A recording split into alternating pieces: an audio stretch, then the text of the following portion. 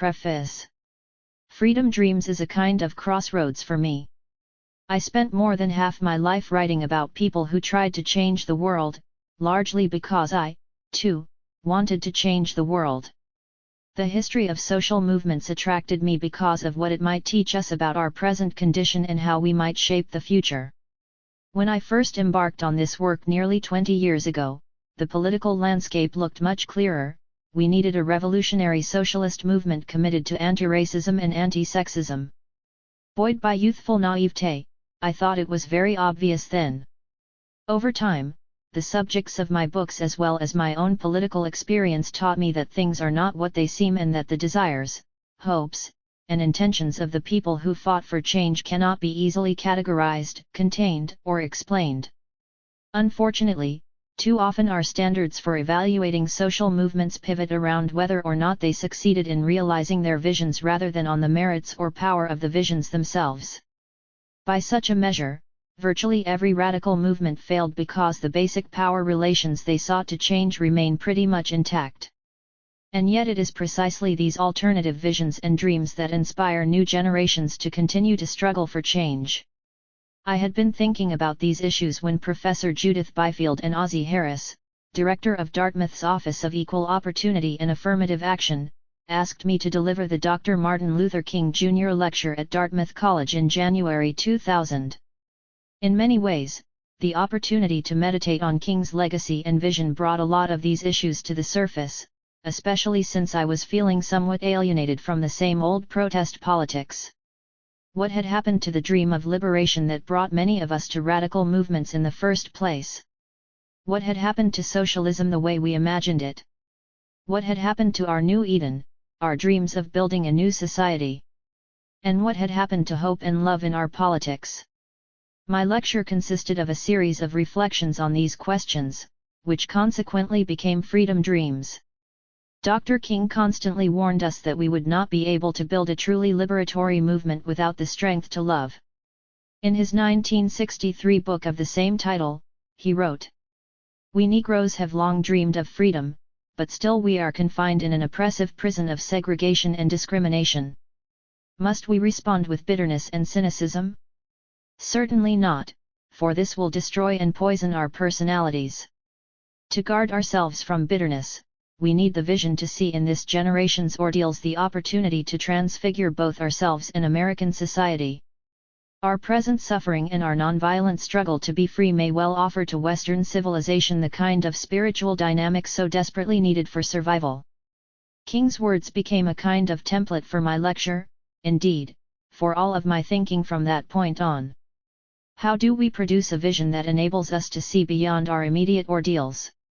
How do we transcend bitterness and cynicism and embrace love, hope, and an all-encompassing dream of freedom, especially in these rough times? Rough times, indeed. I was putting the final touches on Freedom Dreams the day the World Trade Center went down, a horrible event I witnessed from my bedroom window. And as I sent off this manuscript to my editor, bombs were raining down on the people of Afghanistan and unknown numbers of innocent people were dying, from either weapons of mass destruction or starvation. Violence will only generate more violence, the carnage has just begun. Now more than ever, we need the strength to love and to dream. Instead of knee-jerk flag-waving and submission to any act of repression in the name of national interests, the nation ought to consider King's vision and take a cue from the movement that proved to be the source of his most fertile ideas.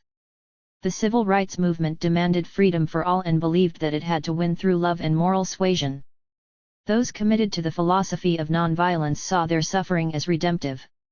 The very heart of the movement, the extraordinary Southern black folks who stood nobly in the face of police dogs and water cannon and white mobs and worked as hard as they could to love their enemy, were poised to become the soul of a soulless nation, according to Dr. King.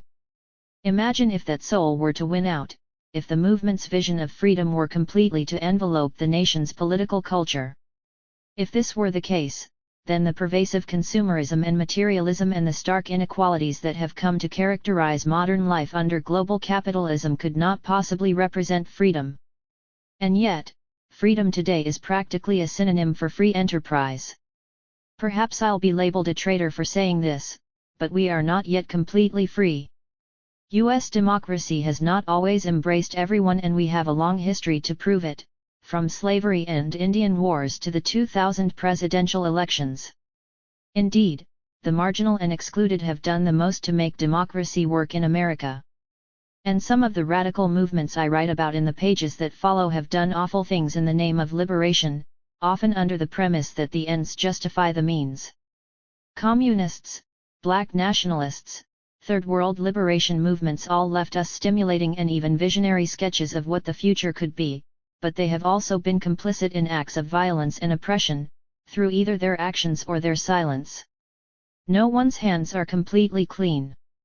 And yet to write another book that either drones on about how oppressed we are or merely chronicles the crimes of radical movements doesn't seem very useful. I conceived Freedom Dreams as a preliminary effort to recover visions fashioned mainly by those marginalized black activists who proposed a different way out of our constrictions. I'm not suggesting we wholly embrace their ideas or strategies as the foundation for new movements. On the contrary, my main point is that we must tap the well of our own collective imaginations, that we do what earlier generations have done, dream.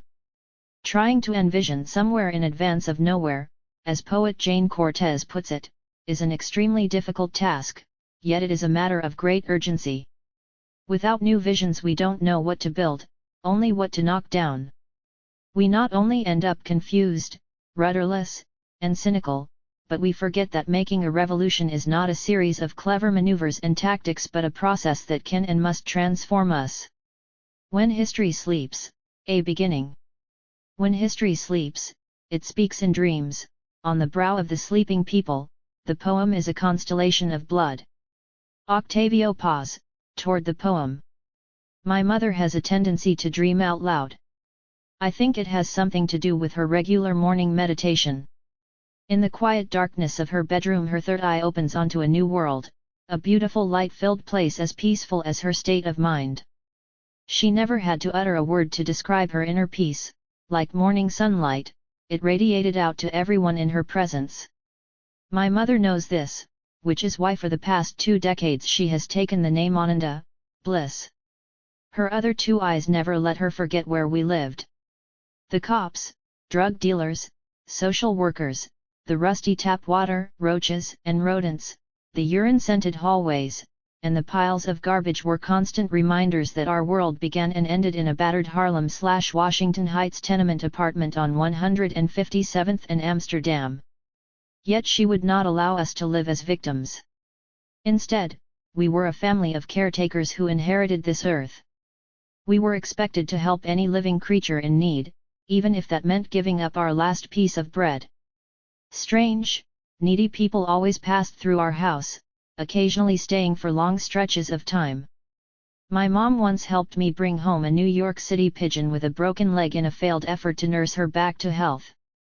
We were expected to stand apart from the crowd and befriend the misfits, to embrace the kids who stuttered, smelled bad, or had holes in their clothes. My mother taught us that the marvelous was free in the patterns of a stray bird feather, in a Hudson River sunset, in the view from our fire escape, in the stories she told us, in the way she sang Gershwin's Summertime, in a curbside rainbow created by the alchemy of motor oil and water from an open hydrant. She simply wanted us to live through our third eyes, to see life as possibility. She wanted us to imagine a world free of patriarchy, a world where gender and sexual relations could be reconstructed. She wanted us to see the poetic and prophetic in the richness of our daily lives. She wanted us to visualize a more expansive, fluid, cosmopolitan definition of blackness, to teach us that we are not merely inheritors of a culture but its makers. So with her eyes wide open my mother dreamed and dreamed some more, describing what life could be for us. She wasn't talking about a post-mortem world, some kind of heaven or afterlife, and she was not speaking of reincarnation, which she believes in, by the way. She dreamed of land, a spacious house, fresh air, organic food, and endless meadows without boundaries, free of evil and violence, free of toxins and environmental hazards, free of poverty, racism, and sexism, just free. She never talked about how we might create such a world, nor had she connected her vision to any political ideology. But she convinced my siblings and me that change is possible and that we didn't have to be stuck there forever. The idea that we could possibly go somewhere that exists only in our imaginations, that is, nowhere, is the classic definition of utopia. Call me utopian, but I inherited my mother's belief that the map to a new world is in the imagination, in what we see in our third eyes rather than in the desolation that surrounds us. Now that I look back with hindsight, my writing and the kind of politics to which I've been drawn have more to do with imagining a different future than being pissed off about the present. Not that I haven't been angry, frustrated, and critical of the misery created by race, gender, and class oppression past and present. That goes without saying. My point is that the dream of a new world, my mother's dream, was the catalyst for my own political engagement. I came to Black nationalism filled with idealistic dreams of a communal society free of all oppressions, a world where we owned the land and shared the wealth and white folks were out of sight and out of mind. It was what I imagined pre-colonial Africa to be. Sure, I was naive, still in my teens, but my imaginary portrait, derived from the writings of Cheikh Anta Diop, Chancellor Williams, Julius Nyerere, Kwame Nkrumah, Kwame Ture, and others, gave me a sense of hope and possibility of what a post-colonial Africa could look like. Very quickly, I learned that the old past wasn't as glorious, peaceful, or communal as I had thought, though I still believe that it was many times better than what we found when we got to the Americas. The stories from the former colonies, whether Mobutu's Zaire, Amin's Uganda, or Forbes Burnham's Guyana, dashed most of my expectations about what it would take to achieve real freedom. In college, like all the other neophyte revolutionaries influenced by events in southern Africa, El Salvador and Nicaragua, Cuba and Grenada, I studied third world liberation movements and post-emancipation societies in the hope of discovering different visions of freedom born out of the circumstances of struggle. I looked in vain for glimmers of a new society, in the liberated zones of Portugal's African colonies during the Wars of Independence, in Maurice Bishop's New Jewel movement in Grenada, in Guyana's tragically short-lived 19th-century communal villages, in the brief moment when striking workers of Congo-Brazzaville momentarily seized state power and were poised to establish Africa's first workers' state. Granted, all these movements crashed against the rocks, wrecked by various internal and external forces, but they left behind at least some kind of vision, however fragmented or incomplete, of what they wanted their world to look like. Like most of my comrades active in the early days of the Reagan era, I turned to Marxism for the same reasons I looked to the Third World. The misery of the proletariat, lumpen and otherwise, proved less interesting and less urgent than the promise of revolution.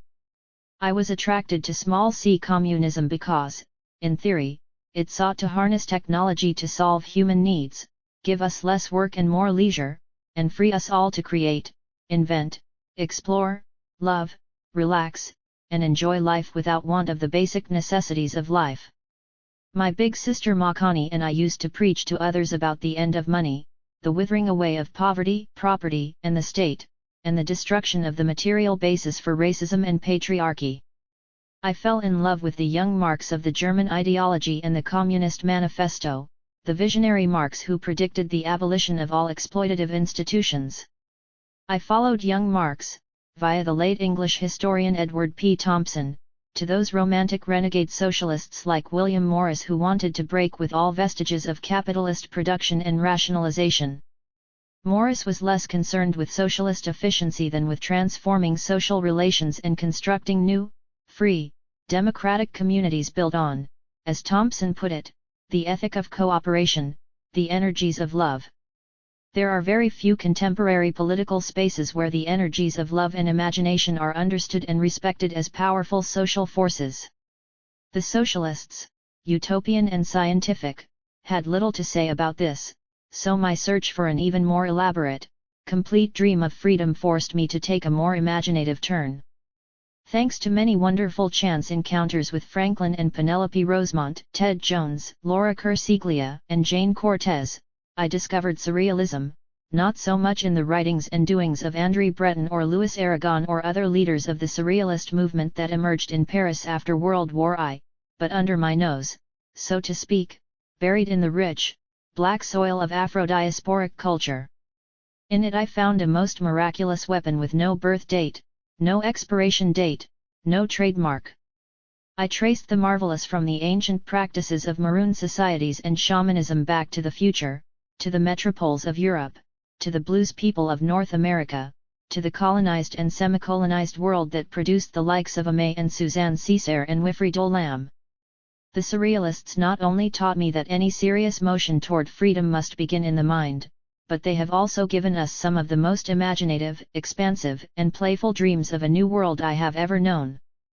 Contrary to popular belief, Surrealism is not an aesthetic doctrine but an international revolutionary movement concerned with the emancipation of thought.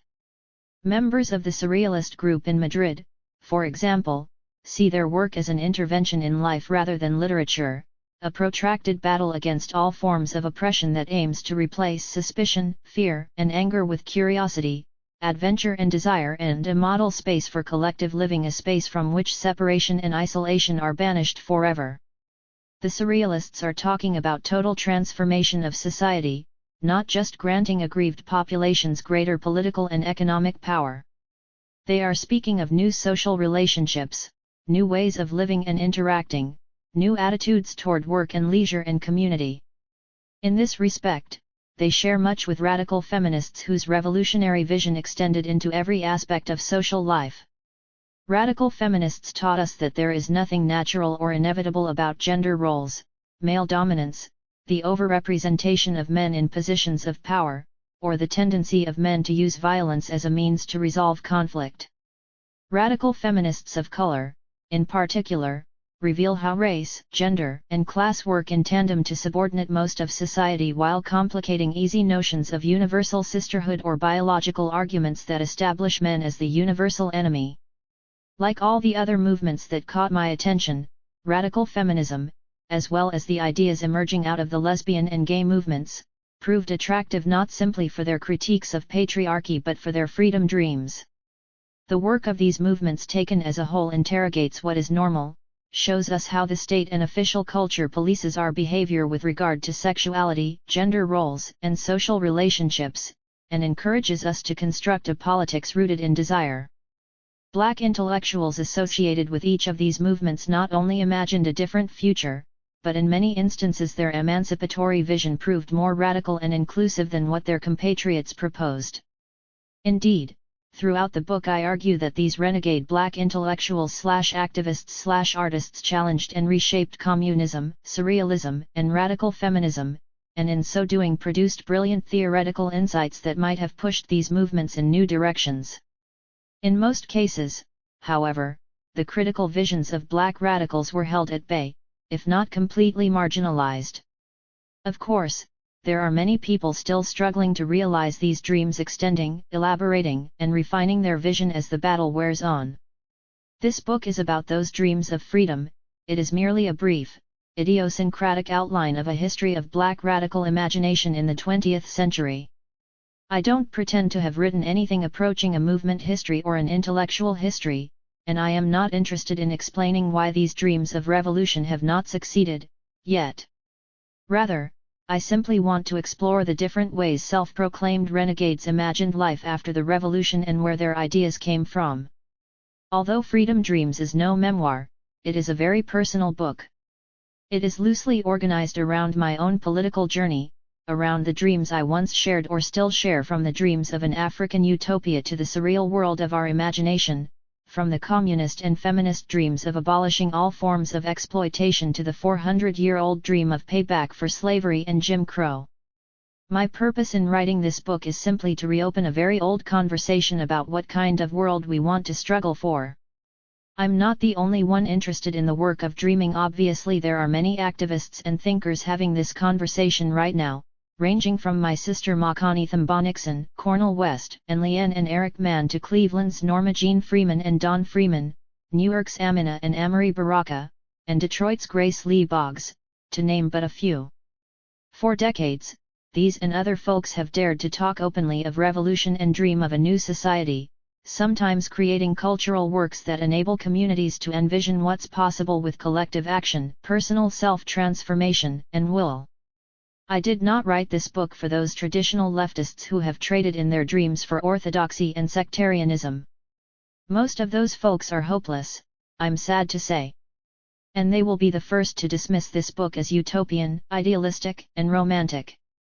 Instead, I wrote it for anyone bold enough still to dream, especially young people who are growing up in what critic Henry Giroux perceptively calls the culture of cynicism, young people whose dreams have been utterly co-opted by the marketplace. In a world where so many youth believe that getting paid and living ostentatiously was the goal of the Black freedom movement, there is little space to even discuss building a radical democratic public culture. Too many young people really believe that this is the best we can do. Young faces, however, have been popping up en masse at the anti-globalization demonstrations beginning in Seattle in 1999, and the success of the college anti-sweatshop campaign No Sweat owes much of its success to a growing number of radicalized students. The Black Radical Congress, launched in 1997, has attracted hundreds of activists under age 25, and so has the campaign to free Mumia Abu-Jamal. So there is hope. The question remains, what are today's young activists dreaming about? We know what they are fighting against, but what are they fighting for?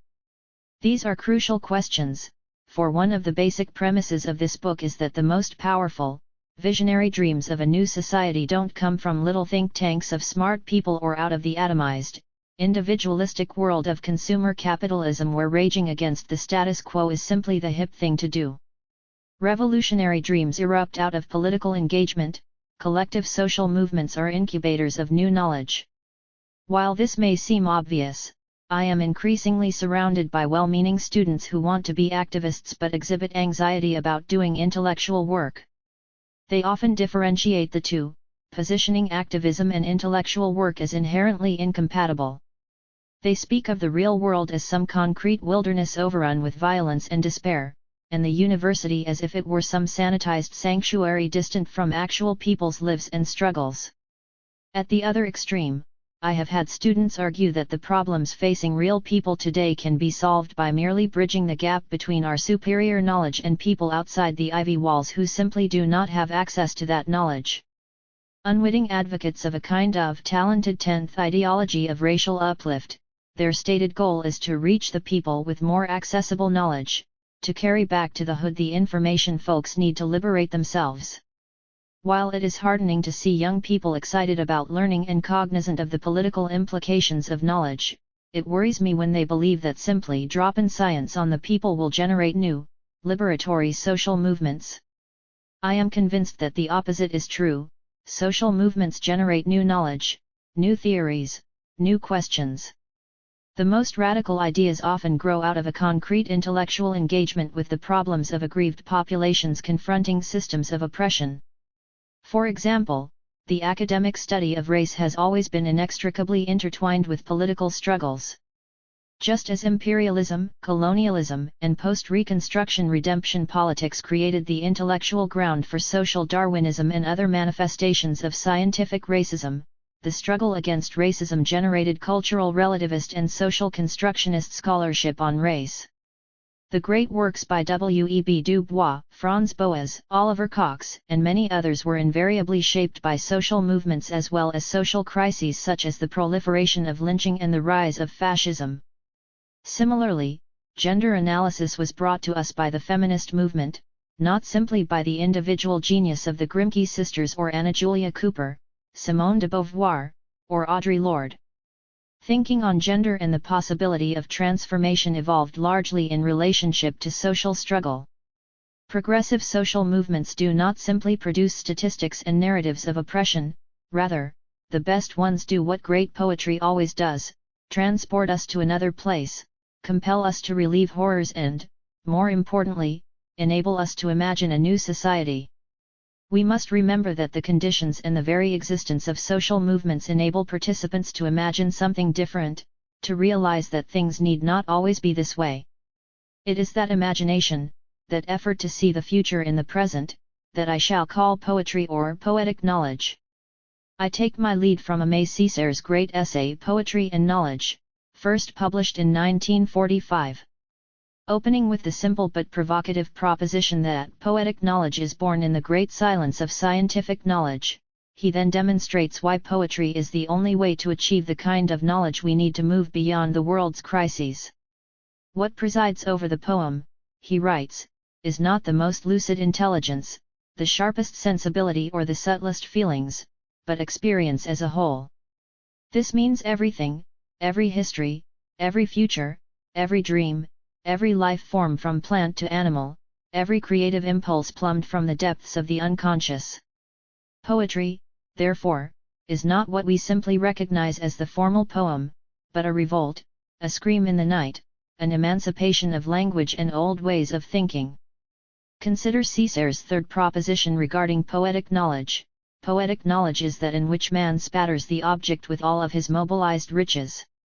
In the poetics of struggle and lived experience, in the utterances of ordinary folk, in the cultural products of social movements, in the reflections of activists, we discover the many different cognitive maps of the future, of the world not yet born.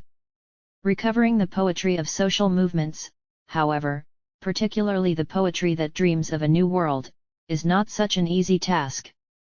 For obvious reasons, what we are against tends to take precedence over what we are for, which is always a more complicated and ambiguous matter. It is a testament to the legacies of oppression that opposition is so frequently contained, or that efforts to find free spaces for articulating or even realizing our dreams are so rare or marginalized.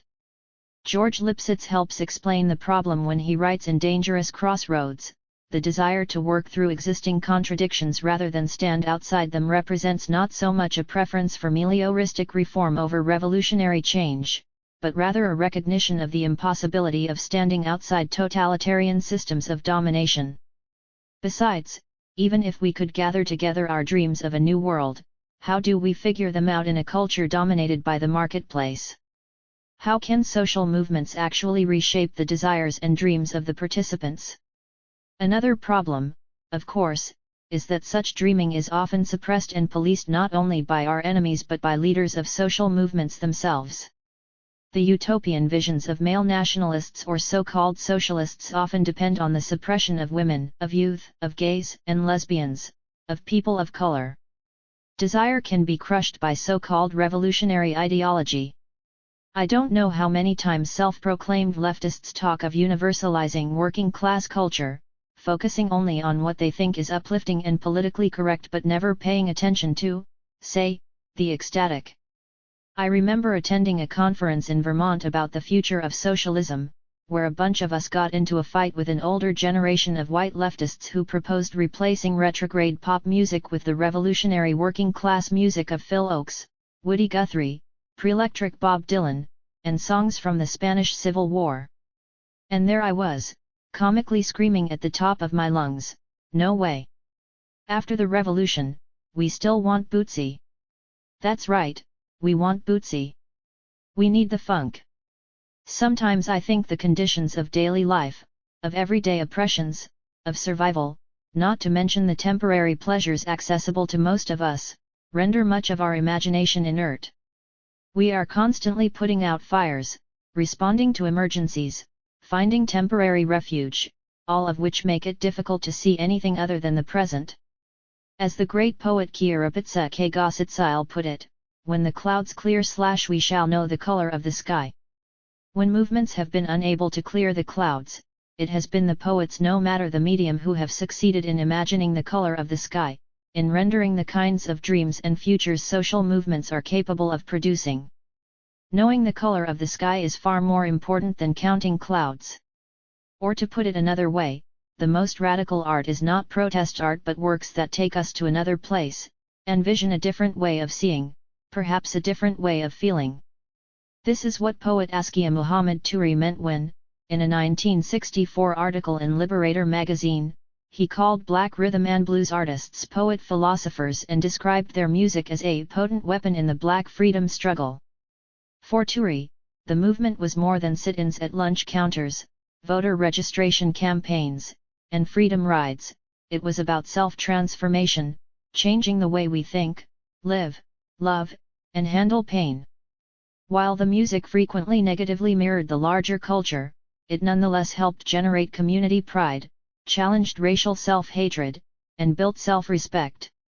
It created a world of pleasure, not just to escape the everyday brutalities of capitalism, patriarchy, and white supremacy, but to build community, establish fellowship, play and laugh, and plant seeds for a different way of living, a different way of hearing. As Amari Baraka put it in his famous essay, The Changing Same, black music has the potential to usher in a new future based on love, the change to love. The freedom of love. Freedom and love may be the most revolutionary ideas available to us, and yet as intellectuals we have failed miserably to grapple with their political and analytical importance. Despite having spent a decade and a half writing about radical social movements, I am only just beginning to see what animated, motivated, and knitted together these gatherings of aggrieved folk. I have come to realize that once we strip radical social movements down to their bare essence and understand the collective desires of people in motion, freedom and love lay at the very heart of the matter. Indeed, I would go so far as to say that freedom and love constitute the foundation for spirituality, another elusive and intangible force with which few scholars of social movements have come to terms. These insights were always there in the movements I've studied, but I was unable to see it, acknowledge it, or bring it to the surface. I hope this little book might be a beginning. Let me emphasize that I am interested in black people's dreams of the new society. A fascinating book by William H. Pease and Jane Pease, Black Utopia, Negro Communal Experiments in America, looks at white abolitionist and liberal designs for black communities whose main goal was to train the Negro for complete freedom, p. 19. Freedom was defined according to Jeffersonian values, determined of course by the white architects of these Negro villages.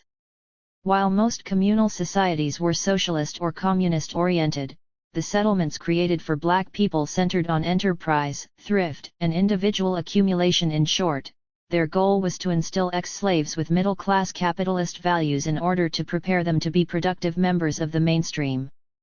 Black people in their study are largely objects of white liberal ideology, not agents pursuing their own vision of freedom. Dreams of the New Land.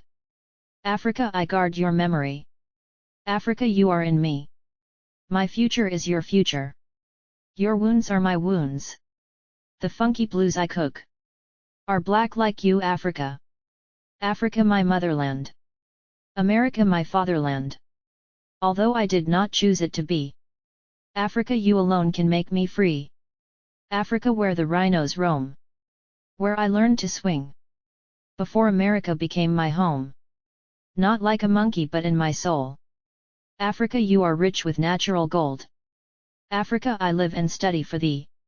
And through you I shall be free. Someday I'll come back and see. Land of my mothers, where a black God made me. My Africa, your Africa, a free continent to be. Ted Jones, Africa. Schoolhouse Rock didn't teach me a damn thing about freedom. The kids like me growing up in Harlem during the 1960s and early 1970s heard that word in the streets, it rang in our ears with the regularity of a hit song. Everybody and their mama spoke of freedom, and what they meant usually defied the popular meanings of the day. Whereas most Americans associated freedom with Western democracies at war against communism, free market capitalism, or U.S. intervention in countries such as Vietnam or the Dominican Republic, in our neighborhood freedom had no particular tie to U.S. nationality, with the possible exception of the black-owned Freedom National Bank. Freedom was the goal our people were trying to achieve. Free was a verb, an act, a wish, a militant demand. Free the land, free your mind, free South Africa, free Angola, free Angela Davis, free Huey, were the slogans I remember best. Of course, freedom was also employed as a marketing tool to sell us things like afro wigs, hair care products, and various foodstuffs, but even these commodities were linked in our minds to the black struggle for independence, not just in the urban ghettos but around the world. Freedom even became a kind of metonym for Africa, the home we never knew, the place where we once enjoyed freedom before we were forcibly taken in chains across the sea. We drank Afro-Cola, which came in a blue can emblazoned with a map of the African continent, partly because slick marketing executives told us it contained the taste of freedom, partly because we pretended it was nectar from the motherland. Of course, not everyone identified with Africa or associated the continent with dreams of freedom, but we were living in Harlem, of all places, during the era of the Black Freedom Movement. Formal colonialism had ended throughout most of Africa, the exceptions being Southern Africa and the Portuguese colonies, so those who paid attention to such things were excited by the prospects of a free and independent Africa. By the time I enrolled at California State University at Long Beach, the Black Studies program there reignited my nascent, underdeveloped Pan-African vision of the world. Our professors turned diehard party people and wannabe Greeks into angry young Africans. And we had good reason to be angry. After 12 years of public miseducation, reading works by pioneering black scholars such as Eric Williams's Capitalism and Slavery, Chikanta Diop's The African Origins of Civilization, George E. M. James's Stolen Legacy, Angela Davis's Women, Race, and Class, W. E. B. Du Bois' Souls of Black Folk and Black Reconstruction in America, J. A. Rogers's World's Greatest Men and Women of African Descent, among others, opened up a whole new world for us. We learned of the origins of Western racism, the history of slavery, the rise and fall of African kingdoms before the European invasion, the Egyptian roots of Western civilization. We were particularly obsessed with the large-scale civilizations along the Nile, Egypt, Ethiopia, Nubia, as were generations of Afrocentric scholars before us, as Wilson Moses recently pointed out in his valuable book Afrotopia. Indeed, the title alone explains why we junior Afrocentrists were attracted more to the powerful states of the ancient world than to the civil rights movement. We looked back in search of a better future. We wanted to find a refuge where black people exercised power, possessed essential knowledge, educated the West, built monuments, slept under the stars on the banks of the Nile, and never had to worry about the police or poverty or arrogant white people questioning our intelligence.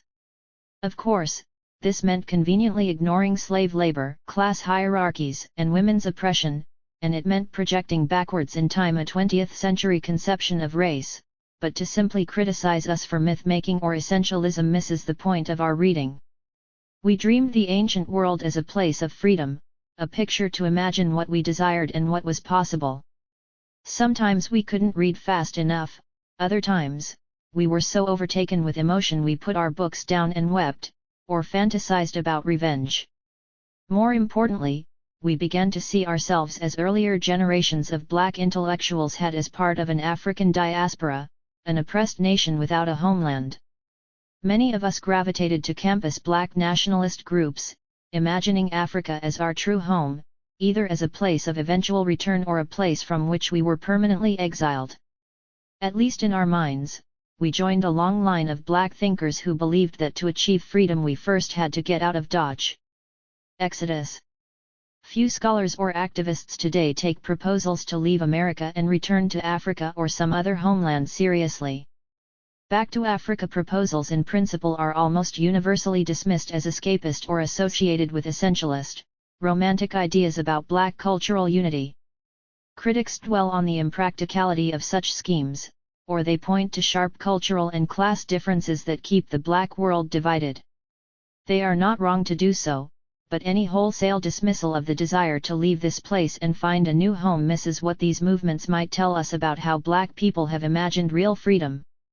The desire to leave Babylon, if you will, and search for a new land tells us a great deal about what people dream about, what they want, how they might want to reconstruct their lives. After all, the history of black people has been a history of movement, real and imagined. Repatriation to Liberia and Sierra Leone. Flight to Canada. Escape to Haiti. The Great Kansas Exodus. The Back to Africa movements of Bishop Henry McNeil Turner and Marcus Garvey. The 49th State Movement. The Republic of New Africa. The Rastafarian settlement of Shashamane, Ethiopia. I'm going to Chicago, baby, I can't take you along. Space is the place. The Mothership Connection. All these travel/escape narratives point to the biblical story of Exodus, of the Israelites' flight out of Egypt. It isn't a coincidence that the stream of black migrants who fled the South for Kansas and Oklahoma in the late 1870s were called Exodus Usters, or that one of the South Carolina emigration societies was called the Liberian Exodus Association.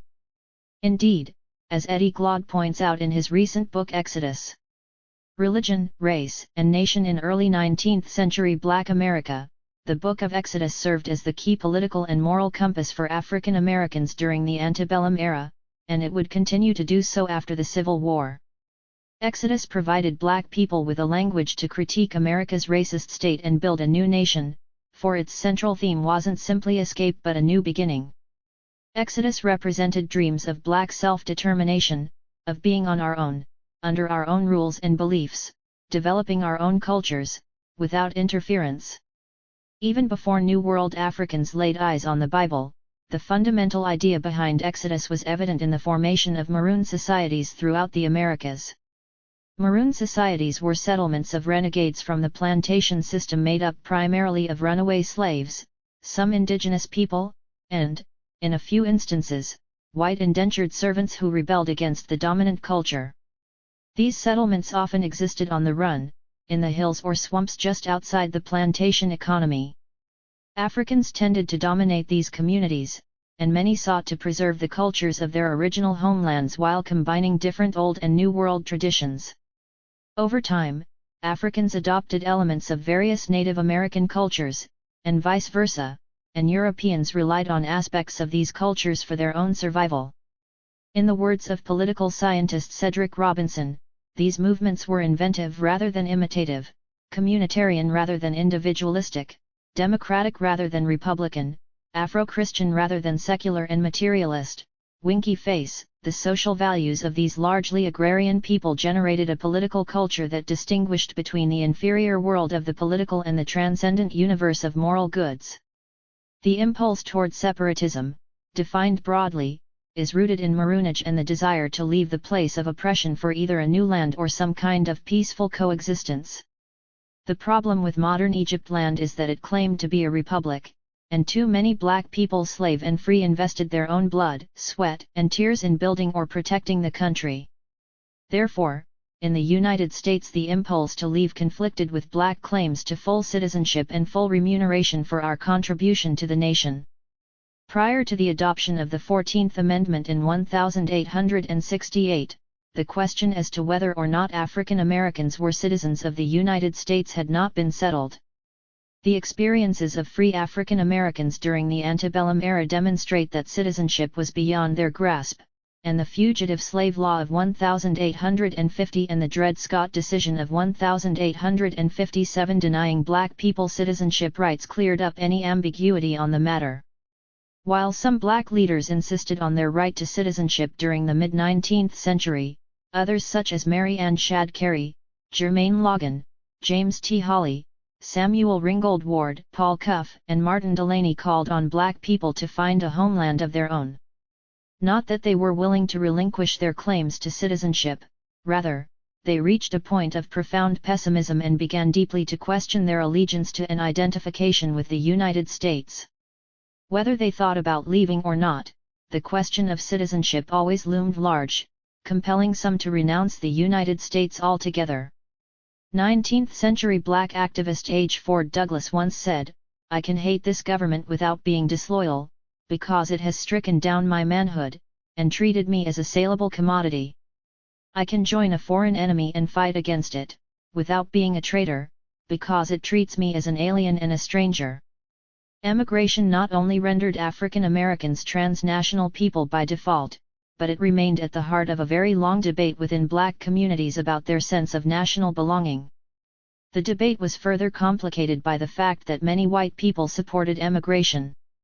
The American Colonization Society was formed within the U.S. House of Representatives in 1816 for the purpose of deporting free black people to Liberia. Its leading members included Henry Clay, Daniel Webster, and Francis Scott Key, composer of the Star-Spangled Banner. During the Civil War, President Lincoln's initial program to reconstruct the nation included an elaborate plan to deport black people, first to Liberia and later to what he believed was a more practical location, Central America. When the prospect of enjoying real citizenship emerged on the horizon during Reconstruction, emigrationist sentiment among African Americans ebbed and Lincoln's plan won very few adherents among black leaders. However, despite the ratification of the 14th Amendment, the question of African American citizenship had not been resolved, and with the collapse of Reconstruction and the erection of Jim Crow, the situation took a turn for the worse. In the South, black people were denied the right to vote and hold public office, access to the public schools that they had helped establish and continued to finance with their tax money, and any semblance of justice. Instead, African Americans were subjected to mob violence and lynch law.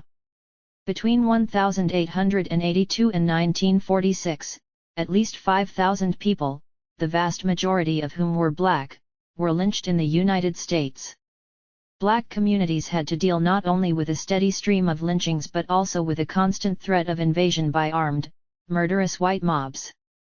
In the decade from 1898 to 1908, race riots broke out in Wilmington, North Carolina, Atlanta, New Orleans, New York City, Phoenix, South Carolina, Akron, Ohio, Washington Parish, Louisiana, Birmingham, Alabama, Brownsville, Texas, and Springfield, Illinois, to name but a few.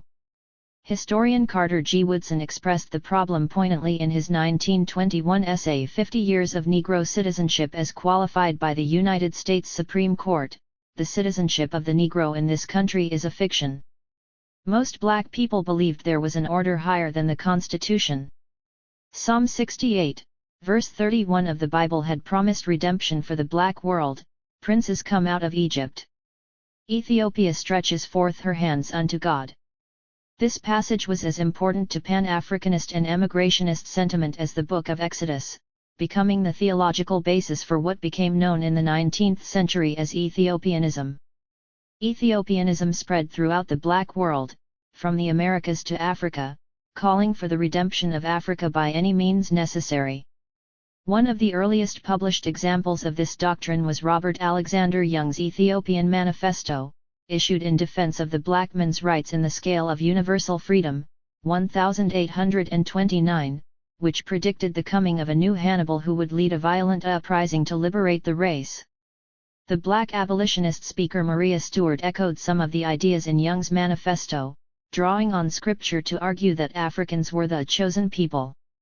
While she identified herself as African, described America as the great city of Babylon, and believed that black people possessed a distinct national destiny apart from that of other Americans, she did not advocate emigration. Because the Bible, not the specifics of our lineage or heritage, framed most 19th-century black conceptions of national destiny, Ethiopia took on greater importance than any other nation or region of Africa.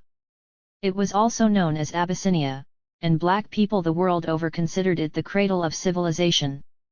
Ethiopia has remained one of the black Christian world's principal icons and, in some ways, might be called an African Jerusalem. As historian William Scott explained, many African Americans believed that Ethiopia had been predestined by biblical prophecy to redeem the black race from white rule. Its reputation as a beacon of hope and strength for Africa and the African diaspora was strengthened in 1896, after Menelik II, leader of the Amhara, united Ethiopia's princes to defeat Italy. Italy's humiliating loss to Ethiopian armies in the Battle of Adwa demonstrated to the world that Europe was indeed vulnerable, and it rendered Africa's Holy Land the only independent nation on the continent. For many black observers, it appeared as if prophecy would come to pass. Groups such as the short-lived Star Order of Ethiopia, founded by Grover Cleveland Redding, called on African Americans to move there. The Ethiopian ambassador to the United States also encouraged black people to settle there. By 1933 the African American community in Ethiopia numbered between 100 and 150. When Italy invaded Ethiopia again in 1935, this time successfully, the entire black world mobilized in its defense, some volunteering for military service. 19th-century emigrationists looked upon Africa as the new promised land, a land of milk and honey where its offspring in the diaspora could return and thrive. Bishop Henry McNeill Turner of the African Methodist Episcopal, AME, Church emerged as one of the most outspoken advocates of emigration. As Vice President of the American Colonization Society, ACS, Turner supported black emigration to Liberia during the late 19th and early 20th centuries.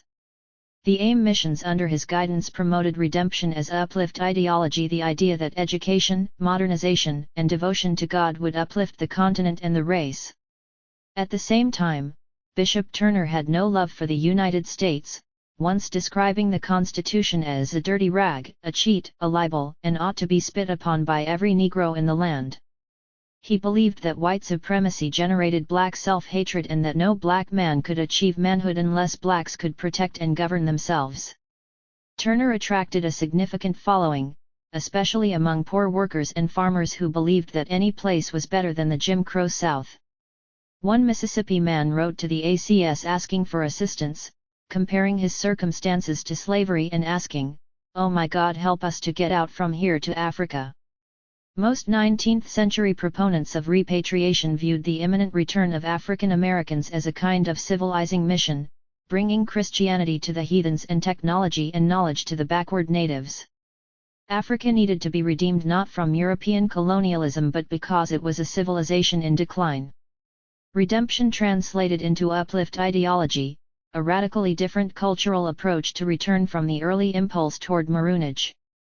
By the end of the century, Africa's most vocal Negro redeemers tended to be formally educated elites who drew their ideological arsenal from Western notions of national destiny, race, progress, and civilization. Men such as Alexander Crummell, Henry Highland Garnet, Bishop Turner, Edward Wilmot Blyden, and the lesser-known leaders of emigrationist organizations dreamed of turning their ancestral homeland into modern, civilized, powerful nations where black people could create their own wealth and rule themselves. They imagined a society patterned on the best of the West, its schools, railroads, factories, and religion without the racism, inequality, and oppression. While they desired Africa for the Africans, limited autonomy if not total independence, and freedom for all, at least in theory, they also wanted to participate in the international market as equals. For the next few decades, Liberia became the model for the benefits of civilization. It was upheld by African American intellectuals as evidence that, if left alone, black people could develop a free and industrious nation on the basis of their own intelligence, frugality, and good planning. Liberia was to be a black man's utopia, the land where race prejudice was a thing of the past and every person in the republic enjoyed the fruits of citizenship. Unfortunately, this is not what happened.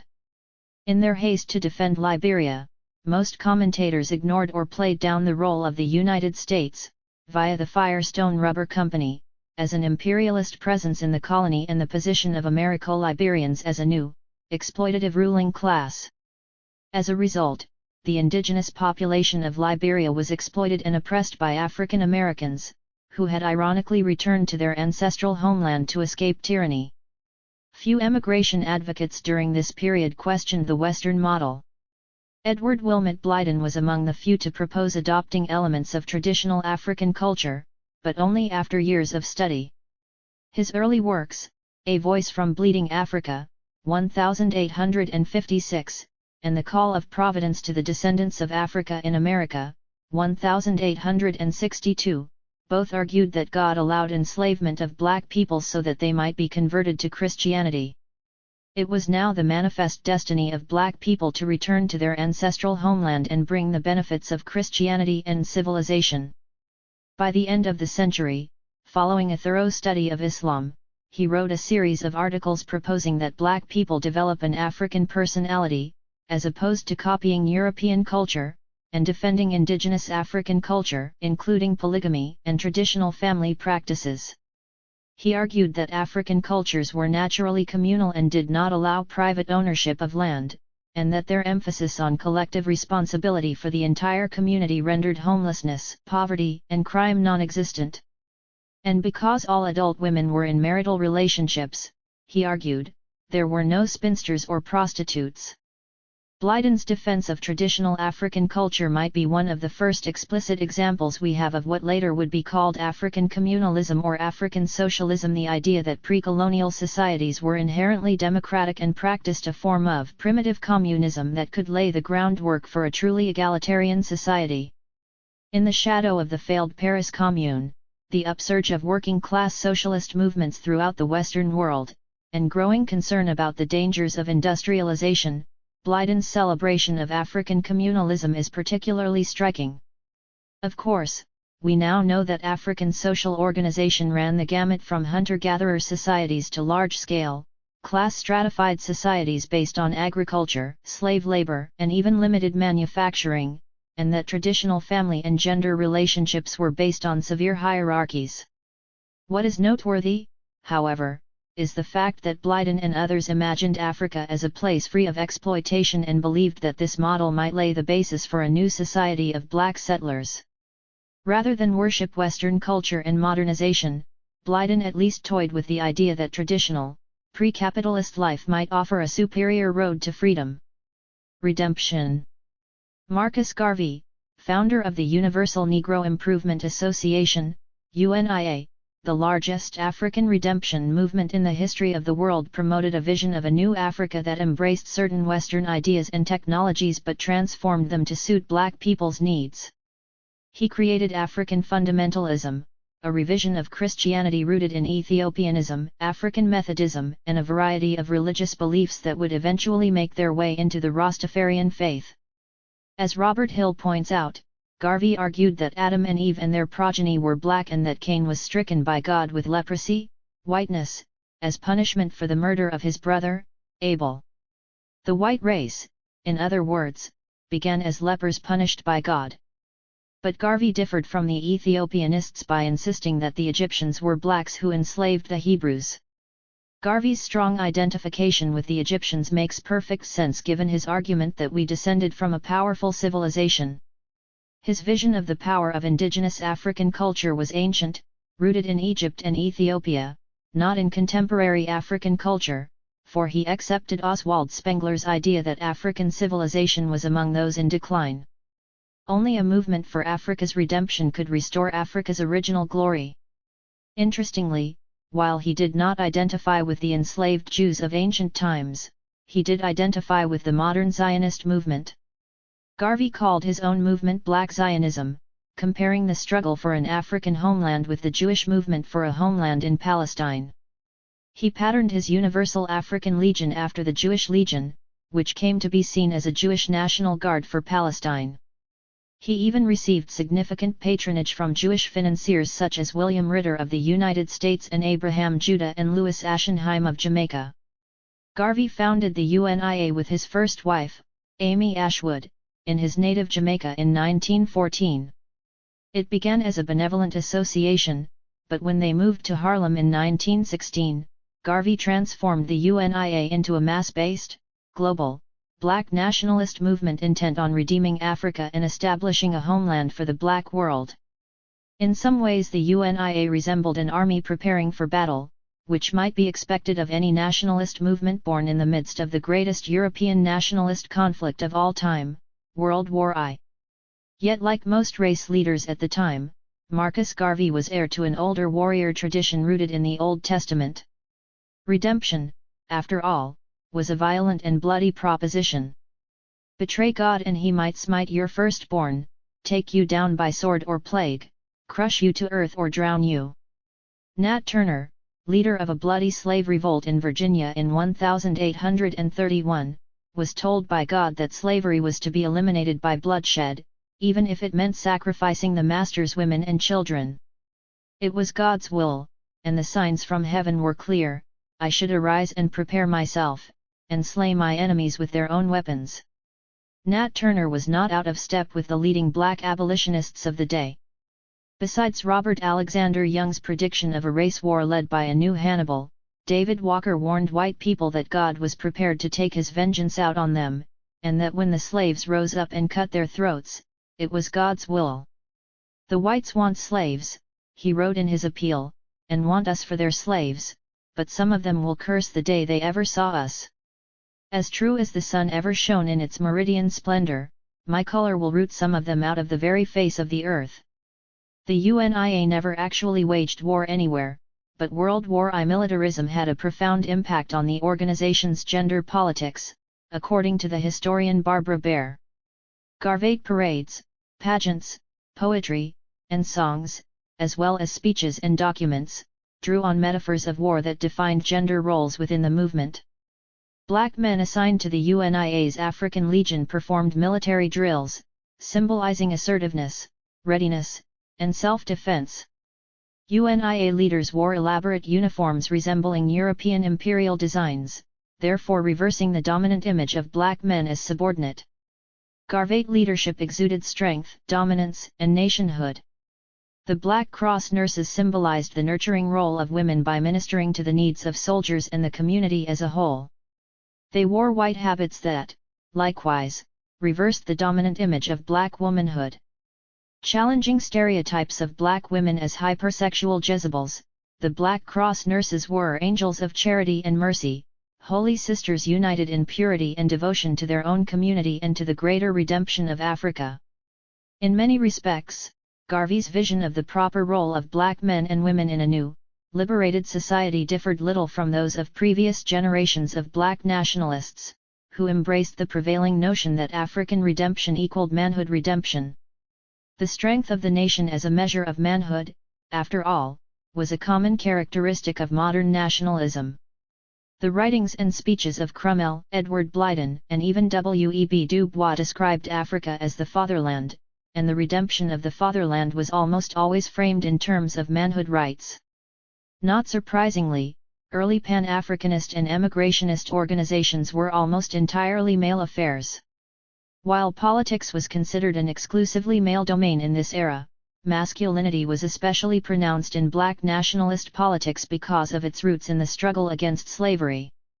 Despite the fact that abolitionism developed alongside woman suffrage, the struggle against slavery by free blacks and even white abolitionists was cast as a struggle for manhood rights largely because servility of any kind was regarded as less than manly.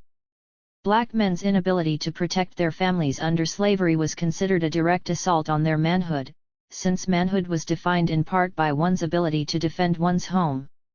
Thus, it is not surprising that black abolitionist appeals emphasized manhood rights and violence as strategies of liberation. Abolitionists like David Walker, John Russwurm, and Henry Highland Garnet called on slaves to act like men and rise up against slavery, and their appeals were frequently echoed by black women activists. From Maria Stuart to Ida B. Wells, black women chastised black men for failing to fulfill their manly role as defenders of the race. Consequently, women barely figured in most Pan-Africanist or emigrationist imaginings of what the new land might look like, except in Garveyism. Thanks to critical scholarship by Barbara Baer, Eula Taylor, Michelle Mitchell, and others, we know that women participated at all levels in the UNIA and were central to the construction of modern black nationalism. Garvate women spoke, taught, organized local meetings, and wrote and edited texts, though always under the threat of male censorship, and in so doing simultaneously challenged and reinforced gender divisions and conventions in the movement. The UNIA's construction of gender in the auxiliaries extended to its conception of Africa under colonial domination, which was symbolically conceived as a benighted woman in need of salvation. Motherland replaced the more common 19th-century word fatherland, as representations of Africa in the Garvate press ranged from the nursing mother whose children had been torn from her breast by slavery to the shackled woman raped by imperialist masters. Defending Africa from imperialism was tantamount to defending black womanhood from rape. Black men were called upon to redeem this oppressed and degraded black woman, our mother of civilization, in a bold, chivalrous act. Rape symbolism was not just a convenient metaphor but carried specific historical resonance in light of the history of sexual terrorism visited upon black women in slavery and freedom. These themes reappear over and over again in Garvate's songs, such as the Universal Ethiopian Anthem, God Bless Our President, and Legion's Marching Song. The Legion here will fight for Africa there. We are going to avenge her wrongs. We are coming, O Mother Africa. We are 400 million strong. No cracker will dare seduce our sister, or to hang us on a limb. And we are not obliged to call him Mr. or to skin our lips at him. Clearly, the UNIA was very conservative when it came to gender. Among other things, it promoted Victorian mores, the patriarchal family, and the idea that women's primary roles centered on caregiving, domesticity, and race building by way of reproduction and education. But in the context of a racist culture that viewed black women as immoral, licentious, and criminally inclined, or faithful but ignorant members of a servant class, placing black women on a pedestal to be exalted and protected radically challenged the status quo. Although the pedestal created its own limitations, both for women's autonomy and independence and for their participation within the leadership of the UNIA, black women did exercise more power in the Garvey movement than they had in other Pan-Africanist organizations of the day. Structured along the lines of African American churches, the UNIA elected a male president and a slate of male officers along with a lady president and women officers who oversaw the female auxiliaries and juvenile division. The parent body leadership, its international body, designated one position for a woman fourth assistant general president, which was held by Henrietta Vinton Davis, one of the UNIA's leading orators. Women who held these elected and appointed positions were more than tokens, they often used their platforms to challenge the movement's gender conventions. Amy Jacques Garvey, Marcus Garvey's second wife, used her position to write a column in the Negro World featuring stories about women in traditionally male professions, physicians, executives, bankers, engineers, etc., and profiled strong, heroic black women such as Sojourner Truth and Harriet Tubman. She covered a range of controversial issues, from birth control to women's roles in political movements, and she encouraged women's participation in the public sphere. Although her argument was based partly on the idea that women's special virtue, unique spirituality, could soften ills of the world, Amy Jacques Garvey was just as quick to describe women as warriors. In a scathing critique of the UNIA's failure to promote more women to important leadership positions, she portrayed some male leaders as cowards who harbored old-fashioned tyrannical feelings and predicted that the women will press on and on until victory is ours. Ethiopia's queens will reign again, and her Amazons protect her shores and people. Likewise, Henrietta Vinton Davis called on women to be prepared for battle like their foremothers in Africa and America. If our men hesitate, then the women of the race must come forward, they must join the great army of Amazons and follow a Joan of Arc who is willing to be burned at the stake to save her country. Garveyism continues to exist today, but its heyday was really the 1920s. It was a movement founded in the midst of war, steeled on war metaphors, and practically destroyed by a war waged by the U.S. state and colonial governments throughout the world. Internal conflicts also destabilized the Garvey movement, corruption, theft, and bad investments, not to mention poor political judgments like Marcus Garvey's decision to meet with leaders of the Ku Klux Klan, all contributed to the collapse of the UNIA. Perhaps the outcome was inevitable. After all, the economic philosophy undergirding Garveyism was independent enterprise and entrepreneurship. In this philosophy, industries such as the Black Star Line would not only serve black people but would also be a source of capital placed entirely in black hands, wealth for a rising race. The problem was that Marcus Garvey trusted his lieutenants. He didn't believe they would skim wealth off the top or consider their personal desire for wealth above the greater good of the African world. I doubt that most of Garvey's followers imagined the new land as an African version of American capitalism, a land of entrepreneurs hawking commodities and opportunities at every turn. Instead, the Black Star Line was less a business venture than the New Ark. Africa, or somewhere other than here, marked a new beginning, a beautiful, peaceful, collective life where needs were fulfilled and poverty was a thing of the past. It was not unlike the vision of the Promised Land radical Jews had hoped Israel would become a socialist paradise modeled after the kibbutz. Just as the kibbutz draws on ancient ideas of how God intended men and women to live their lives, ancient Africa in the black imagination continues to be a window on our dreams of the new land. Space is the place. What does the new land look like? Singer-songwriter Abby Lincoln tells us in her 1972 song Africa, a Paean to the continent, the home she had been searching for, the land of milk and honey. She sings not about a lost past but a hopeful, glorious future. She sings of a deep longing for a place like Africa, for it was remembered and experienced as a world that kept us whole. Lincoln's lyrics echo a massive body of literary, visual, musical, and political texts.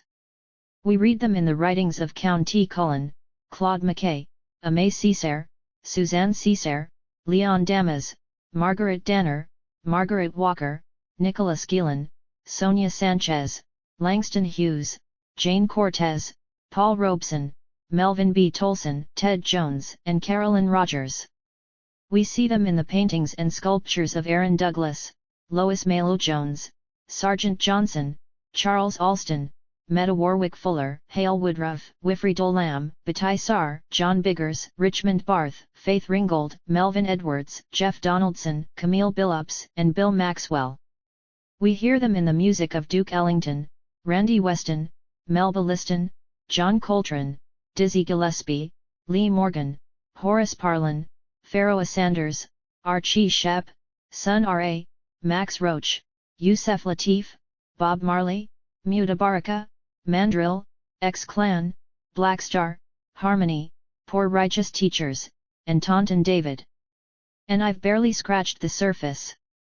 The desire to pack up and leave persisted well into the late 20th century, although it seems as though the story of Noah's Ark from Genesis might have overtook the book of Exodus as the more common analogy of flight. Increasingly, the Ark has taken the form of the modern spaceship, and the search for the new land has become intergalactic. Predictions of the destruction of Earth abound. Genesis, indeed.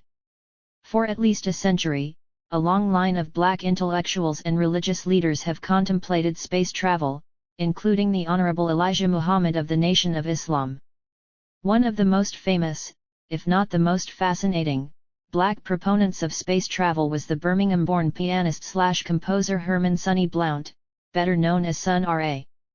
As early as the 1950s, he called his band an orchestra, and he claimed that he had left this earth only to return. He, too, looked backward to look forward, finding the cosmos by way of ancient Egypt. Critical of racism in America and elsewhere, he promoted a kind of interplanetary emigrationist movement. Dressed in metallic outfits that might best be described as ancient Egyptian space suits, Sun Ra's orchestra played an advanced form of music that incorporated vocalists, dancers, and electronic instruments long before they became popular. He did not consider his music jazz, nor did he accept the avant-garde label. As he once said, "It's more than avant-garde, because the avant-garde refers to, I suppose, advanced earth music. But this is not earth music." At the heart of Sun Ra's vision was the notion of altar/destiny, the idea that through the creation of new myths we have the power to redirect the future. He penned many poems and songs promoting an altar/destiny, including imagination. Imagination is a magic carpet upon which we may soar to distant lands and climes, and even go beyond the moon, to any planet in the sky. If we came from nowhere here, why can't we go somewhere there? Sun Ra and his orchestra inspired other Afrofuturists, interstellar fellow travelers, such as George Clinton, founder of Parliament/Funkadelic, Jamaica's Lee Scratch Perry, and Chicago disc jockey Captain Sky, whose radio shows spoke metaphorically of space travel to bring attention to the conditions of black people in the United States. Perry and Clinton, in particular, employed the image of the Ark as a mode of space travel. Perry, who made dub records charting the relationship between madness, space/time travel, the Old Testament, and African identity, called his studios the Black Ark, and made records such as Heart of the Ark, Build the Ark, and Black Ark in dub. Clinton's Ark took the form of the Mothership, a funky flying saucer designed to take all the party people to a better place. Not surprisingly, the most visionary strand of hip-hop culture also embraces a politics of escape not averse to interstellar time travel. During hip-hop's infancy, the pioneer Bronx disc jockey Africa Bambaataa and his various groups, the Jazzy Five, Cosmic Force, and the soul sonic force embraced the space-age styles as well as the impulse to escape the wretchedness of daily life through dance music. Founder of the Zulu Nation, a politically conscious organization of rappers, break dancers, graffiti artists, and others associated with 1970s hip-hop culture, Bambaataa is perhaps best known for his hit song Planet Rock. By the early 1990s, the themes of Exodus, the search for paradise, even African redemption became more pronounced in the music of groups such as Poor Righteous Teachers, Arrested Development, Diggable Planets, Jungle Brothers, De La Soul, Tribe Called Quest, PM Dawn, and X-Clan, among others. More recently, artists such as Mos Def, Talib Kweli, Dilated Peoples, Afo-Ra, Natural Resource, Common, Reflection Eternal, and Dead Prez, among others, have continued to explore some of these themes. These artists might be described as modern ancients redefining freedom, imagining a communal future, and present, without exploitation, all natural, African, barefoot, and funky. A product of many influences, from Rastafarianism and the 5% Nation, a youth-oriented Islamic group, to science fiction, some of these groups advocated vegetarianism, natural hair, and a pace of life where humans were the masters of time rather than the other way around. Poor Righteous Teachers, whose notion of pure poverty signifies both a knowledge of the condition of black folk and a position from which to critique forms of oppression, called for the creation of a new utopia within the city by transforming the way people live their lives. Others, like X-Clan, combined a politics of resistance with a politics of escape in songs such as Codus, Cosmic Arc, and Archaeological. In addition to fighting racism in their place of residence, in part by founding their own black radical political movement called Black Watch, they sing songs that advocate a return to the East, what they imagine as a peaceful, classless, oppression-free Africa. Decked out in beads, leather, ear and nose rings, big walking sticks, and a wild assortment of African garments, the men and women of X-Clan had a startling visual presence. Musically they mixed the sound of African drums with samples from Parliament/Funkadelic. And despite the serious revolutionary rhetoric, X-Clan never lost a sense of humor, its arc was a pink Cadillac.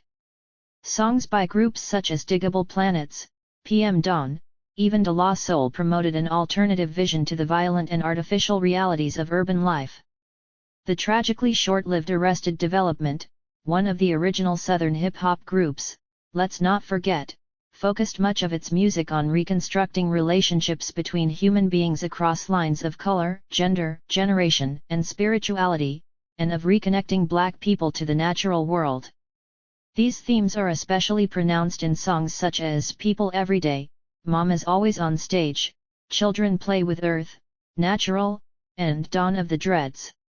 Their wildly popular 1992 hit Tennessee, from their debut album 3 Years, 5 Months, and 2 Days in the Life of, captures the desire for a new space, a place in the countryside away from urban chaos, and yet it is a place with a history of pain and violence that Speech, the lead rapper, must reckon with.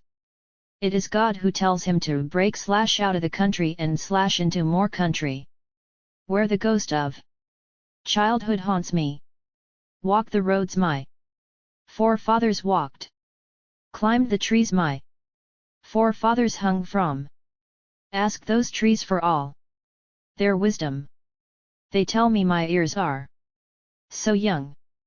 Home. Go back to from whence you came. Home. Take me to another place. Take me to another land. Make me forget all that hurts me. Let me understand your plan. In one sense, Tennessee parallels the Exodus story in that God tells the singer to go find salvation, except that the new Israel is situated in Egypt land itself, after the apparent overthrow of the Pharaoh. Another powerful but little-known example of hip-hop's vision of an earthbound utopia, free of fratricidal violence, full of natural beauty and splendor, is Sunny Meadows by Oakland-based rapper Del Tha Funky Homo Sapien, which appeared on his 1991 debut album, I Wish My Brother George Was Here. That Del was produced by Ice Cube, Del's cousin, and the Lynch Mob, known to most hip-hop fans for their notorious gangsta rhymes of mayhem and misogyny, makes Sunny Meadows even more of a curiosity.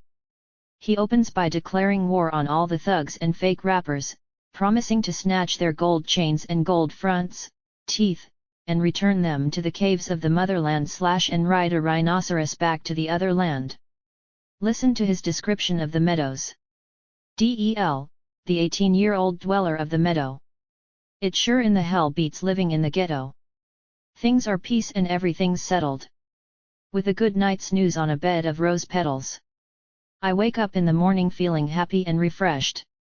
Before the day is over, the singer journeys past earth, reclines on a hippo, writes scriptures by the old wishing well, and lives a wonderful life where everything is clean and natural. Although he does have a mate in the meadows, and in his imagination his music keeps him paid, freedom is conceived in the sunny meadows not in terms of materialism but as a way of living, a way of being in the world that is at once intensely personal and collective. This is not the image one usually associates with the hip-hop generation, especially at the beginning of the 21st century.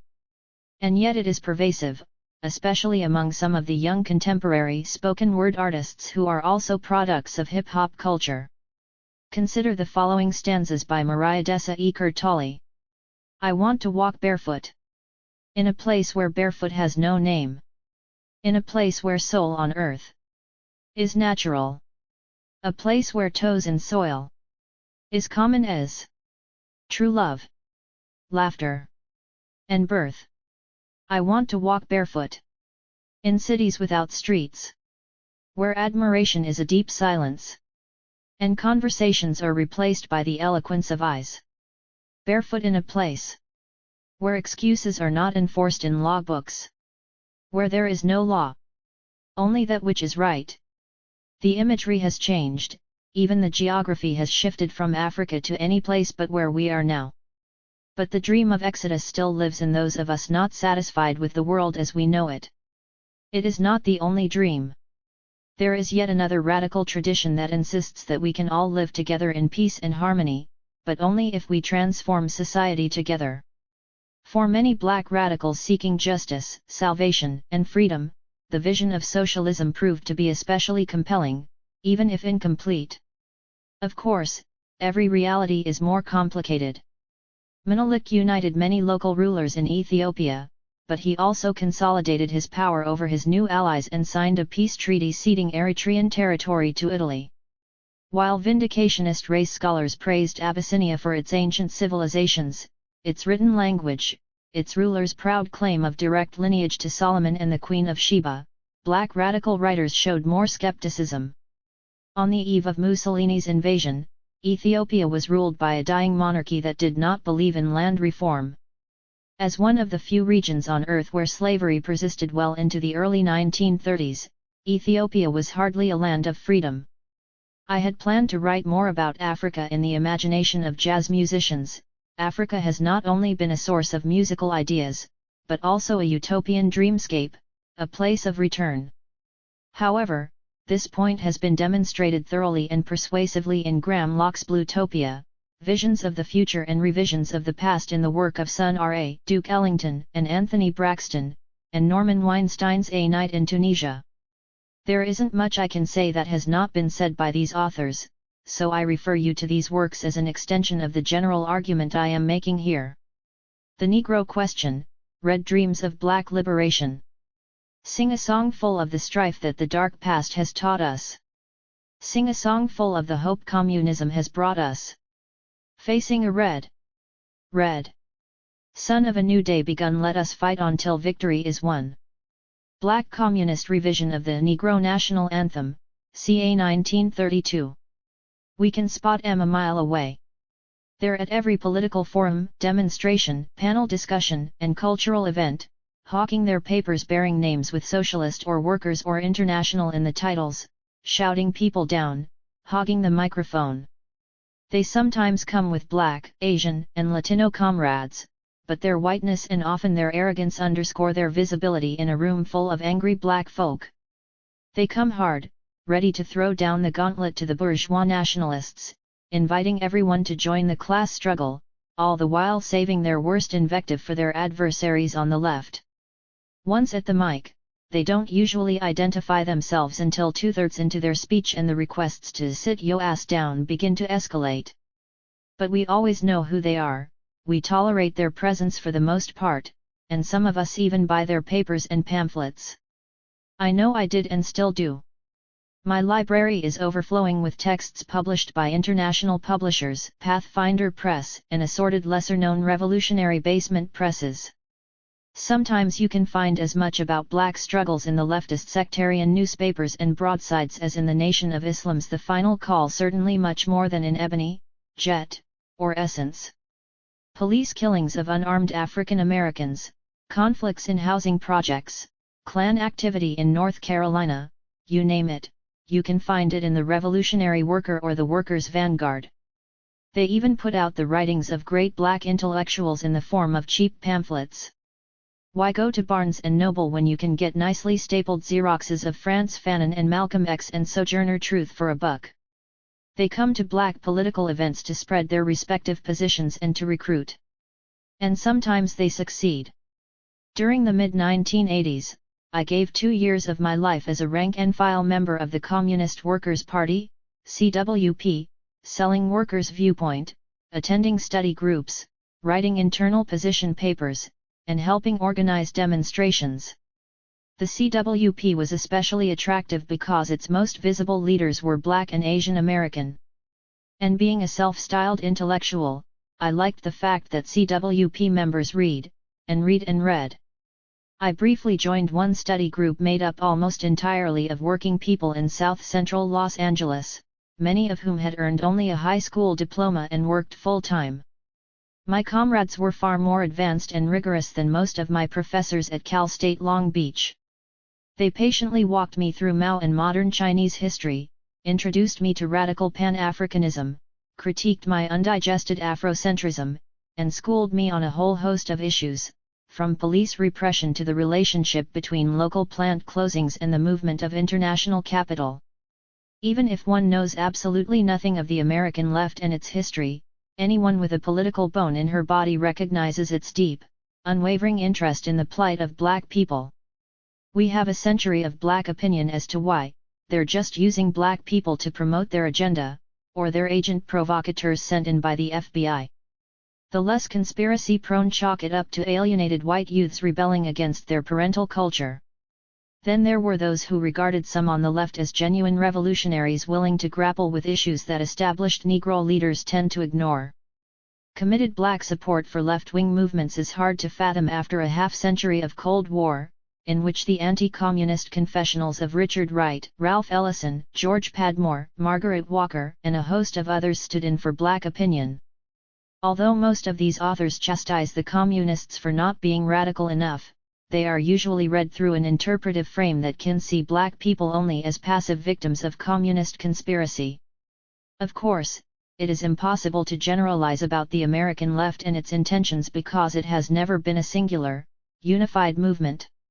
Hundreds of sectarian parties have fought each other over the correct line on China or Albania, the woman question, skilled versus unskilled workers, United Front versus proletarian revolt, ad infinitum. Toward the top of the pyramid of political issues has been the ever-present Negro question. If there is one thing all the factions of the 20th century American left share, it is the political idea that black people reside in the eye of the hurricane of class struggle. The American left, after all, was born in a society where slavery and free labor coexisted, and only skin color and heritage determined who lived in bondage and who did not. This is why the nascent left in the United States understood the problem posed by racial divisions as the Negro question, for these African descendants stood at the fulcrum of the nation's racial identity and political economy. All Marxist-identified groups proposed their own answers to the Negro question, and the best of them realized that this was no subsidiary interrogation. As one might expect, the best answers generally came from the Negroes themselves, the very objects of the question who even today are rarely given their due as radical theorists. On the one hand, their answers offered profound insights into the political economy and cultures of the United States and the West, more generally answers that could have pushed the American left in entirely new directions. On the other hand, the very burden of racism, nourished in a capitalist economy built on the foundation of slavery and Jim Crow, weighed like a nightmare on the brains of every generation of white working people seeking emancipation. Remember that much of their identity was bound up with not being a nigger, a savage, an uncivilized beast of burden presumably easily controlled by their capitalist enemies. The white left's inability to understand, let alone answer, the Negro question turned out to be its Achilles heel. The tragedy for America, perhaps, is that these committed revolutionaries set out to save the Negro when they needed black folk to save them. Labor cannot emancipate itself in the white skin wherein the black it is branded. Karl Marx, Capital. The Marxist left was officially born in 1848 with the formation of the International Workingmen's Association, or the First International. A product of the revolutions that rocked Europe that year, the ideals of the First International were carried into America by newspapers and German immigrants who had participated in the upheaval that compelled Karl Marx and Friedrich Engels to write a lengthy pamphlet called the Communist Manifesto. We tend to picture the 1848 revolutions and the birth of American Marxism as the story of white men in the trenches, red flag unfurled in the name of bearded and proud skilled workers. But the colored world remained a haunting specter in 1848. The revolution in France resulted in the abolition of slavery in its colonies, 44 years after African descendants threw them out of Haiti and ended French slavery and colonialism there by combat. The British had abolished slavery 14 years earlier and were still wrestling with their Negro question, how to turn all this ex-property into willing and docile workers for Britannia. On home soil, the Negro stood at the center of U.S. politics. The American state had just taken northern Mexico by force in its quest to rule North America from coast to coast, and the burning question of the day was whether slavery would be allowed into the newly acquired Western territories. Most of the newly arrived German Marxists knew they couldn't run away from slavery. And as natural as nigger-hating was to Jacksonian democracy, the 48 ERS had not been here long enough to absorb all the lessons of American whiteness. Their communist clubs, formed in 1857, the year the Supreme Court decided in Dred Scott v. Sanford that black people were not citizens of the United States, were among the few political associations in the country that required members to respect all people, regardless of race or sex, as equals. Besides, Marx and Engels' The Communist Manifesto recognized the color line and its role in maintaining colonialism. Even more remarkable was Marx's understanding of what the West's alleged civilizing mission was all about. In the August 8, 1853, issue of the New York Daily Tribune, Marx wryly pointed out, the profound hypocrisy and inherent barbarism of bourgeois civilization lies unveiled before our eyes, turning from its home, where it assumes respectable forms, to the colonies, where it goes naked. That barbarism rested with the purveyors of civilization rather than their colonial subjects went uninterrogated by white socialists, though the idea was taken up by black radical intellectuals in the aftermath of fascism. In fact, very few members of the growing socialist movement in the United States were willing to support racial equality, especially after the Civil War destroyed the system of chattel slavery for good. White workers looked upon freed black labor as competition willing to accept lower wages and horrible working conditions. The Socialist Labor Party, SLP, formed after the collapse of the First International in 1872, decided to organize black workers in order to solve the problem of competition.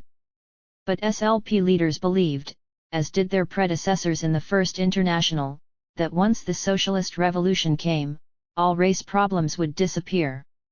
SLP leader Daniel De Leon put it succinctly, there was no such thing as a race or Negro question, there was only a social, a labor question, so far as the socialist and labor movements were concerned.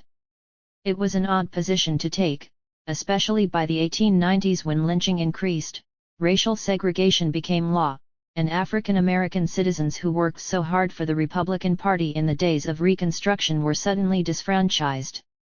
Of course, black people fought back, joining unions of farmers and workers, forming armed self-defense organizations, and building religious, fraternal, educational, and political institutions that ultimately became sources of power and inspiration for the stony road ahead. A handful found hope and possibility in an interracial socialist movement. In 1901, the Socialist Party of America, the crown jewel of the Second International, was launched after the demise of the SLP. The Second International's social democratic politics proved more broad-based and popular than the socialism of its predecessors, but its approach to the Negro question remained unchanged. Racism was merely a feature of capitalism. Kill the latter and the former would wither away. The socialists limited the Negro question largely to the black male proletariat, leaving the struggles of black women out of the discourse altogether. Although August Bebel's Women Under Socialism provided a radical framework for understanding women's oppression, the woman question was restricted to whites only. Socialists were silent on the disproportionate numbers of black women in the labor force, the racist character of the early birth control and suffrage movements, stereotypes of black women's sexuality, or the ways in which race hindered women's solidarity. In fact, the most prominent black woman radical of the late 19th century, Lucy Parsons, wrote eloquently about the oppression of women and the working class, but ignored race. Parsons was a member of the socialist-oriented Workingmen's Party who was also attracted to anarchism for its emphasis on cooperative organization of production without profit, eliminating the state, and direct action. She published articles in the Revolutionary Socialist Press about lynching and the woman question, but she never put the stories together. Lynching, in her view, was merely a class question. A black man is lynched in Mississippi because he is poorer as a class than his white wage slave brother of the North. Thus, following the classic socialist logic, racial violence would disappear once capitalism was overthrown. And the same went for women. In 1891 she published a series of articles on rape, divorce, and marriage for freedom, a revolutionary anarchist communist monthly, which argued that women's oppression was merely a function of capitalism. Parsons believed that sexism, like racism, would disappear with the construction of a socialist society. I do not want to take anything away from Parsons, for she was one of the brightest lights in the history of revolutionary socialism, but she operated strictly within the confines of 19th-century Western socialist thought. Outside these left circles, however, there were radical black women whose own analysis of America connected the dots between women's oppression and the color line. Ida B. Wells Barnett was not a socialist, but she linked lynching, rape, and the maintenance of the color line to the oppression of all women. A year after Parsons wrote her series in Freedom, Wells Barnett published a major study of lynching that exposed how the myth of the black rapist allowed Southern white males to demand subordination and deference from white women in exchange for their protection. So-called chivalry, in other words, was about the protection of white women as property in order to maintain the purity of the race. According to the ideology of white supremacy, a white woman desiring a non-white man was inconceivable, so any such encounter was presumed to be rape. On the flip side, all sexual encounters between white men and black women were not only presumed to be consensual but initiated by the black woman. The virginal white woman and black rapist dialectic also produced the myth of the promiscuous black woman. By defending the racial integrity of black manhood, i.e., destroying the black man as rapist myth, Wells Barnett simultaneously affirmed the virtue of black womanhood and the independence of white womanhood. By the early part of the 20th century, a few independent black intellectuals began to gravitate toward the socialist movement and brought a distinctive radical analysis with them. The prodigious W.E.B. Du Bois spent a year, 1911-12, in the Socialist Party of America, SPA, and had worked closely with white socialists who had joined him as founding members of the National Association for the Advancement of Colored People, NAACP, in 1910. Yet before his association with the SPA, Du Bois had helped found the radical, all-black Niagara movement, and in that context began to analyze how race and class worked together to sustain capitalism, imperialism, and racism in the modern world. As early as 1906, Du Bois argued that the imposition of the color line on a world scale, whether in the form of Jim Crow or colonial rule, transferred the reign of commercial privilege and extraordinary profit from the exploitation of the European working class to the exploitation of backward races under the political domination of Europe. The colored laborer, therefore, was the key to socialism's success, and even before joining the party Dubois warned that Marx's vision could not be realized without the black worker, and that the black worker would not come unless the socialists launched a full assault on racism. The racism of white workers, he argued, blinded them to their class interests. Rather than see workers of color as allies, they treated them as enemies to be fought, feared, and Jim Crowed. Dissatisfied with the socialists' response and seeing some potential in Woodrow Wilson's presidential campaign, Dubois left the party. Harlem socialist Hubert Harrison went even further than Dubois in his criticisms of the SPA. He not only insisted that his party make anti-racism and the organization of black workers a top priority, but he also supported black nationalism and the development of autonomous black institutions. He formed the Colored Socialist Club in 1911 and remained a stalwart critic of the SPA's position, or lack thereof, on the Negro question until his expulsion in 1914. With the outbreak of World War I, the implications of colonialism and the global color line for the working class movement became all the more apparent to both Harrison and Dubois. As socialists outside the socialist movement, they watched in horror as the white working class in Europe and the United States embraced nationalism, militarism, and imperialism. In Dubois' words, they were practically invited to share in this new exploitation, and particularly were flattered by popular appeals to their inherent superiority to Dagos, Chinks, Japs, and niggers. Nevertheless, Dubois believed that the fight to save democracy was so important that he called on black folk to close ranks in support of the war, despite its clear imperialist motives. Harrison was not interested in détente. Echoing Dubois' characterization of World War I as a conflict over the lands and destinies of the colored majority in Asia, Africa, and the islands of the sea, Harrison simultaneously opposed the war and promoted a worldwide rebellion against all the Western colonizing nations. By the war's end, rebellion was everywhere, even in Harlem. Don't mind being called Bolsheviki by the same people who called you nigger. Unsigned comment in The Crusader, June 1920. The dream of international working class solidarity crumbled on the battlefield, where the proletarians of Europe and America traded in their red flags for the flags of their respective nations. The exception was some of the peasants and workers in Russia, who were simply too poor and frustrated to fight for their ruling classes. Instead, they launched a revolution and backed Lenin and the Bolshevik Party, which eventually seized power in 1917 and pulled out of the war to end all wars. The Bolsheviks established a Third International and gave birth to the worldwide communist movement. For black folk looking for radical alternatives to American socialism, Lenin turned out to be something of a friend. Despite his distance from American soil, he took a special interest in black people, in part because most Russian workers and peasants were also divided and oppressed by nationality and ethnicity. If the Third International, or the Comintern, proved more sympathetic and sensitive to the racial nature of American class struggle, it is largely because black folk made it so.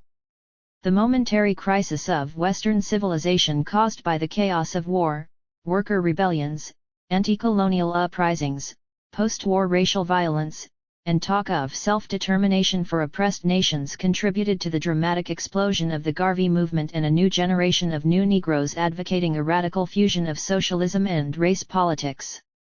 In 1917, socialists A. Philip Randolph and Chandler Owen launched The Messenger, a new magazine dedicated to radical socialism and black freedom.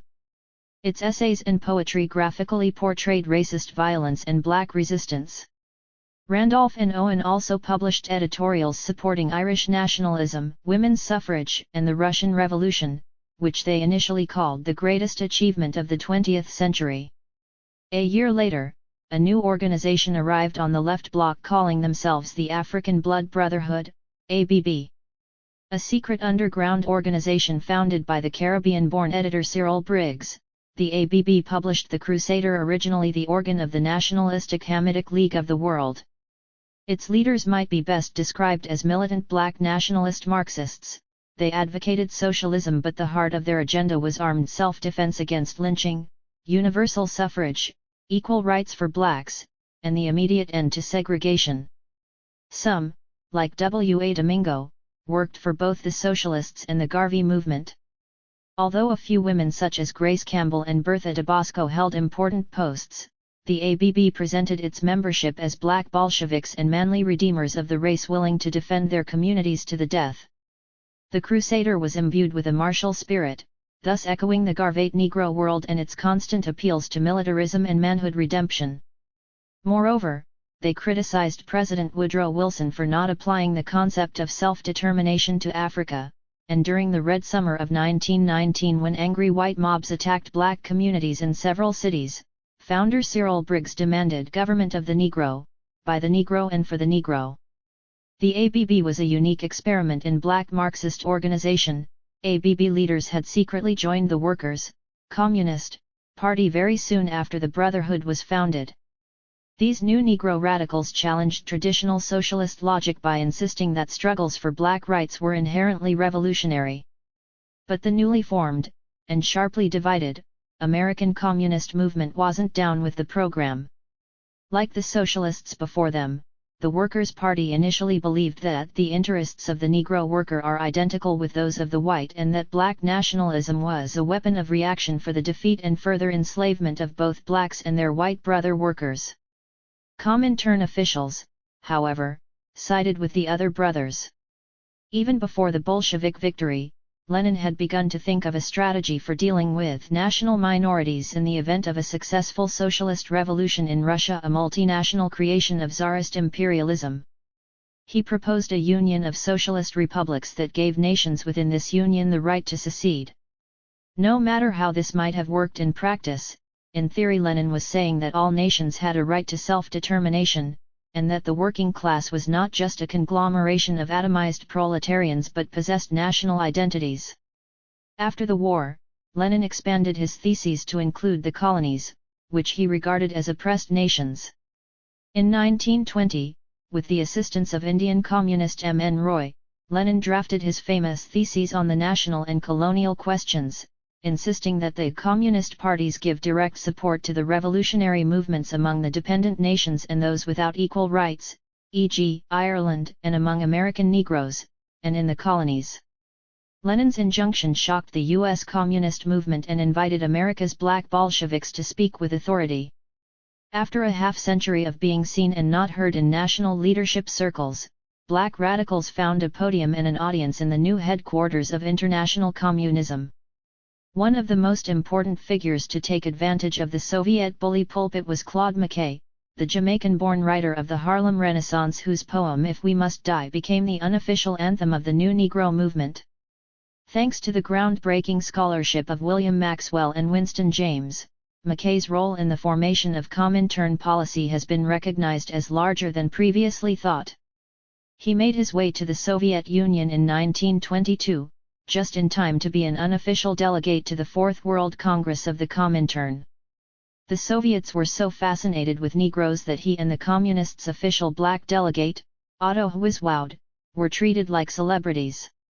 When McKay addressed the Congress, he put the question of race front and center, criticizing the American Communist Party and the labor movement for their racism and warning that unless the left challenged white supremacy, the ruling classes would continue to use disaffected black workers as a foil against the revolutionary movement. In the end, McKay's point was clear: the Negro stood at the fulcrum of class struggle. There could be no successful working class movement without black workers at the center. Otto Hwiswoud also addressed the Congress, emphasizing the incredible racism black workers confronted back home in the South and the role that Garveyism played as a force against imperialism worldwide. The Comintern responded immediately, forming a Negro Commission and committing resources to recruiting black cadres and supporting black liberation on a global scale. Comintern officials were so impressed with McKay's speech that they asked him to expand it into a small book, which was published in Russia under the title Negri v. Amerique, 1923, and eventually translated as The Negroes in America. This little book profoundly shaped Comintern policy on the Negro question, offering a revisionist approach to Marxism, the implications of which we have yet to fully comprehend. Drawing on his observations as well as the writings of other Harlem radicals, such as Hubert Harrison and W. A. Domingo, Mackay argued that race and slavery were the heart and soul of the nation, repeating his point that only a commitment to black freedom could ensure socialism's success in the United States. For Mackay, a commitment to black freedom also meant support for self-organization and self-determination. Rather than attack black nationalist movements for not being class-conscious, Mackay called on the left to support them. Why? Because the overwhelming racism made it difficult for black folk to think like a class. Instead, they saw the world through colored glasses. He wryly observed, "The Negro in America is not permitted for 1 minute to forget his color, his skin, his race." Delving into the psychology of race, class, and sexuality, Mackay's analysis went much further than even his new friends in the Comintern dared to go. In a chapter titled Sex and Economics, he concluded that the viciousness of white racism, which cut across class lines, could be partially explained by the white proletariat's unusual neurotic fascination with the naked body and sexual organs of Negroes. Although this idea was underdeveloped, Mackay hit on something traditional Marxism was ill-equipped to deal with: the role of sex in the racial economy of the nation. Mackay even resuscitated Ida B. Wells Barnett's analysis of lynching and chivalry, arguing that the myth of the black rapist oppressed not only the entire black community but white women as well. The white man who parades his chivalrous views of a woman, says to a white woman, "You are under my protection and I cannot trust you not to have relations with a colored man." Thus, the white man directly confesses the white woman to be weak and immoral in sexual conduct in her relations with a Negro man. In the end, he placed much of the responsibility on feminism to challenge racism directly, to challenge the black rapist myth and to defend women's virtue if they chose to have relations with black men. Mackay turned out to be much too critical for the American communists and they soon parted company. And no matter how many resolutions were passed in Moscow in 1922, American communist leaders were reluctant to go along with the program and generally distrusted Marcus Garvey and his appeals to race pride. They even foolishly attempted to take over the UNIA. When that didn't work, the communists, now the PUSA, founded their own black organizations first, the short-lived American Negro Labor Congress, ANLC, in 1925, and later the League of Struggle for Negro Rights in 1930, headed by none other than Langston Hughes. In 1928, once again as a result of black initiatives, the Comintern adopted its most radical position to date on the Negro question. Promoted by Harry Haywood, née Haywood Hall, the Nebraska-born black communist who had come through the ranks of the ABB, and South African communist James Laguma, the Comintern passed a resolution recognizing Negroes in the Black Belt counties of the American South as an oppressed nation. As a nation, like the Lithuanians or Georgians of the old Russian Empire, they had a right to self-determination. They could secede if they wanted, perhaps even form a Negro Soviet Socialist Republic, but they were not encouraged to do so. The resolution, not surprisingly, met fierce opposition from white, and some black, party leaders, but for several black communists it confirmed what they had long believed: African Americans had their own unique revolutionary tradition and their interests were not identical to those of white workers. The Negro is nationalist to his heart and is perfectly right to be so. C. L. R. James, Letter to Constance Webb, 1945. The new slogan did not persuade black communists to attempt to seize Mississippi and secede from the United States, nor did it bring black folk to the party in droves. Those who did join were attracted to the PUSA's fight for the concrete economic needs of the unemployed and working poor, its militant opposition to racism, its vigorous courtroom battles on behalf of the Scottsboro Boys, 9 young black men falsely accused of raping 2 white women in Alabama, and its active support and promotion of black arts and culture. Nevertheless, self-determination did create an opening for African Americans to promote race politics in spite of the party's formal opposition to Negro nationalism. In 1929 the party launched The Liberator under the editorship of Cyril Briggs. Like the Crusader before it, The Liberator nurtured something of a black nationalist literary movement. Ironically, Stalin's mechanical definition of a nation, which embraced a community of culture as a central concept, reinforced the modern nationalist idea that the basis of nationhood was a coherent culture. Independently of Stalin, however, the proponents of negritude were also searching for that essential Negro or African culture that could lay the basis for Pan-African identity. Stalin's notion of a community of culture merely provided a Marxist justification for black communists to join the search for the roots of a national Negro culture. As William L. Patterson, the outstanding attorney and Harlem Renaissance supporter turned communist, wrote in 1933, the African American nation was bound by a common culture, the spirituals, the jazz, their religious practices, a growing literature, descriptive of their environment. All of these are forms of cultural expression. Are these not the prerequisites for nationhood? The Central Committee of the PUSA was not interested in Patterson's question, nor was it promoting nationhood for black people, or for anyone for that matter. By 1935, the self-determination slogan was abandoned in order to build a popular front against fascism. Even the Comintern bracketed the Negro question and pushed its American cadre to build alliances with liberals and mainstream labor leaders. Yet the power of the idea lingered precisely in the cultural realm Patterson was addressing. In 1937, Richard Wright, then the Communist Party's black literary giant, published his infamous Blueprint for Negro Writing, in which he observed that the Negro has a folklore which embodies the memories and hopes of his struggle for freedom. Even before Wright's proclamations, communists of all colors promoted black folk culture as implicitly rebellious, if not the true expression of an oppressed nation. During the Popular Front, the party's view of black culture shifted even further, embracing a broad range of black art and artists as not only inherently progressive but also profoundly American. Leftist critics, for example, had long promoted the idea that jazz represented the most profoundly democratizing culture the nation possessed, an argument we now associate with ex-communist Ralph Ellison. Jazz permeated Communist Party events during the 1930s, and some of the first serious jazz critics got their start writing for the Daily Worker and other communist publications. The communist press became one of the biggest promoters of black theater, music, dance, and the plastic arts. As black artists began working for the federally funded Works Progress Administration in the late 1930s, a dynamic black woman named Louise Thompson became the party's critical liaison linking black popular culture and Harlem's literati with Communist Popular Front politics.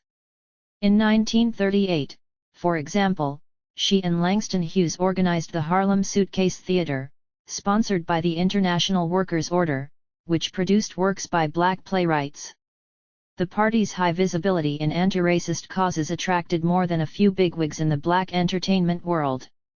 Count Basie, W.C. Handy, Lena Horne, Andy Razaf, and Canada Lee performed at communist-organized benefits, and the circle of black writers orbiting the communist left included Ralph Ellison, Sterling Brown, Chester Himes, Count T. Cullen, Margaret Walker, Owen Dodson, Arna Bontom, Frank Marshall Davis, Robert Hayden, Melvin Tolson, Dorothy West, the pioneering cartoonist Ollie Harrington, as well as the usual suspects, Hughes, McKay, and Wright. One can certainly argue that the communists fetishized black culture, but their reasons differed from the corporate entities who had taken Langston's blues and gone. Black radicals forced the white left to see and hear differently, and they and a few white rebels heard in the sounds and movements and writings the birth of a utopian future rising out of the abyss of racism and oppression. In this regard, no one played a more pivotal role in demonstrating the revolutionary potential of African American expressive culture than Paul Robeson. Son of a prominent minister, All-American athlete, honors graduate of Rutgers University, star of stage and screen, and a brilliant concert singer to boot, Paul Robeson was on the road to becoming the richest, most famous Negro of the century. But in 1927 he and his wife, Eslyn Dawgood, moved to London and during their 12-year sojourn were radicalized by their face-to-face confrontation with European fascism as well as by their meetings with British socialists and future leaders of the African, Caribbean, and Asian anti-colonial movements. Robeson performed benefit concerts for British trade unions and learned firsthand of the wretched conditions of the English working class. He and Eslinda also toured the Soviet Union, whose people and history he came to admire even if he harbored private doubts about Stalin and his policies. The fact that the Soviet Union offered material support to anti-colonial movements and backed democratically elected Republican Spain against General Franco's fascist-backed armies further endeared Robeson to the Soviet Union and the left more broadly.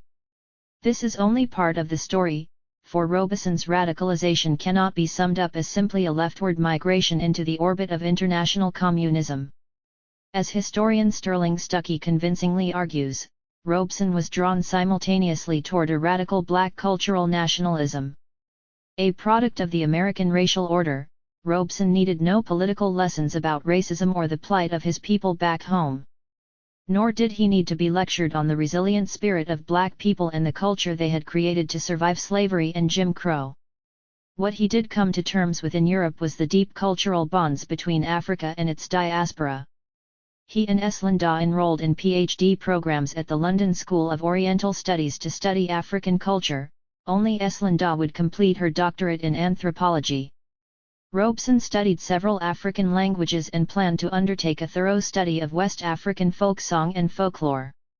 As he wrote in a 1934 article in the London Spectator, his goal was to introduce the world to the beauty, power, and dignity of African and African-descended art. I hope to be able to interpret this original and unpolluted African folk song to the Western world, and I am convinced that there lies a wealth of uncharted musical material in that source which I hope, one day, will evoke the response in English and American audiences which my Negro spirituals have done. He even understood himself to be African, both culturally and spiritually, and he saw in black cultural values the foundation for a new vision of a new society, one that could emancipate not only black people but the entire West. Indeed, Robeson's cultural analysis became the basis for a radical revision of the Communist Party's idea of self-determination. Even as he became more deeply attached to the PUSA, he supported an independent black radical movement grounded in the cultures and beliefs of the folk. As he wrote in his classic book, Here I Stand, 1958. The power of spirit that our people have is intangible, but it is a great force that must be unleashed in the struggles of today. A spirit of steadfast determination, exaltation in the face of trials. It is the very soul of our people that has been formed through all the long and weary years of our march toward freedom. That spirit lives in our people's songs, in the sublime grandeur of Deep River, in the driving power of Jacob's Ladder, in the militancy of Joshua fit the Battle of Jericho, and in the poignant beauty of all our spirituals. That spirit, he insisted, was the key to the freedom of all humanity, particularly in the United States. Historically, black people had expanded democracy and rescued the United States from undemocratic forces, and black people had served as something of the moral conscience of the nation. During the 1940s and 1950s, as the FBI, Senator Joe McCarthy, and various anti-communist witch hunters dogged Robeson's every step, he reminded his audiences of the important role which my people can and must play in helping to save America and the peoples of the world from annihilation and enslavement. He told black labor leaders in Chicago, in the Civil War, hundreds of thousands of Negro soldiers who took up arms in the Union cause won, not only their own freedom, the freedom of the Negro people, but, by smashing the institution of slave labor, provided the basis for the development of trade unions of free working men in America. In other words, black self-determination was not simply a matter of guaranteeing democratic rights or removing the barriers to black political and economic power, nor was it a matter of creating a nation wherever black people found themselves to be an oppressed majority. It was about promoting and supporting an independent black radical movement that could lead the way to a revitalized international working class assault on racial capitalism. Of course, Robeson was simply refining a version of an ongoing idea promoted by the ABB, Claude McKay, Richard Wright, and others we've met. It was an idea echoed, too, by Robeson's friend, the Trinidadian Marxist and radical Pan-Africanist C.L.R. James, despite the fact that he aligned himself with the Communist Party's arch-enemies, followers of Leon Trotsky. In 1948, James wrote, This independent Negro movement is able to intervene with terrific force upon the general social and political life of the nation, despite the fact that it is waged under the banner of democratic rights, and is not led necessarily either by the organized labor movement or the Marxist Party. We say, that it is able to exercise a powerful influence upon the revolutionary proletariat, that it has got a great contribution to make to the development of the proletariat in the United States, and that it is in itself a constituent part of the struggle for socialism. In this way we challenge directly any attempt to subordinate or to push to the rear the social and political significance of the independent Negro struggle for democratic rights. Even within the orbit of the Communist Party, Robeson found a few like-minded comrades who believed that an independent black movement was decisive for the success of a socialist revolution. Trinidadian-born communist Claudia Jones took this idea further than everyone else, insisting that black women were a decisive group because they experienced capitalist oppression as Negroes, women, and workers, and thus their emancipation would result in the emancipation of all women and men. In her 1946 article, An End to the Neglect of the Problems of Negro Women, she argued, the Negro question in the United States is prior to, and not equal to, the woman question, that only to the extent that we fight all chauvinist expressions and actions as regards the Negro people and fight for full equality of the Negro people, can women as a whole advance their struggle for equal rights. In other words, the overthrow of class and gender oppression depended on the abolition of racism. For the women's movement to be successful, she insisted, anti-racism must be at the forefront of its agenda and black women must play leadership roles. Whereas for Claudia Jones the structural position of black people, black women in particular in the political economy, placed them in the vanguard of the revolution, for Paul Robeson it was their culture that gave the black movement its special insight and character. In many ways, Robeson drew on a very old biblical tradition of choseness that stretched from 19th-century black nationalists such as David Walker to W.E.B. Du Bois to his later contemporaries like Dr. Martin Luther King Jr. Black folk were the chosen people, the soul of the nation whose redemptive suffering would bring salvation. But Robeson's talk of black spirit or even Negro spirituals was not necessarily rooted in the Bible. Rather, it came from his understanding of African culture, the peculiar history of enslavement in the modern world, and most importantly, a critique of Western civilization. In a 1936 article titled Primitives, Robeson took the Enlightenment tradition to task in an implicit attempt to explain the rise of fascism, which he saw as proof of civilization's utter failure. A blind groping after rationality, he mused, resulted in an incalculable loss in pure spirituality. Mankind placed a sudden dependence on the part of his mind that was brain, intellect, to the discountenance of that part that was sheer evolved instinct and intuition. We grasped at the shadow and lost the substance, and now we are not altogether clear what the substance was. The answer, he believed, was to make art and spirituality primary to social life, as it had been in the ancient world and as it continued to be in the folk cultures of Africa. He was convinced that American Negroes were in a unique position to make this happen, not only because they embodied many of the core cultural values of their ancestral homeland but because they represented the most self-conscious force living in the belly of the beast.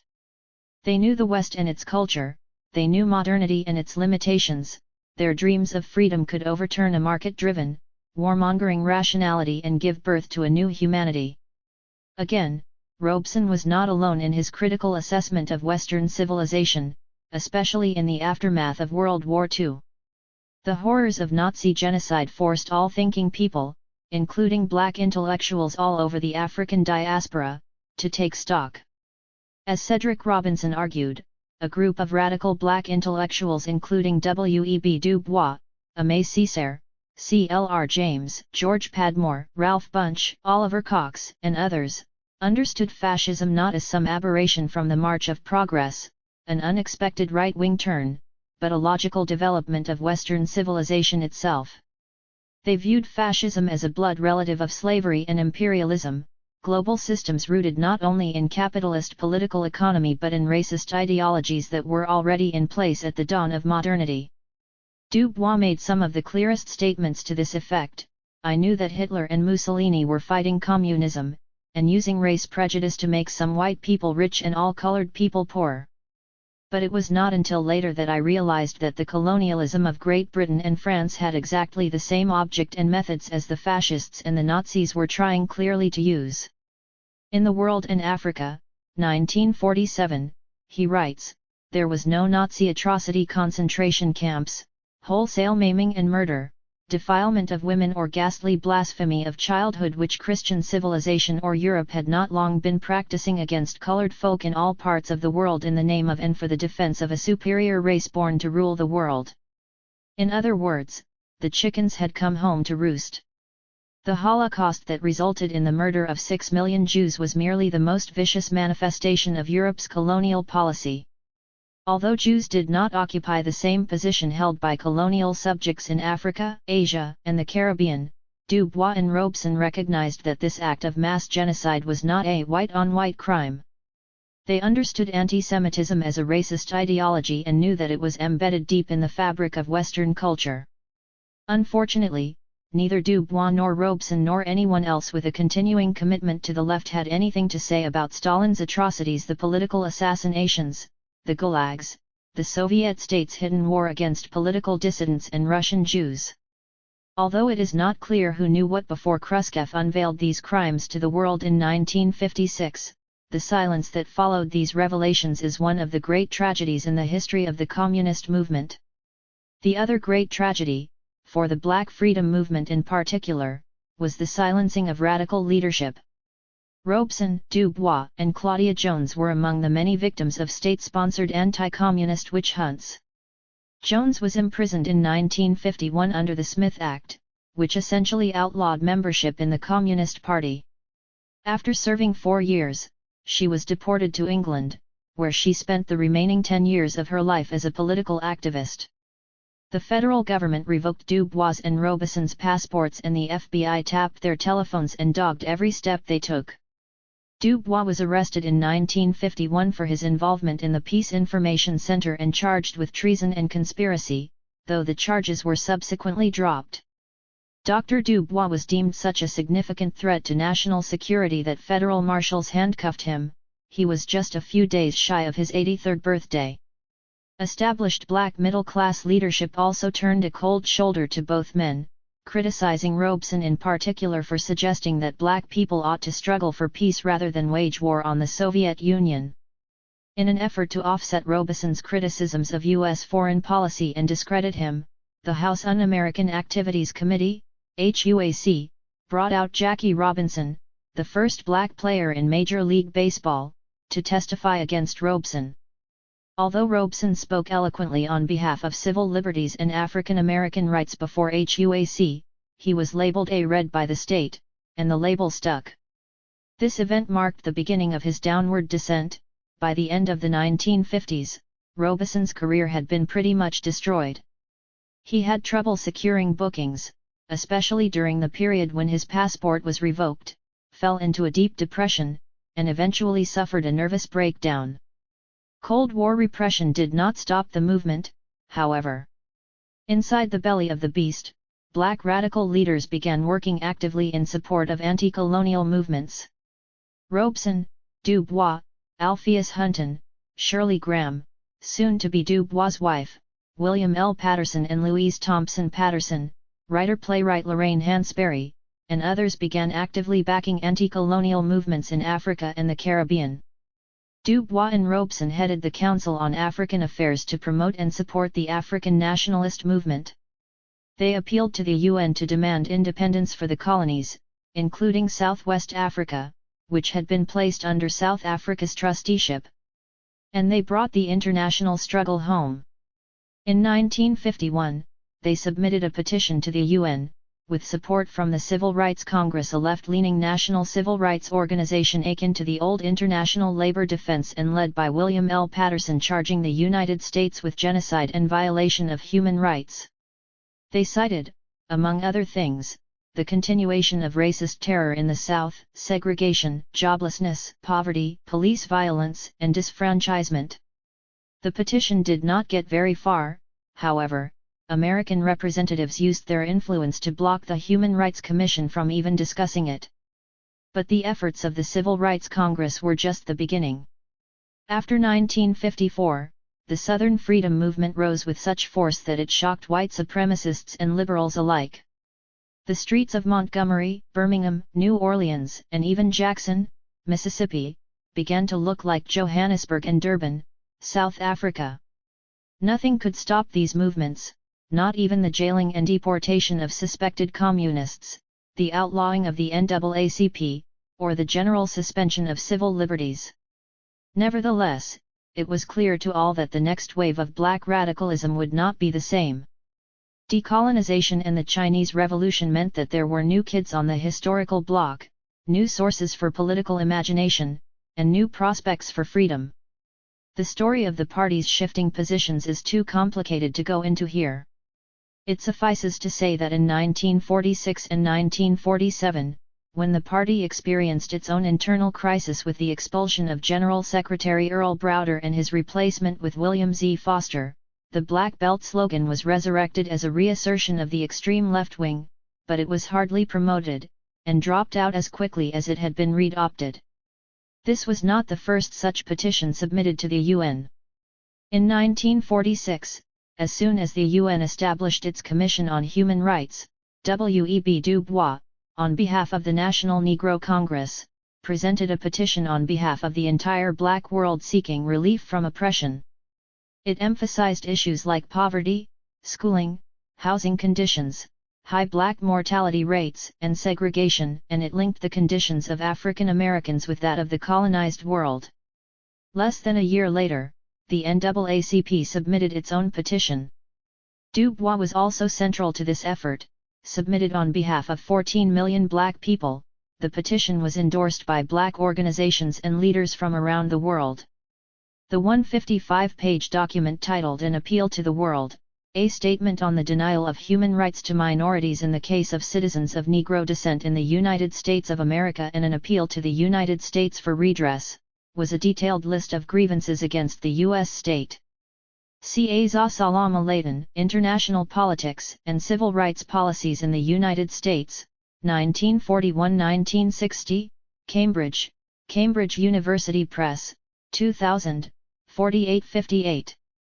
See also William L. Patterson, The Man Who Cried Genocide, An Autobiography, New York, International Publishers, 1971, Penny von Eschen, Race Against Empire, Ithaca, N.Y., Cornell University Press, 1997, Brenda Gale Plummer, Rising Wind, Black Americans and United States Foreign Affairs, 1935–1960, Chapel Hill, N.C., University of North Carolina Press, 1996, 167–97, Hollis R. Lynch, Black American Radicals and the Liberation of Africa, The Council on African Affairs, 1937–1955, Ithaca.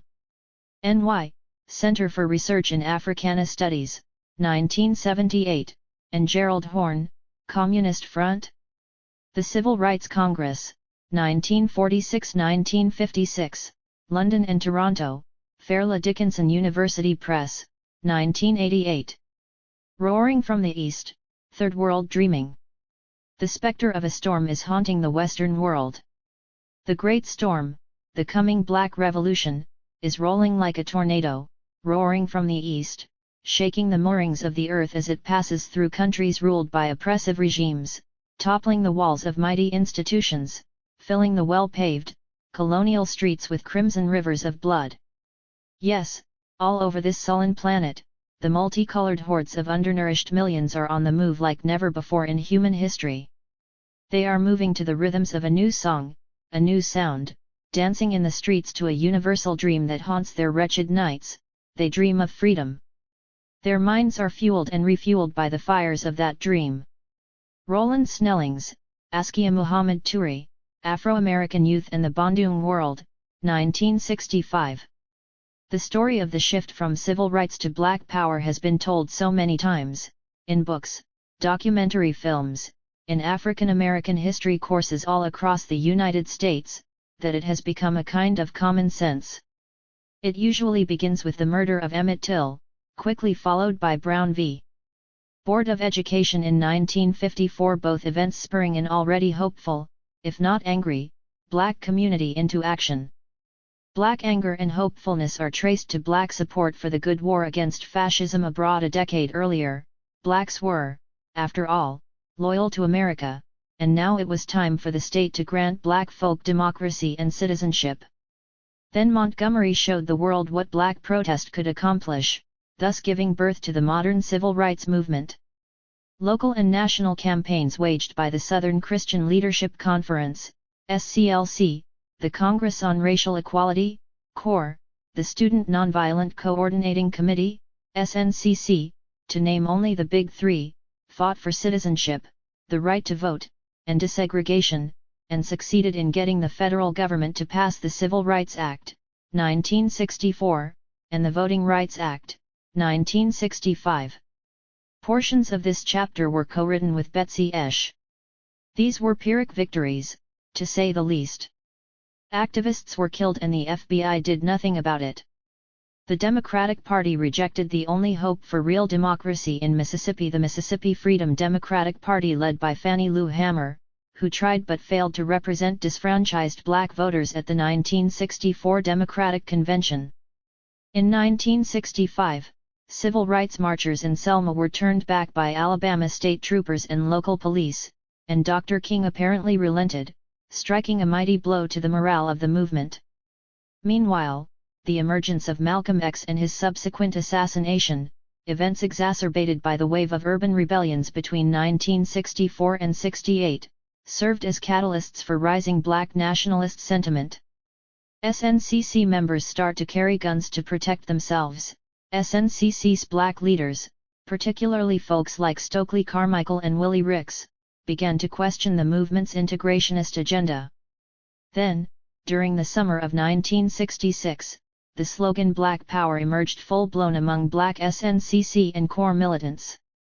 They were tired of and impatient with the slow pace of the civil rights establishment, and a new attitude overtook the movement: no more compromise, no more deals with white liberals, no more subordinating the struggle to the needs of the Democratic Party. Out of bitter disappointment rose a new black revolution. In other words, high expectations begot the civil rights movement. The movement's failure to achieve all its goals and to deal with urban poverty begot black power. The flowering of black nationalism in the mid to late 1960s is usually presented as an evolutionary process, a stage in the development of post-war black politics. It's a neat typology, to be sure, but one that obscures more than it reveals. First, it is a tale too often limited to the domestic sphere, to the U.S. nation-state. Even black nationalism tends to be cast in terms of riots and by black campaigns rather than black activists' support for anti-colonial movements and Third World solidarity. Second, given historians' south-to-north trajectory, the northern urban political landscape of the late 1950s was overshadowed by the southern struggle. After all, the South was where the TV cameras were before the riots. The third reason, of course, has to do with a general conspiracy of silence against the most radical elements of the Black freedom movement, the movements and activists that spoke of revolution, socialism, and self-determination, and looked to the Third World for models of Black liberation in the United States. These movements, while often small and sometimes isolated, confound our narrative of the Black freedom movement, for they were independent of both the white left and the mainstream civil rights movement. Directing much of their attention to working-class struggles, urban poverty and racism, and police brutality, little-known groups such as the Revolutionary Action Movement, RAM, were also influenced by uprisings and revolutions in Africa, Asia, and Latin America. Following the lead of Malcolm X, Vicki Garvin, Robert Williams, Harold Cruz, and others, RAM militants sought to understand the African American condition through an analysis of global capitalism, imperialism, and Third World liberation well before the riots of the mid-1960s. In other words, a vision of global class revolution led by oppressed people of color was not an outgrowth of the civil rights movement's failure but existed alongside, sometimes in tension with, the movement's main ideas. To paraphrase Malcolm X, Black radicals were not interested in integrating into a burning house, they wanted revolutionary transformation and recognized that such a revolution was inextricably linked to the struggles of colonized people around the world. The specter of a storm. As we learned in the previous chapter, Black radicals viewed the emerging freedom movement in the United States as part of a global assault on empire. Inspired in part by the historic 1955 meeting of non-aligned nations in Bandung, Indonesia, mostly former colonies that set out on a path independent of American or Soviet influence, African American radicals were genuinely excited by the possibility of allies in the Third World who might support their own local movements.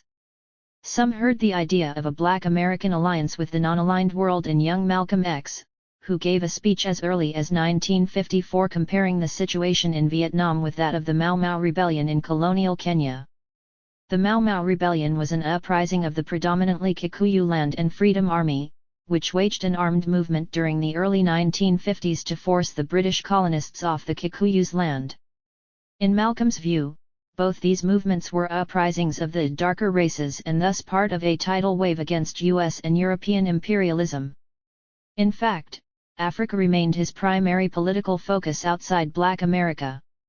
He toured Egypt, Sudan, Nigeria, and Ghana in 1959, well before his famous trip to Africa and the Middle East in 1964. And when Fidel Castro, the new Cuban president and leader of the revolution there, visited the UN for the first time in 1960 and decided to relocate from a downtown hotel to Harlem's Hotel Teresa, Malcolm was among the first to greet him. Well over a year before the 1963 March on Washington, critic, activist, and ex-communist Harold Cruz seemed to have his finger on the pulse when he suggested that the Cuban, Chinese, and African revolutions influenced radical thought among Black Americans. In a provocative essay published in The New Leader, Cruz wrote that the new generation looked to the former colonial world for leadership. Already they have a pantheon of modern heroes: Lumumba, Kwame Nkrumah, Sékou Touré in Africa, Fidel Castro in Latin America, Malcolm X, the Muslim leader, in New York, Robert Williams in the South, and Mao Zedong in China. These men seem heroic to the Afro-Americans not because of their political philosophy, but because they were either former colonials who achieved complete independence, or because, like Malcolm X, they dared to look the white community in the face and say, "We don't think your civilization is worth the effort of any black man to try to integrate into." This to many Afro-Americans is an act of defiance that is truly revolutionary. Revolutions in Cuba, Africa, and China had a similar effect on poet, playwright, and critic Amiri Baraka. As Baraka explained it, Ghana's Kwame Nkrumah had hoisted the Black Star over the State House in Accra, and Nkrumah's pronouncements and word of his deeds were glowing encouragement to colored people all over the world. When the Chinese exploded their first A-bomb, I wrote a poem saying, in effect, that time for the colored peoples had re-begun. Baraka, along with Cruz and several other black intellectuals, visited Cuba in 1960 and returned home transformed. "I carried so much back with me," he recalled in his autobiography, "that I was never the same again. The dynamic of the revolution had touched me." Upon his return he published an important essay, Cuba Libre, an evergreen review that challenged his generation of artists to become involved in radical movements. The Ghana-China matrix is perhaps best embodied in the career of Vicky Garvin, a stalwart radical who traveled in Harlem's black leftist circles during the post-war period. Raised in a black working-class family in New York, Garvin spent her summers working in the garment industry to supplement her family's income. As early as her high school days, she became active in black protest politics, supporting efforts by Adam Clayton Powell Jr. to obtain better-paying jobs for African Americans in Harlem and creating Black History clubs dedicated to building library resources. After earning her BA in Political Science from Hunter College and an MA in Economics from Smith College, she spent the war years working for the National War Labor Board and continued on as an organizer for the United Office and Professional Workers of America Congress of Industrial Organizations, UOPWA-CIO, and as National Research Director and co-chair of the Fair Employment Practices Committee. During the post-war purges of the left in the CIO, Garvin was a strong voice of protest and a sharp critic of the CIO's failure to organize in the South. As executive secretary of the New York chapter of the National Negro Labor Council and vice president of the national organization, Garvin established close ties to Malcolm X and helped him arrange part of his tour of Africa. Garvin joined the black intellectual exodus to Nkrumah's Ghana, where she initially roomed with poet Maya Angelou and eventually moved into a house next to Du Bois. She spent 2 years in Accra, surrounded by several key black intellectuals and artists, including Julian Mayfield, artist Tom Feelings, and cartoonist Ollie Harrington. As a radical who taught conversational English to the Cuban, Algerian, and Chinese diplomatic corps in Ghana, she found it hard not to develop a deeply internationalist outlook. Conversations with Du Bois during his last days in Ghana only reinforced her internationalism and kindled her interest in the Chinese Revolution. Indeed, through Du Bois, Garvin got a job as a polisher for the English translations of the Peking Review and a teaching position at the Shanghai Foreign Language Institute.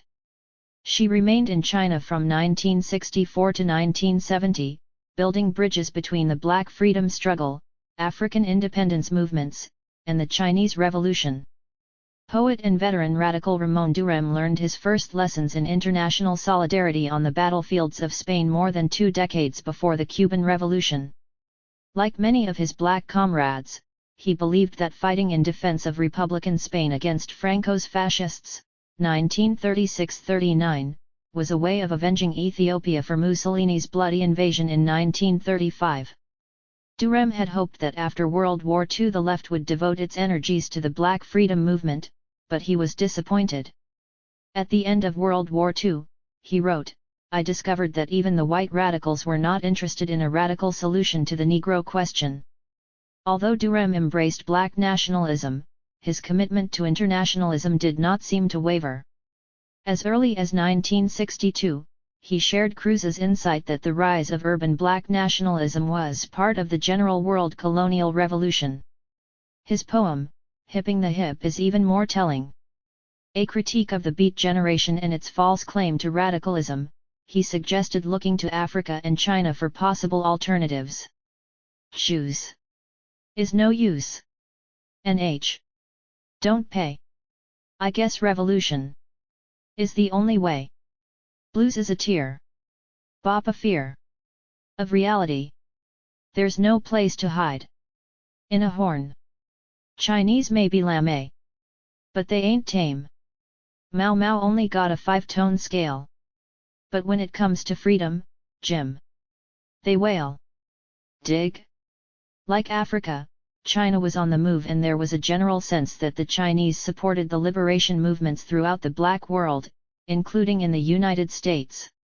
In 1957, 2 years after the historic meeting of non-aligned nations in Bandung, China formed the Afro-Asian People's Solidarity Organization. Mao not only invited W.E.B. Du Bois to spend his 90th birthday in China, but 3 weeks before the Great March on Washington in 1963, Mao issued a statement criticizing American racism and casting the African American freedom movement as part of the worldwide struggle against imperialism. The evil system of colonialism and imperialism, Mao stated, arose and throve with the enslavement of Negroes and the trade in Negroes, and it will surely come to its end with the complete emancipation of the black people.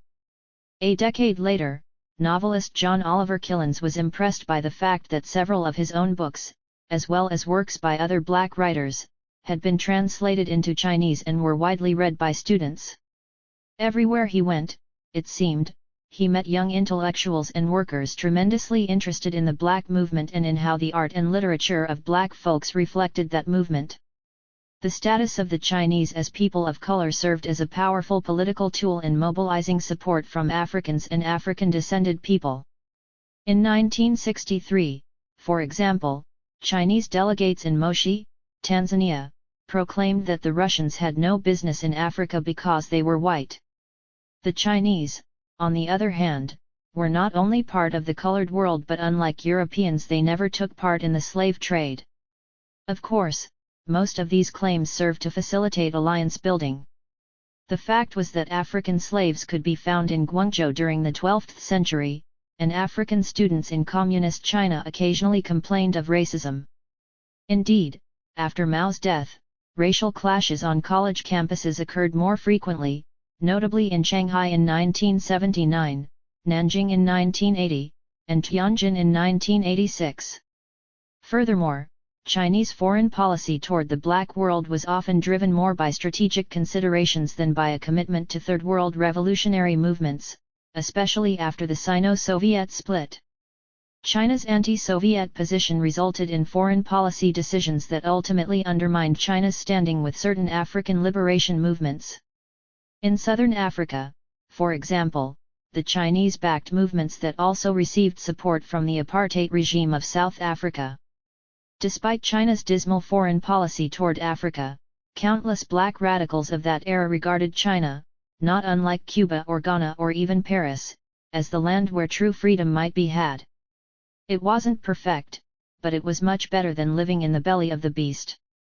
When Black Panther leader Elaine Brown visited Beijing in the fall of 1970, she was pleasantly surprised by what the Chinese Revolution had achieved in terms of improving people's lives. Old and young would spontaneously give emotional testimonies, like Baptist converts, to the glories of socialism.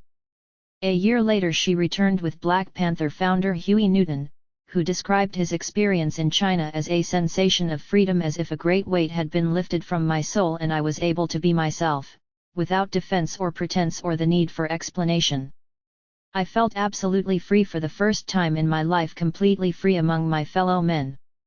More than a decade before Brown and Newton set foot on Chinese soil, W.E.B. Du Bois had regarded China, along with Africa, as a sleeping giant poised to lead the colored races in the worldwide struggle against imperialism.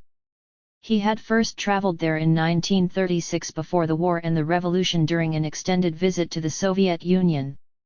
Returning in 1959 when it was illegal to travel to China, Du Bois discovered a new country. He was struck by the transformation of the Chinese, in particular what he perceived as the emancipation of women, and left convinced that China would lead the underdeveloped nations on the road toward socialism. China, after long centuries, he told an audience of Chinese communists attending his 91st birthday celebration, has arisen to her feet and leapt forward. Africa, arise, and stand straight, speak and think. Act. Turn from the West and your slavery and humiliation for the last 500 years and face the rising Sunday. In short, China offered black radicals a colored or third world Marxist model that enabled them to challenge a white and Western vision of class struggle, a model they shaped and reshaped to suit their own cultural and political realities. Although China's role was contradictory and problematic in many respects, the fact that Chinese peasants, as opposed to the European proletariat, had made a socialist revolution and carved out a position in world politics distinct from the Soviet and US camps endowed black radicals with a deeper sense of revolutionary importance and power. Finally, Mao not only proved to black folks the world over that they need not wait for objective conditions to make revolution, but his elevation of the cultural struggle also profoundly shaped debates surrounding black arts and politics. The coming Black Revolution. For future Black Panther Party, BPP, leader Huey Newton, the African Revolution seemed even less crucial than events in Cuba and China. As a student at Merritt College in the early 1960s, he read a little existentialism, began attending meetings sponsored by the Progressive Labor Party, and supported the Cuban Revolution. Not surprisingly, Newton began to read Marxist literature voraciously. Mao, in particular, left a lasting impression. My conversion was complete when I read the 4 volumes of Mao Zedong to learn more about the Chinese Revolution. Thus, well before the founding of the BPP, Newton was steeped in Mao's thought as well as the writings of Che Guevara, the Cuban revolutionary and theorist of guerrilla movements, and Frantz Fanon, the Martinican-born psychiatrist who moved to Algeria and participated in the revolution there.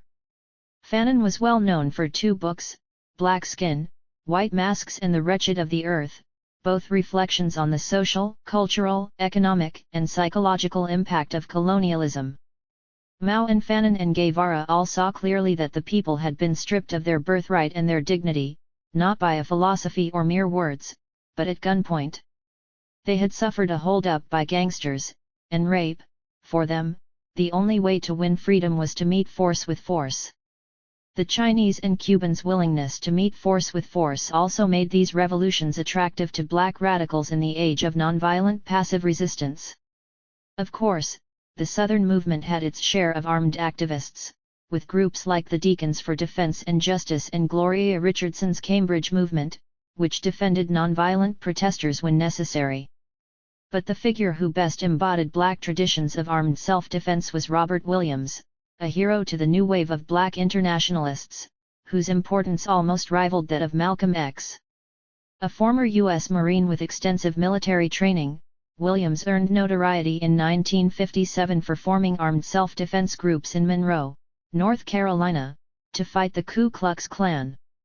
At the time, Williams, the local NAACP president, and Dr. Albert Perry, head of the Union County Council on Human Relations, were engaged in a nonviolent campaign to desegregate the city's swimming pools. The Klan attempted to intimidate movement activists by firebombing and shooting into black homes, which then prompted Williams to organize armed self-defense groups. Apparently, their efforts were effective. When a Klan caravan attempted to shoot into Dr. Perry's home, the men stationed to protect Dr. Perry returned fire, forcing the Klansmen to retreat. The attacks suddenly stopped and the presence of armed self-defense groups in Monroe's black community brought a dramatic drop in incidents of violence.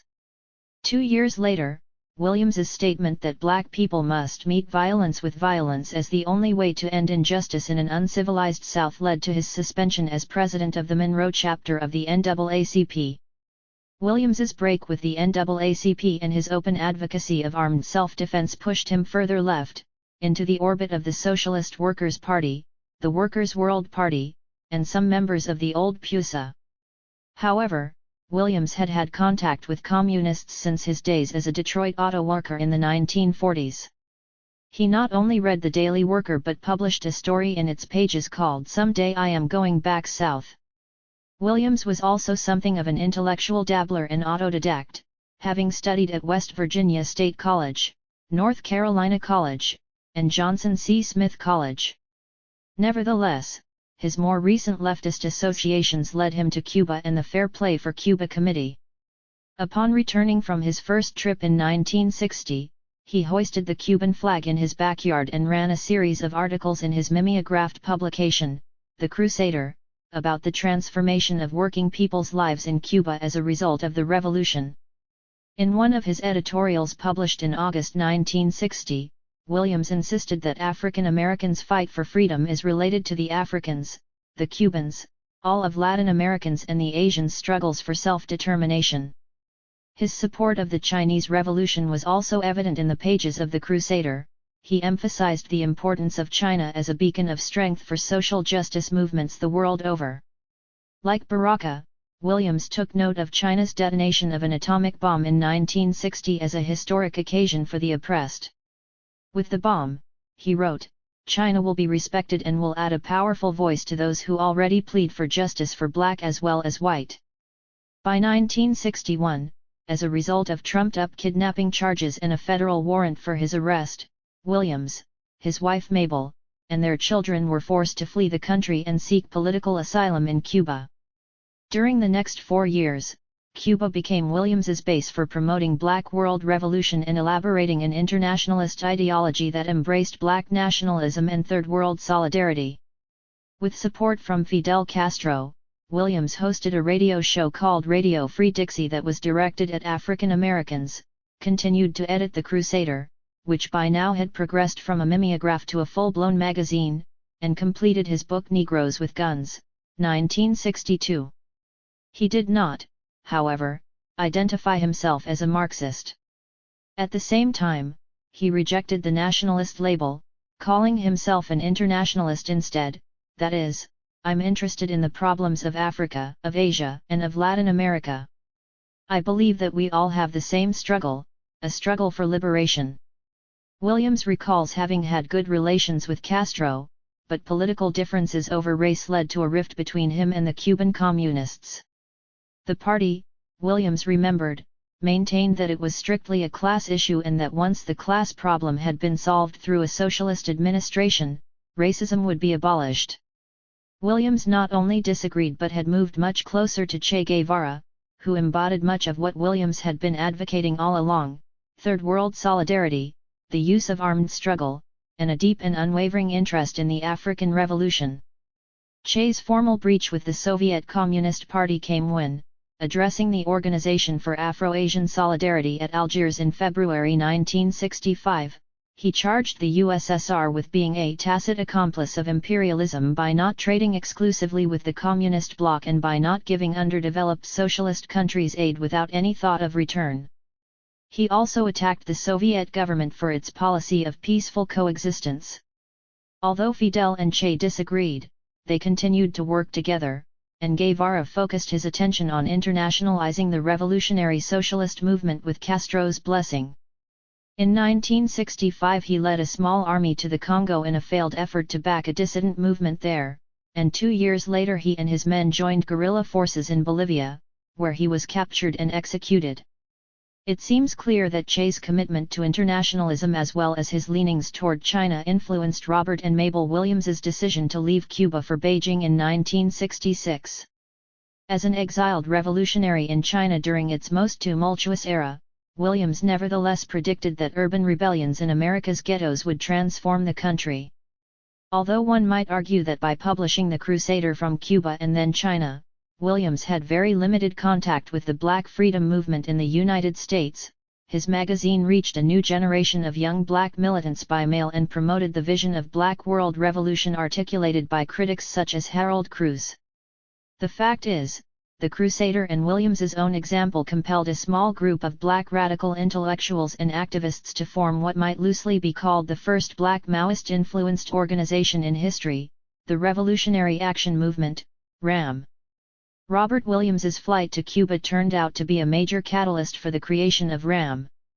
In Ohio around 1961, black members of the campus-based Students for a Democratic Society, SDS, as well as civil rights activists in SNCC and CORE, met in a small group to discuss the significance of Williams's work in Monroe and his subsequent exile. Led by Donald Freeman, a black student at Case Western Reserve University in Cleveland, the group's main core consisted of a newly formed organization made up of Central State College at Wilberforce students calling themselves Challenge. Members of Challenge were especially taken with Harold Cruz's 1962 essay Revolutionary Nationalism and the Afro-American, which was circulated widely among young black militants. In it he argued that black people in the United States were living under domestic colonialism and that their struggles must be seen as part of the worldwide anti-colonial movement. The failure of American Marxists, he wrote, to understand the bond between the Negro and the colonial peoples of the world has led to their failure to develop theories that would be of value to Negroes in the United States.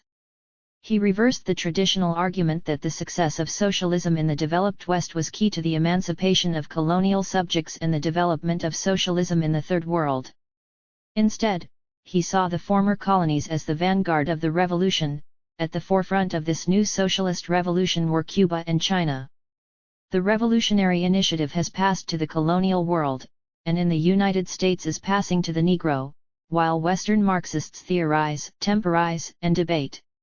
Inspired by Cruz's interpretation of domestic colonialism and the global importance of the black freedom struggle, Freeman hoped to turn Challenge into a revolutionary nationalist movement possessed of the discipline, organization, and pro-black ideology of the Nation of Islam, but one that would engage in sit-ins, marches, and various acts of civil disobedience.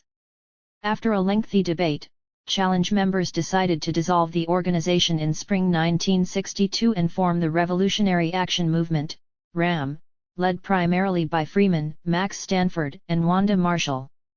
Initially, the group called themselves the Reform Action Movement so as not to alarm the administration, but once they decided to maintain RAM as a semi-underground organization, they changed the name and decided to become a small, select vanguard of the Black Liberation Movement. Freeman and RAM members in Cleveland continued to work publicly through the Afro-American Institute, an activist policy-oriented think tank formed in fall 1962. Under Freeman's directorship, its board, dubbed the Soul Circle, consisted of a small group of black men with ties to community organizations, labor and civil rights and student groups. Board members such as Henry Glover, Arthur Evans, Nate Bryant, and Hanif Wahab gave lectures on African history and politics and organized forums to debate the future of the civil rights movement, black participation in Cleveland politics, and the economic conditions of urban blacks. The institute even recruited the great drummer Max Roach to help organize a panel on the role of the black artist in the struggle for freedom. Institute members also used leaflets and pamphlets to influence black community thinking on a number of local and international issues. Addressed to whom it may concern, these short broadsides were intended to stimulate discussion and offer the black community positions on pressing topics such as elections, urban renewal, black economic subservience, the arms race, and the struggle in the South. Within a year, the Institute graduated from leafleting to a full-blown newsletter titled Afropinion. Through the Afro-American Institute, RAM members in Cleveland worked with core activists and other community organizers to demand improvements in hospital care for black patients and to protest the exclusion of African and Afro-American history from the public school curriculum. Their most important campaign of 1963 was the defense of Mae Mallory, a black woman who was being held in the county jail in Cleveland for her association with Robert Williams in Monroe, North Carolina. Soon after Williams's flight to Cuba, Mallory was arrested in Ohio and awaited extradition charges. The Institute and its allies, including the Nation of Islam in Cleveland, petitioned the governor of Ohio to revoke the warrant of extradition and organized a mass demonstration in front of the county jail demanding Mallory's immediate release. In Northern California, RAM grew primarily out of the Afro-American Association. Founded by Donald Worden in 1962, the Afro-American Association consisted of students from the University of California at Berkeley and Merritt College, many of whom, such as Leslie and Jim Lacey, Cedric Robinson, Ernest Allen, and Huey Newton, would go on to play important roles as radical activists and intellectuals. In Los Angeles, the president of the Afro-American Association was a young man named Ron Everett, who later changed his name to Ron Karenga and went on to found U.S. organization. The Afro-American Association quickly developed a reputation as a group of militant intellectuals willing to debate anyone. By challenging professors, debating groups such as the Young Socialist Alliance, and giving public lectures on black history and culture, these young men left a deep impression on fellow students as well as on the black community. In the East Bay, where the tradition of soapbox speakers had died in the 1930s, save individual campaigns guided by the communist-led Civil Rights Congress during the early 1950s, the Afro-American Association was walking and talking proof that a vibrant, highly visible militant intellectual culture could exist. Meanwhile, the Progressive Labor Movement, PL, had begun sponsoring trips to Cuba and recruited several radical black students in the East Bay to go along. Among them was Ernest Allen, a University of California at Berkeley transfer student from Merritt College who had been active in the Afro-American Association. A working-class kid from Oakland, Allen was part of a generation of black radicals whose dissatisfaction with the civil rights movement's strategy of nonviolent passive resistance drew them closer to Malcolm X and Third World liberation movements. Not surprisingly, through his trip to Cuba in 1964 he discovered RAM. Allen's travel companions included a contingent of black militants from Detroit, Luke Tripp, Charles, Mao, Johnson, Charles Simmons, and General Baker.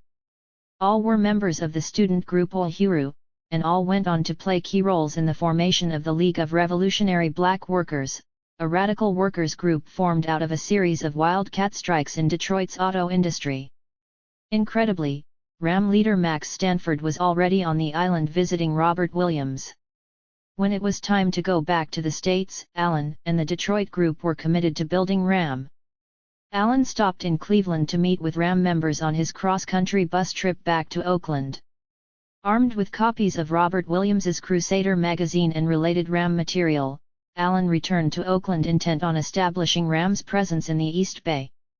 Never more than a handful of people, folks such as Isaac Moore, Ken Freeman, Mamadou Lumumba, Bobby Seale, future founder of the BPP, and Doug Allen, Ernie's brother, established a base at Merritt College through the Seoul Students Advisory Council.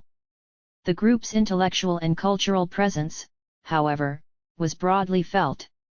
Allen, Freeman, and others founded a journal called Soulbook, the revolutionary journal of the Black world, which published prose and poetry that was best described as leftist black nationalist in orientation. Freeman, in particular, was highly respected among RAM activists and widely read. He constantly pushed his members to think about black struggle in a global context. The editors of Soulbook also developed ties with old left black radicals, most notably former communist Harry Haywood, whose work they published in an early issue.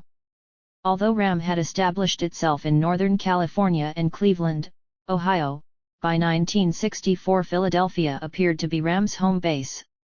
It was in Philadelphia, after all, that RAM maintained an open existence, operating under its own name rather than a variety of front organizations. The strength of the Philadelphia chapter has much to do with the fact that it was also the home of Max Stanford, RAM's national field chairman. From Philadelphia, RAM published a bi-monthly paper called Black America and a one-page newsletter called RAM Speaks, made plans to build a national movement oriented toward revolutionary nationalism, youth organizing, and armed self-defense, and recruited several Philadelphia activists to the group, including Ethel Johnson, who had also worked with Robert Williams in Monroe, Stan Daniels, and Playthell Benjamin.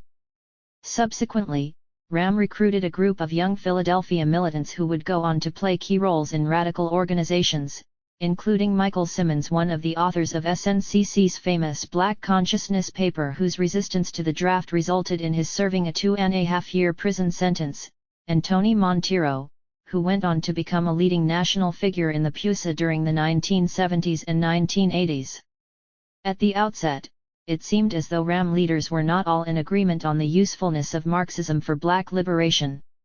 Indeed, circumstantial evidence suggests that the Philadelphia leadership was to the left of people like Worden in California and Freeman in Ohio. Freeman did call for collectively owned black enterprises in order to eliminate total subjugation to white capitalism, but he insisted that white socialists and Marxists do not possess the solutions to the ills of black America. Worden was even less ambivalent about black capitalism. We must develop our own planned businesses where efficiency, thrift, and sacrifice are stressed. The capital for such industries also is available from our own community, if it could be diverted from the consumption of alcohol, bleaching creams and preachers' Cadillacs. On the other hand, we cannot assume that Worden's position was representative of the entire California Association, for as Ernie Allen reminds us and the pages of Soulbook indicate, Worden's ideas were constantly challenged from the left. By the middle of 1964 and early 1965, the left wing of RAM had clearly won out. Under Max Stanford's leadership, RAM proclaimed its adherence to Marxism-Leninism Mao Zedong thought as it applied to the conditions of black people. They also claimed to be the first organization to advance the theory that the black liberation movement in the United States was part of the vanguard of the world socialist revolution. RAM's greater leftward turn can be attributed in part to its ideological mentors, who in some respects bridged 1930s and 1940s radicalism and the Black New Left. Besides Robert Williams, young RAM militants sought political guidance from a number of former black communists who had either been expelled for ultraleftism or bourgeois nationalism, or had bolted the party because of its revisionism. Among this group of elders were Harold Cruz, Harry Haywood, Abner Berry, and Queen Mother Audley Moore. Indeed, Moore would go on to become one of RAM's most important mentors on the East Coast, offering members training in black nationalist thought and Marxism. The Queen Mother's Philadelphia home, which she affectionately called Mount Addis Ababa, practically served as a school for a new generation of young black radicals. She founded the African American Party of National Liberation in 1963, which formed a provisional government and elected Robert Williams as premier in exile. RAM also turned to Detroit's legendary ex-Trotskyists James and Grace Lee Boggs, former comrades of C.L.R. James, whose Marxist and Pan-Africanist writings greatly influenced RAM members as well as other New Left activists. Another source of RAM's attraction to revolutionary Marxism was the urban uprisings that had just started to occur during summer 1964. Although inadequate housing, unemployment, Poor city services, poor schools, and a lack of black-owned businesses exacerbated conditions in urban ghettos. The catalyst for most of these rebellions was an act of police misconduct. Between 1964 and 1972, riots erupted in some 300 cities, involving close to 500,000 African Americans and resulting in 250 deaths, about 10,000 serious injuries, and millions of dollars in property damage. Police and the National Guard turned black neighborhoods into war zones, arresting at least 60,000 people and employing tanks, machine guns, and tear gas to pacify the community. Even before the riot wave, Ram militants had read Robert Williams's prophetic essay in the Crusader titled USA, The Potential of a Minority Revolution. His words were portentous: "This year, 1964, is going to be a violent one. The storm will reach hurricane proportions by 1965 and the eye of the hurricane will hover over America by 1966. America is a house on fire. Freedom now, or let it burn, let it burn. Praise the Lord and pass the ammunition." He described in detail what sorts of weapons black urban guerrillas should use, how to make homemade bombs and flamethrowers, and how to knock out communications systems. In a later installment of the same essay published almost 3 years later, Williams's directions for launching a ghetto rebellion were even more explicit. At times he sounded like the protagonist Freeman in Sam Greenlee's The Spook Who Sat by the Door, a novel and later film, about a former black CIA agent who used his training to turn gang members into a revolutionary army. He informed his readers how to squeeze a trigger, called for selective fires set over a wide area, and even suggested that brothers be sent to Africa for specialized training in the manufacture and use of the poisonous dart. Williams's ideas could be easily dismissed as the puerile rantings of an armchair adventurer, especially given his status as an expatriate living half a world away from the movement. But we must consider the context for advocating such strident acts of violence. African Americans had been victims of violence ever since their descendants arrived on these shores as property. Generations lived under mob rule, and even as Williams wrote these articles, black activists, and even some whites, were being brutally murdered for their efforts to bring about social justice and equality in the South. By 1964, the number of casualties in the Southern Freedom Movement was mounting, a growing list that included 4 girls ages 11 to 14. Addie Mae Collins, Denise McNair, Carol Robertson, and Cynthia Wesley were killed on September 15, 1963, by a bomb planted by white terrorists underneath Birmingham's 16th Street Baptist Church. In the summer of 1964 alone, during SNCC's Mississippi campaign to register voters, white terrorists bombed 30 black homes, burned 35 churches, beat at least 80 people, and murdered 6. No one was convicted. And, of course, Williams's own experience with the Klan in North Carolina directly informed his ideas about the need to meet violence with violence. While even the most liberal white sympathizers suffered from historical amnesia when it came to the history of racist violence, African Americans of Williams's generation had heard stories of the mob attacks on black communities, from the Wilmington, North Carolina, massacre in 1898 to the bombing of the Tulsa, Oklahoma, Black Business District in 1921. In July 1917 in East St. Louis, Illinois, for example, white mobs, including police and local militias, slaughtered black residents who they believed were taking white jobs. They drove through the black community shooting indiscriminately from their cars. When the smoke cleared, at least 150 black residents had been shot, burned, hanged, or maimed for life, and about 6,000 were driven from their homes. 39 black people lost their lives, including small children whose skulls were crushed or who were tossed into bonfires. As was characteristic of nearly all white mob violence before the civil rights era, no one was punished for these crimes. The same can be said for state-sanctioned violence in the form of homicides and beatings at the hands of police. As incidents of lynching and mob violence declined, police brutality cases involving black victims rose dramatically. A study conducted by the Department of Justice found that in the 18-month period from January 1958 to June 1960, 34% of all reported victims of police brutality were black. Given the history and current reality of racist violence in America, we should not be surprised that RAM leaders echoed Williams's calls for armed insurrection and drew inspiration and ideas directly from his theory of guerrilla warfare in the urban United States, even if they never tried to carry them out. It should be clear that RAM members never attempted to implement Williams's military strategies, and they never engaged police or anyone else in an armed confrontation. They only wrote about it. In print, at least, RAM's official position was that a guerrilla war was not only possible but could be won in 90 days. The combination of mass chaos and revolutionary discipline was the key to victory. The fall 1964 issue of Black America predicted Armageddon. Black men and women in the armed forces will defect and come over to join the Black Liberation Forces. Whites who claim they want to help the revolution will be sent into the white communities to divide them, fight the fascists and frustrate the efforts of the counter-revolutionary forces. Chaos will be everywhere, and with the breakdown of mass communications, mutiny will occur in great numbers in all facets of the oppressor's government.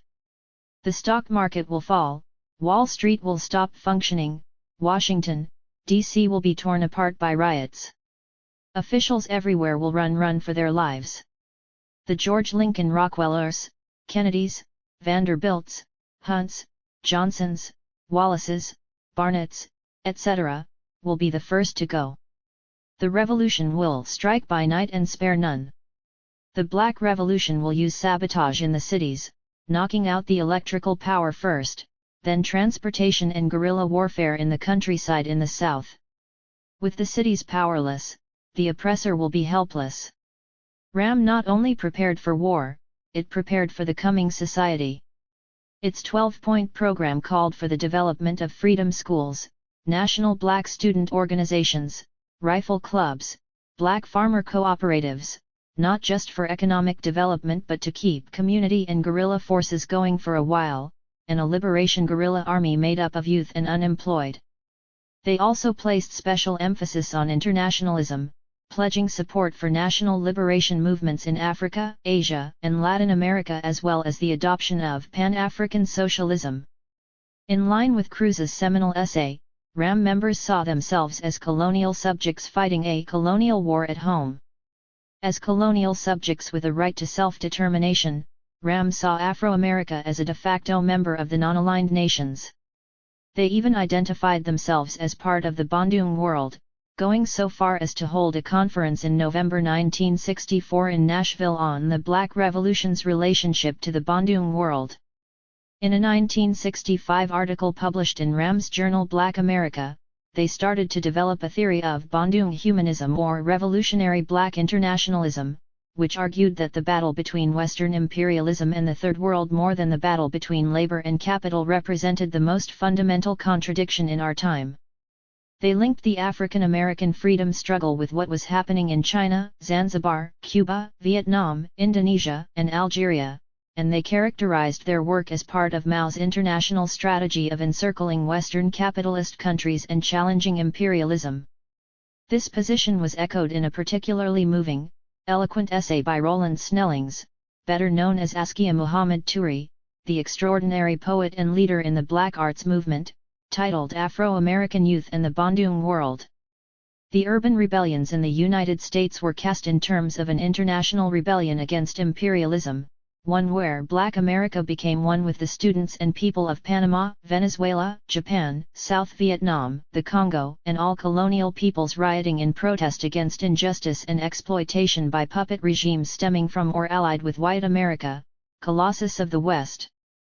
These rebellions were not tragedies but celebrations, temporarily freed spaces akin to liberated zones in which the oppressed are dancing in the streets. After 1966, the term Bandung humanism was dropped entirely and replaced with Black internationalism. Precisely what Black internationalism meant was laid out in an incredibly bold 36-page pamphlet published by RAM in 1966 titled The World Black Revolution. Echoing the Communist Manifesto, its opening line was "All over Africa, Asia, South, Afro and Central America a revolution is haunting and sweeping, the the pamphlet identified strongly with China against both the capitalist West and the Soviet Empire. The emergence of revolutionary China began to polarize caste and class contradictions within the world, in both the bourgeoisie Sikh imperialist camp and also in the European bourgeois communist socialist camp. In other words, China was the wedge that sharpened contradictions between colonial peoples and the West. Rejecting the idea that socialist revolution would arise in the developed countries of the West, Ram insisted that the only true revolutionary solution was the dictatorship of the world by the black underclass through World Black Revolution. Of course, Ram wasn't working from today's definitions. It used underclass to encompass all peoples of color in Asia, Latin America, Africa, and elsewhere. The black underclass was merely a synonym for the colonial world. To coordinate this revolution, Ram called for the creation of a black international as well as a People's Liberation Army on a world scale. Although Mao's thought loomed large in the World Black Revolution, much of the document reflects original thinking on the part of Ram members. They also drew from a wellspring of black radical thought. W.E.B. Du Bois' pronouncement that the problem of the 20th century was the problem of the color line undergirded much of their argument. And just as Du Bois argued in his magisterial book Black Reconstruction in America, Ram maintained the position that the problem of the color line lay at the heart of class struggle on a world scale.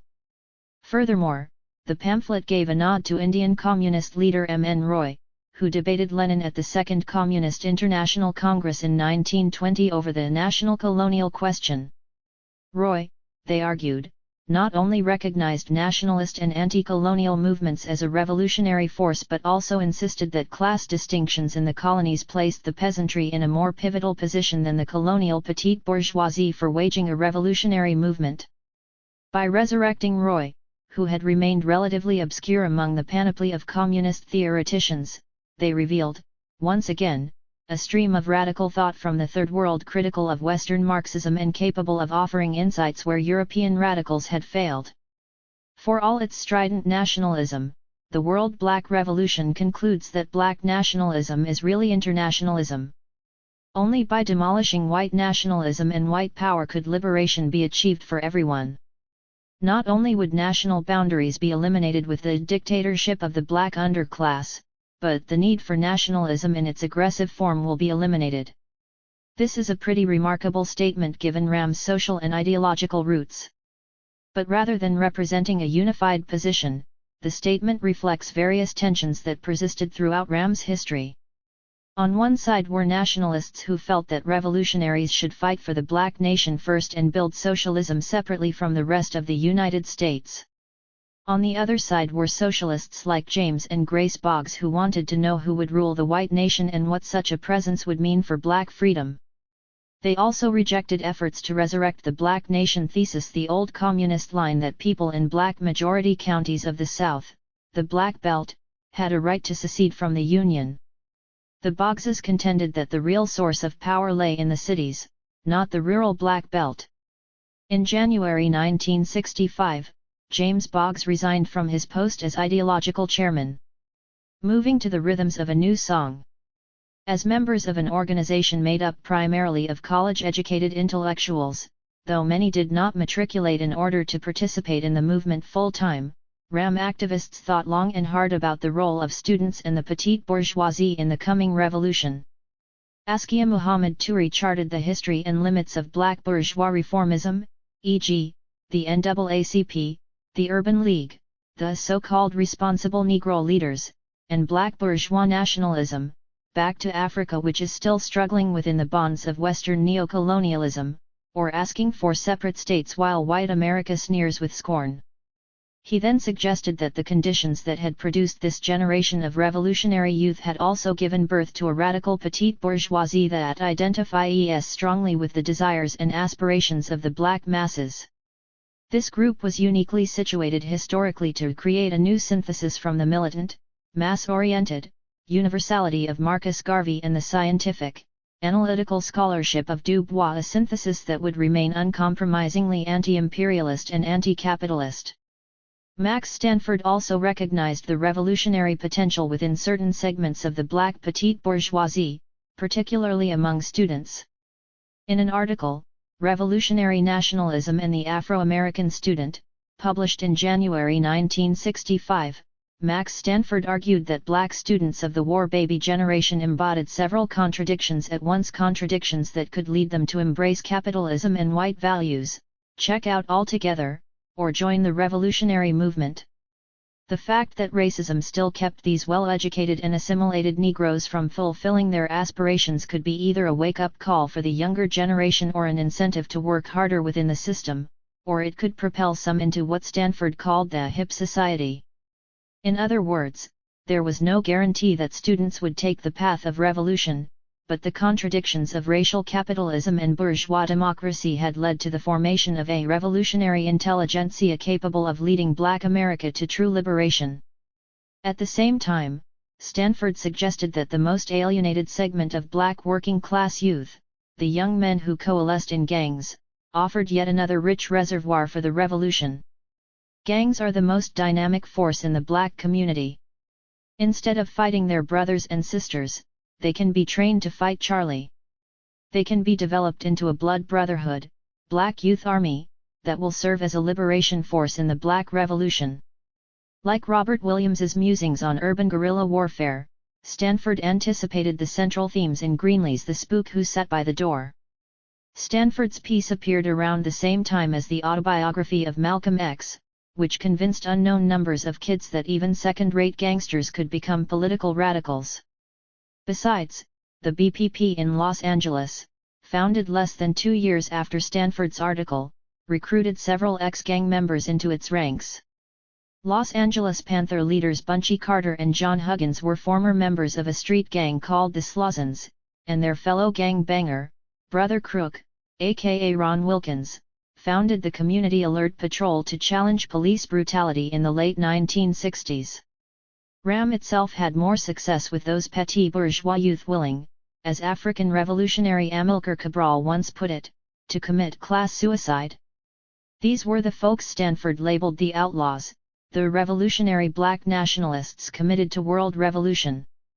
In May 1964, dozens of these outlaws came together at the first Afro-American Student Conference on Black Nationalism on Fisk University's campus. The conference was significant, in part because it occurred before Malcolm X's address to civil rights activists in Selma, an event often regarded a turning point in winning many young Southerners over to Black nationalism.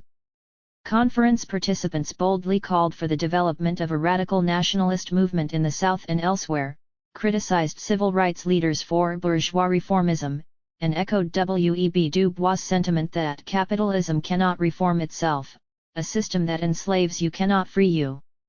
A handful of Africans were also in attendance, including one young scholar who presented a paper on Pan-Africanism and called on Black Americans to support the overthrow of neo-colonialist puppet regimes and the development of a socialist Africa.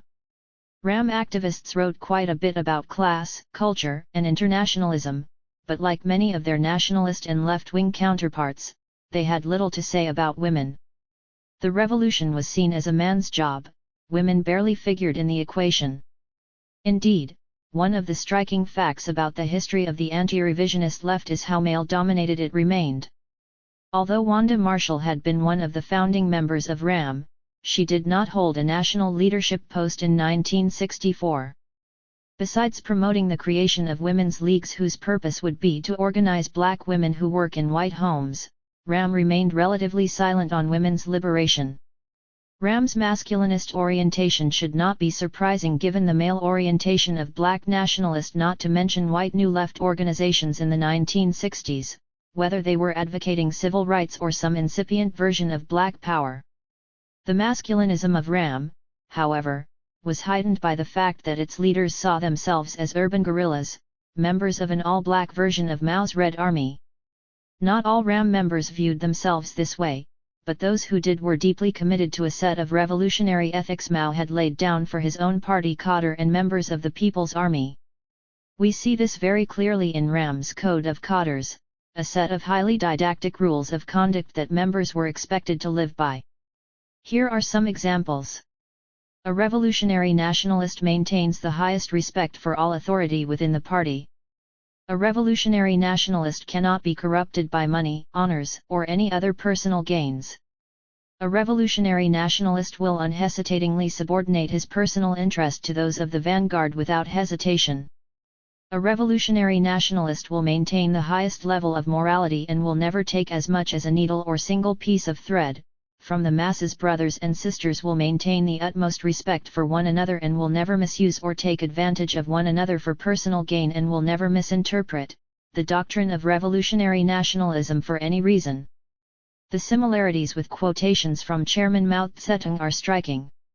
The last example comes straight out of Mao's three main rules of discipline, which urges cadres to not take a single needle or piece of thread from the masses. Selflessness and total commitment to the masses is another theme that dominates quotations. Again, the comparisons are noteworthy. At no time and in no circumstances, says Mao, should a communist place his personal interests first, he should subordinate them to the interests of the nation and of the masses. Hence, selfishness, slacking, corruption, seeking the limelight, and so on are most contemptible, while selflessness, working with all one's energy, wholehearted devotion to public duty, and quiet hard work will command respect. Ram's emphasis on revolutionary ethics and moral transformation, in theory at least, resonated with black religious traditions, and like the Nation of Islam, they preached self-restraint, order, and discipline. It's quite possible that, in the midst of a counterculture that embodied elements of hedonism and drug use, a new wave of student and working-class radicals found Maoist ethics attractive. Max Stanford offered a withering critique of what he called the hip society, black youth caught between ghetto realities and white aspirations. Although these contradictions in black youth culture were produced by frustration and alienation, he characterized their world as hedonistic and built on extreme pleasure-seeking.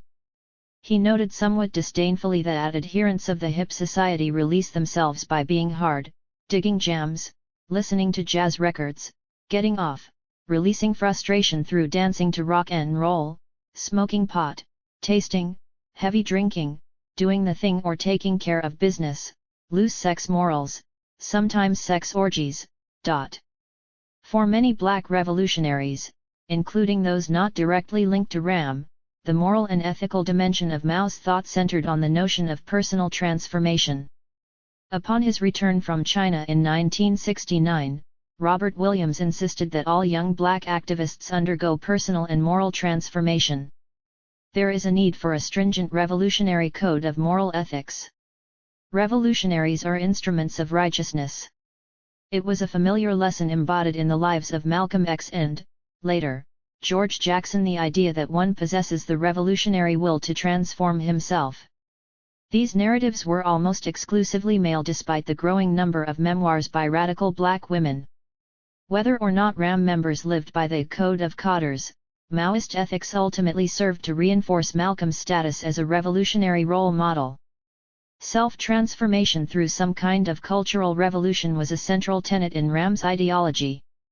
As early as 1964, during the Nationalist Student Conference at Fisk University, activists in RAM agreed that a fundamental cultural revolution or re-Africanization of black people in America was a prerequisite for a genuine black revolution. They spoke of re-Africanization in terms of a rejection of Western materialism in favor of an essential African communalism, humanism, and spiritualism that, many insisted, was intrinsic to traditional African society. Of course, the effort to re-Africanize, at least in the post-World War II period, predates RAM. Black women singers such as Abbey Lincoln, Odetta, and Nina Simone not only began wearing short afros or naturals during the early 1960s but also identified with the African liberation movement and the African American cultural interest in Africa through the formation of groups such as the American Society of African Culture, AMSAC. Even Ebony, Jet, and Sepia magazines were covering Africa, and African publications such as Drum were being read by black people in the states who could get their hands on them.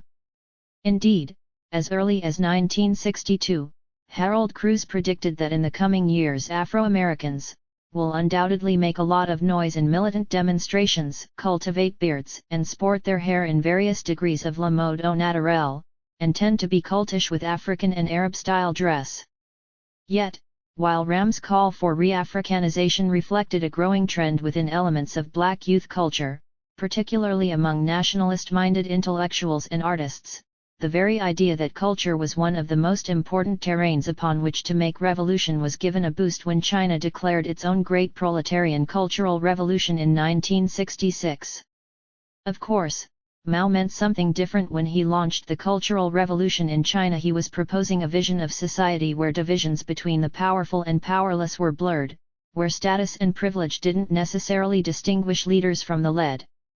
Thus, while Mao's call for a cultural revolution meant getting rid of the vestiges, cultural and otherwise, of the old order, black radicals like Robert Williams, now publishing The Crusader from China, was talking about purging black culture of a slave mentality. Less than a year into the Cultural Revolution, Robert Williams published an article in The Crusader titled Reconstitute Afro-American Art to Remold Black Souls, which was widely circulated among RAM members. Williams's essay sought to build on the idea rather than the ideology of the Cultural Revolution. He called on black artists to cast off the shackles of the old traditions and make art only in the service of revolution. Likewise, an internal RAM document circulated in 1967, titled Some Questions Concerning the Present Period, called for a full-scale black cultural revolution in the United States whose purpose would be to destroy the conditioned white oppressive mores, attitudes, ways, customs, philosophies, habits, etc., which the oppressor has taught and trained us to have. This means on a mass scale a new revolutionary culture. It also meant an end to processed hair, skin lighteners, and other symbols of parroting the dominant culture. Indeed, the revolution targeted not only assimilated bourgeois Negroes but also their accomplices, barbers and beauticians. A universal dream that haunts their wretched nights. After RAM had spent years as an underground organization, the mainstream press published a series of exposes, including a particularly inflammatory piece in Life magazine that identified RAM as one of the leading extremist groups plotting a war on Whitey. The Peking-backed group was not only considered armed and dangerous, but also impressively well read in revolutionary literature from Marat and Lenin to Mao, Che Guevara, and Frantz Fanon. The Harlem branch of the Progressive Labor Party responded to the articles with a pamphlet titled The Plot Against Black America, which argued that China was not financing revolution, but only setting a revolutionary example by its staunch anti-imperialism. The real causes of black rebellion, they insisted, could be found in the conditions of ghetto life. Not surprisingly, these highly publicized articles were followed by a series of police raids on the homes of RAM members in Philadelphia and New York City. In June 1967, RAM members were rounded up and charged with an alleged conspiracy to instigate a riot, poison police officers with potassium cyanide, and assassinate Roy Wilkins, secretary of the NAACP, and Whitney Young, head of the National Urban League. The charges had no basis and were subsequently dropped. A year later, under the repressive atmosphere of the FBI's counterintelligence program, COINTELPRO, RAM transformed itself into the Black Liberation Party, or the African American Party of National Liberation. By 1969, RAM had pretty much dissolved itself, though its members opted to melt back into the community and infiltrate existing black organizations, continue to push the 12-point program, and develop study groups that focused on the science of black internationalism, and the thought of Chairman Robert Williams. On the move like never before in human history. It is ironic that RAM's demise coincided with the Cultural Revolution in China. In 1966, when Mao initiated the Cultural Revolution, police repression had driven most RAM members even further underground. And yet it was the Cultural Revolution that seemed to have the most direct impact on black radical movements in the United States. We know with hindsight that millions of people were jailed, beaten, and killed in the name of the Cultural Revolution. Inside China itself, it hardly constituted a bright moment in socialist history. But to the outside world at the time, among radicals at least, it projected a vision of society where divisions between those with power and those without no longer exist, where society can truly be called egalitarian. Hierarchies in the party and in the Red Army were ostensibly eliminated. Criticism and self-criticism were encouraged as long as they coincided with Mao Zedong's thought. Communists suspected of supporting a capitalist road were brought to trial. Bourgeois intellectuals in the academy and government were expected to perform manual labor, to work among the people as a way of breaking down social hierarchies. And all vestiges of the old order were to be eliminated. The youth, now the vanguard, attacked tradition with a vengeance and sought to create new cultural forms to promote the revolution. The people of China were now called on to educate themselves. The Cultural Revolution intensified the constituent elements of Maoism, the idea of constant rebellion and conflict, the concept of the centrality of people over economic laws or productive forces, the notion of revolutionary morality. Socialists Paul Sweezy and Leo Huberman, editors of the U.S. independent socialist journal Monthly Review, recognized the huge implications such a revolution had for the urban poor in the United States. Just imagine what would happen in the United States if a president were to invite the poor in this country, with special emphasis on the blacks in the urban ghettos, to win the war on poverty for themselves, promising them the protection of the army against reprisals. Of course, the United States is not a socialist country and never pretended to be, and despite a somewhat sympathetic President Lyndon Johnson, black people in this country were not regarded by the state as the people. Their problems were a drain on society, and their ungrateful riots and the proliferation of revolutionary organizations did not elicit much sympathy for the black poor. For many in the New Left, African Americans were not only the people but the most revolutionary sector of the working class. The Cultural Revolution's emphasis on eliminating hierarchies and empowering the oppressed reinforced the idea that black liberation lay at the heart of the new American Revolution. Mao Zedong himself gave credence to this view in his widely circulated April 1968 statement in support of the Afro-American struggle against violent repression. The statement was delivered during a massive demonstration in China protesting the assassination of Dr. Martin Luther King Jr., at which Robert Williams and Vicky Garvin were among the featured speakers. According to Garvin, at least, millions of Chinese demonstrators marched in the pouring rain to denounce American racism.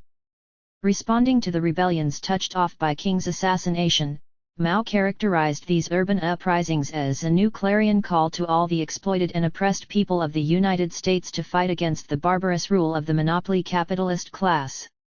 Even more than the 1963 statement, Mao's words endowed the urban riots with historic importance in the world of revolutionary upheaval. His statement, as well as the general logic of Lin Biao's theory of the new democratic revolution, justified support for black nationalist movements and their right of self-determination.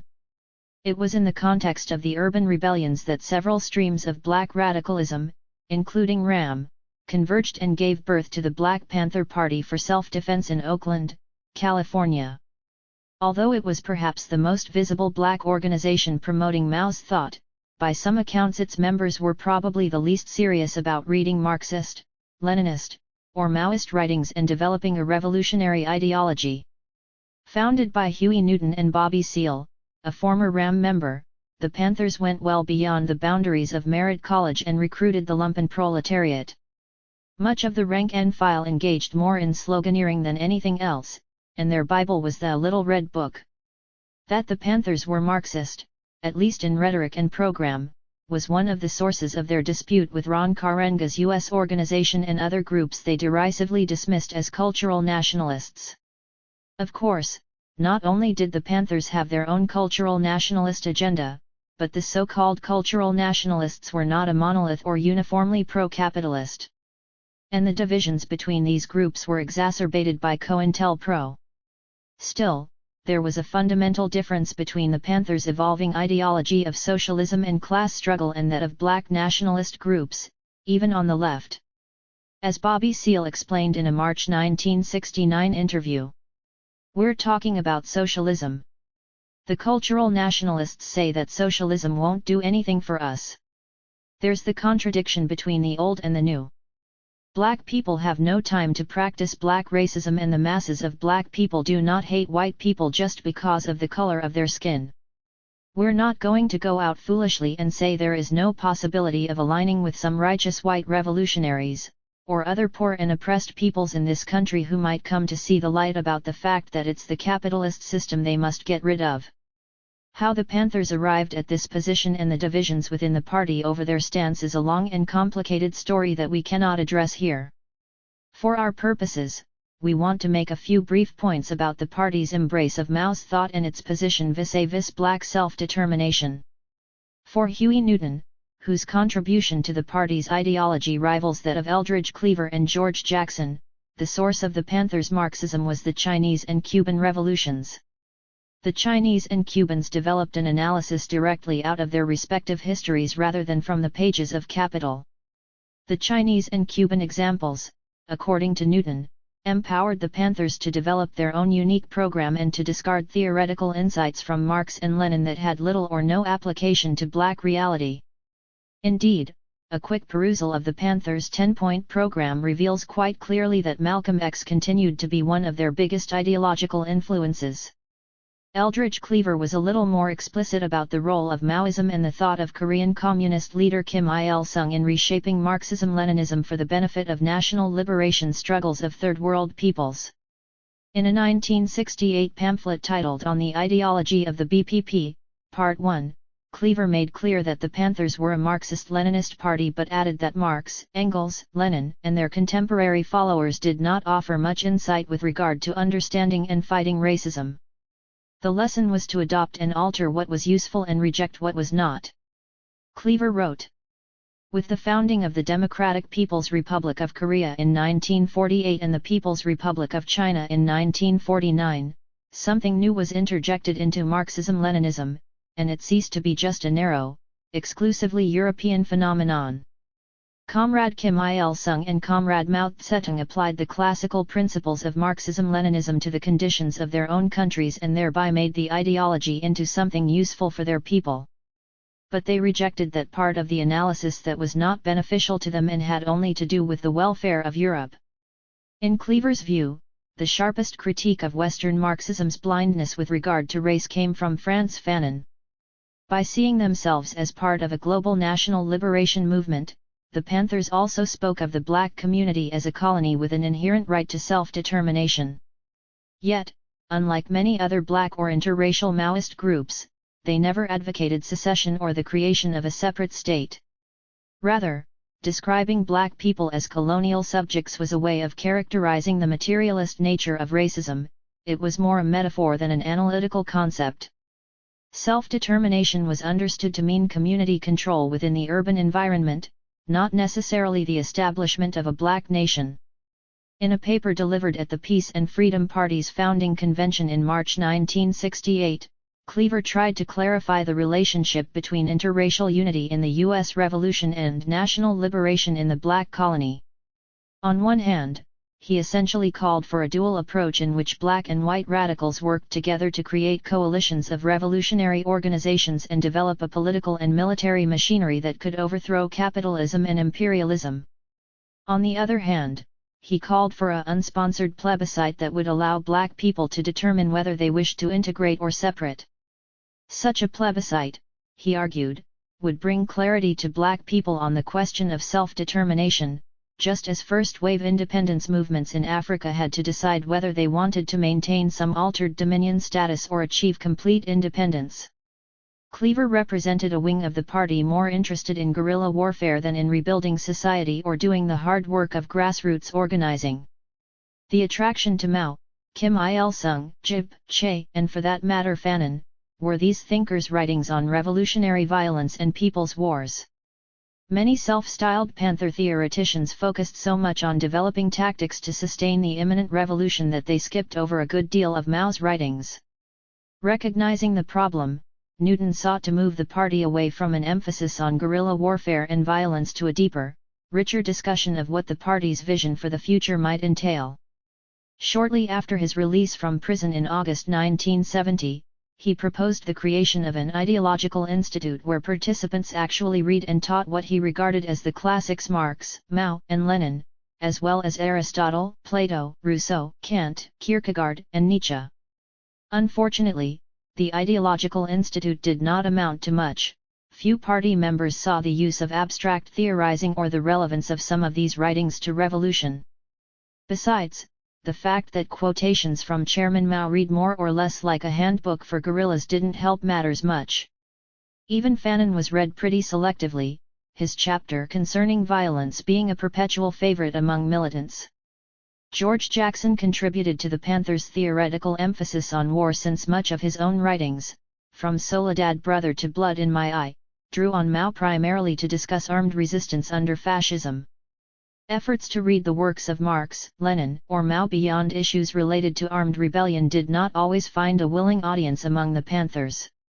Sid Lamel, then a radical activist at California State University at Los Angeles, recalls being in contact with a few Panthers who had joined a study group sponsored by the California Communist League. The reading, which included Mao's 4 essays on philosophy and lengthy passages from Lenin's selected works, turned out to be too much, and they eventually left the group amid a stormy debate.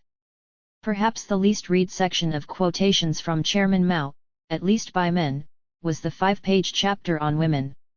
In an age when the metaphors for black liberation were increasingly masculinized and black movement leaders not only ignored but perpetuated gender oppression, even the most Marxist of the black nationalist movements belittled the woman question. The BPP was certainly no exception. Indeed, it was during the same historic meeting of the SDS in 1969, where the Panthers invoked Marx, Lenin, and Mao to expel the Progressive Labour Party, PLP, for its position on the national question, that Panther Minister of Information Rufus Walls gave his infamous speech about the need to have women in the movement because they possessed pussy power. Clearly a vernacular takeoff on Mao's line that China's women are a vast reserve of labor power that should be tapped in the struggle to build a great socialist country. Walls's statement turned out to be a profoundly anti-feminist defense of women's participation. While China's own history on the woman question is pretty dismal, Mao's dictum that women hold up half the sky, as well as his brief writings on women's equality and participation in the revolutionary process, endowed women's liberation with some revolutionary legitimacy on the left. Of course, Maoism didn't make the movement.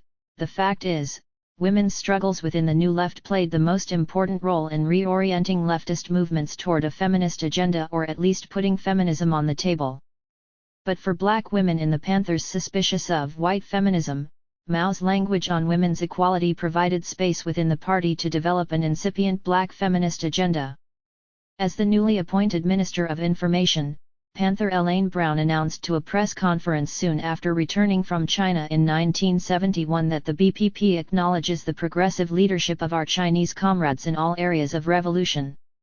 Specifically, we embrace China's correct recognition of the proper status of women as equal to that of men. Even beyond the rhetoric, black women Panthers such as Lynn French, Kathleen Cleaver, Erica Huggins, Akua Njer, and Asada Shakur, formerly Joanne Chisimard, sustained the tradition of carving out free spaces within existing male-dominated organizations in order to challenge the multiple forms of exploitation that black working-class women faced daily. Through the Panthers' free breakfast and educational programs, for example, black women devised strategies that, in varying degrees, challenged capitalism, racism, and patriarchy.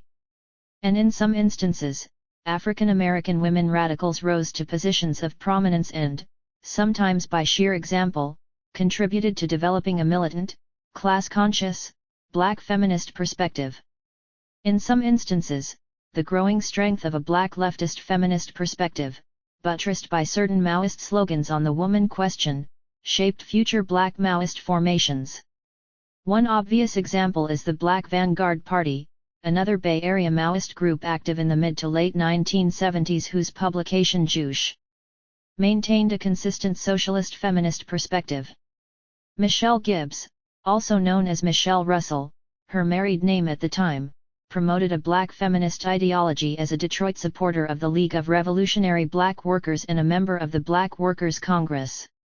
A red diaper baby whose father, Ted Gibbs, fought in the Spanish Civil War and who grew up in a household where Paul Robeson and artist Elizabeth Catlett were occasional guests. Gibbs's black socialist feminist perspective flowed from her political experience, from the writings of black feminist writers, and from a panoply of radical thinkers ranging from Malcolm, Fanon, and Amilcar Cabral to Marx, Lenin, and Mao. Conversely, the predominantly white radical feminist organization Red Stockings was not only influenced by Mao's writings but modeled itself somewhat on the Black Power movement, particularly on the movement's separatist strategies and identification with the Third World.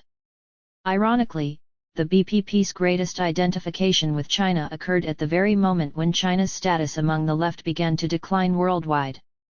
Mao's willingness to host President Nixon and China's support of the repressive governments of Pakistan and Sri Lanka left many Maoists in the United States and elsewhere disillusioned.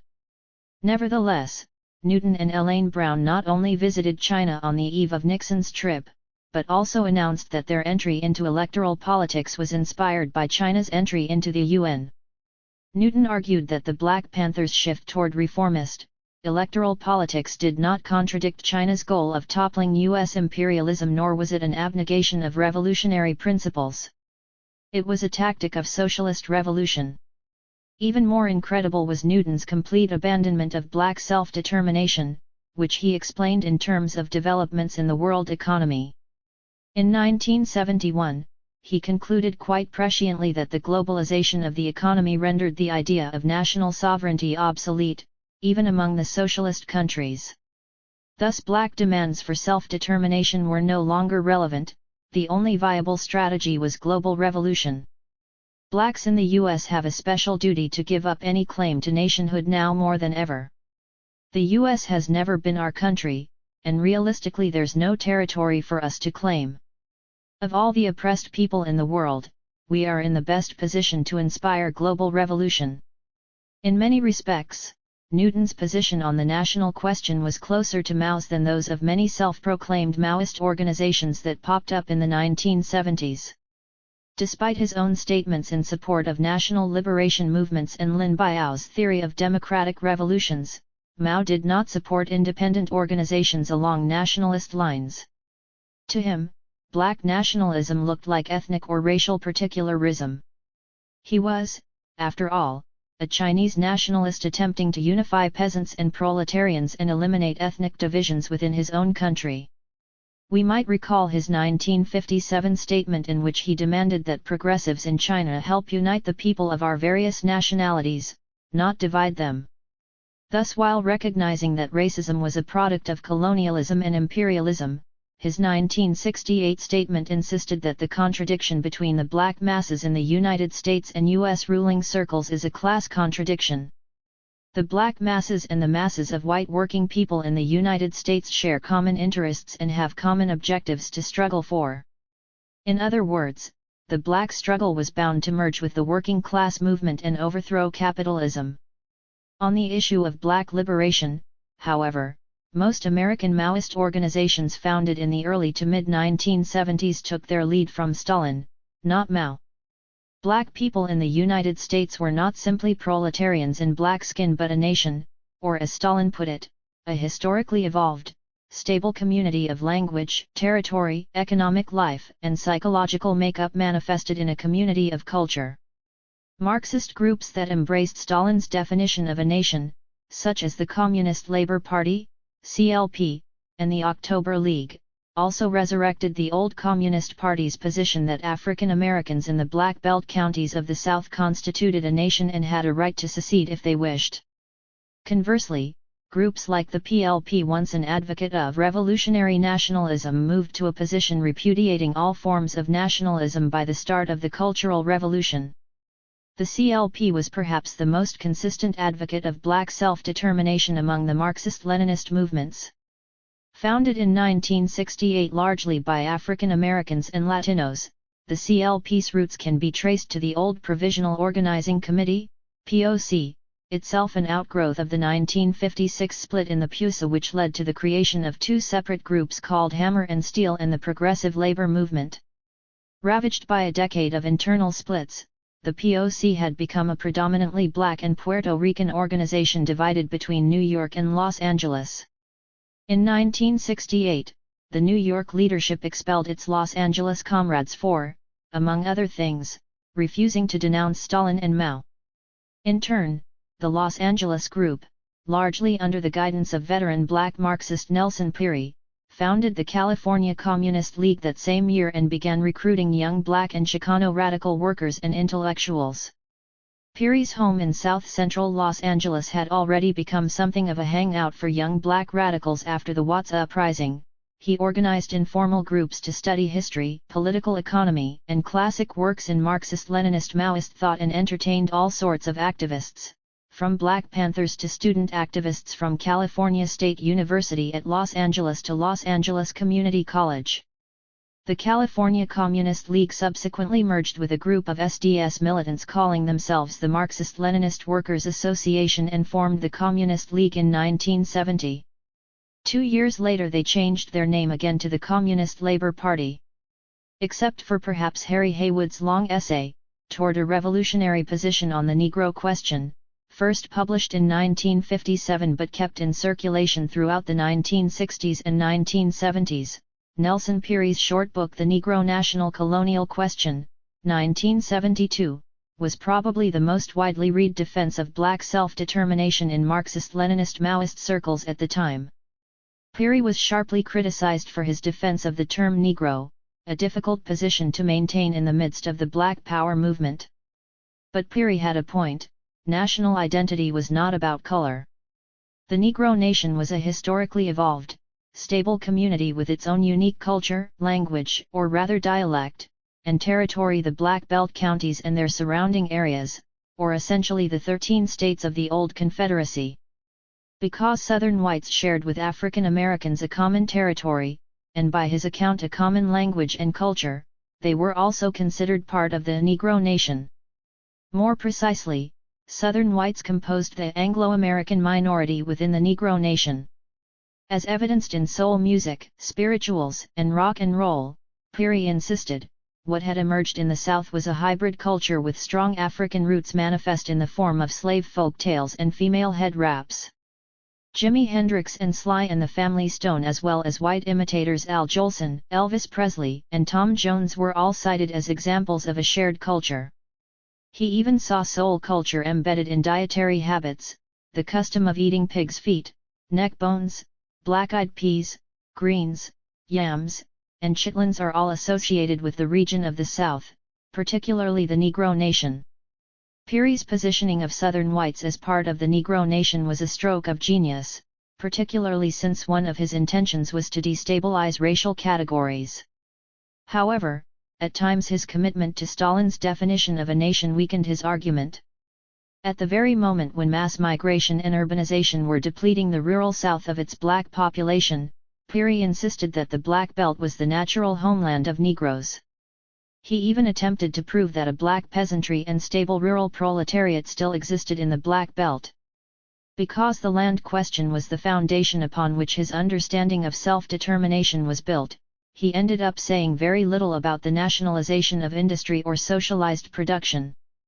Thus he could write in 1972, "The Negro national colonial question can only be solved by a return of the land to the people who have toiled over it for centuries.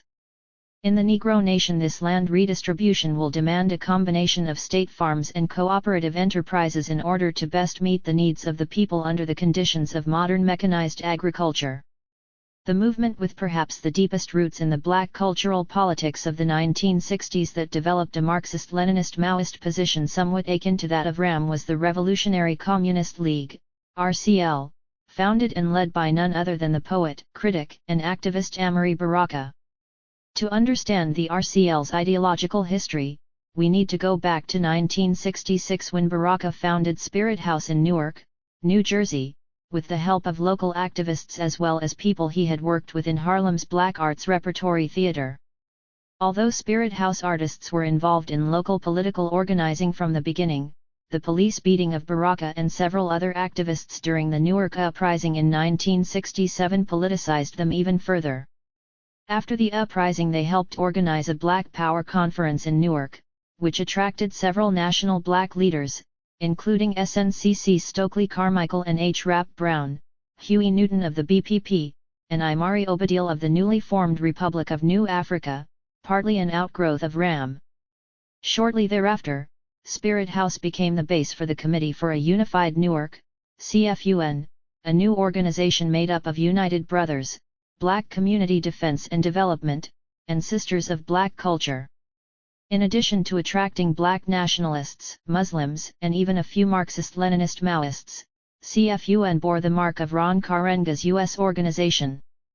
CFUN adopted Karenga's version of cultural nationalism and worked closely with him. Although tensions arose between Karenga and some of the Newark activists over his treatment of women and the overly centralized leadership structure CFUN had imported from U.S. organization, the movement continued to grow. In 1970, Barack renamed CFUN the Congress of African Peoples, CAP, transformed it into a national organization, and at its founding convention broke with Karenga. CAP leaders sharply criticized Karenga's cultural nationalism and passed resolutions that reflected a turn to the left, including a proposal to raise funds to help build the Tanzania-Zambia Railroad. There are several sources for Baraka's left turn during this period. One has to do with the painful lesson he learned about the limitations of black petty bourgeois politicians. After playing a pivotal role in the 1970 election of Kenneth Gibson, Newark's first black mayor, Baraka witnessed an increase in police repression, including attacks on CAP demonstrators, and Gibson's failure to deliver what he had promised the African American community. Feeling betrayed and disillusioned, Baraka broke with Gibson in 1974, though he did not give up entirely on the electoral process. His role in organizing the first national black political assembly in 1972 reinforced in his mind the power of black independent politics and the potential strength of a black united front. One source of Baraka's left turn was CLP East Coast Regional Coordinator William Watkins. Harlem-born and raised, Watkins was among a group of radical black students at California State University at Los Angeles who helped found the Communist League. In 1974 he got to know Baraka, who was trying to find someone to advance his understanding of Marxism-Leninism. "We'd spend hours in his office," Watkins recalled, discussing the basics like surplus value. For about 3 months, Baraka met with Watkins regularly. Watkins taught him the fundamentals of political economy and tried to expose the limitations of cultural nationalism. These meetings certainly influenced Baraka's leftward turn, but when Watkins and Nelson Peary asked Baraka to join the CLP, he refused. Although he had come to appreciate Marxism-Leninism-Maoism, he wasn't ready to join a multiracial organization. The black struggle was first and foremost. It is fitting that the most important source of Baraka's radicalization came out of Africa. Just as Baraka's first left turn after 1960 was spurred on by the Cuban Revolution, the struggle in southern Africa prompted his post-1970 turn to the left. The key event was the creation of the African Liberation Support Committee, ALSC, in 1971. It originated with a group of black nationalists led by Owusu Sedakai, director of Malcolm X Liberation University in Greensboro, North Carolina, who traveled to Mozambique under the aegis of Frelimo, the Front for the Liberation of Mozambique.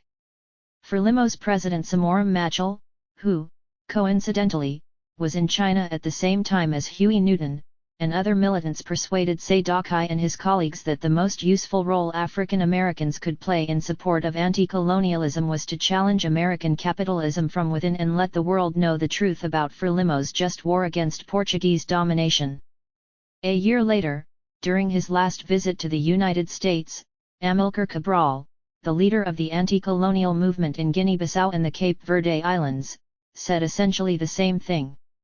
Moreover, Cabral and Machel represented explicitly Marxist movements.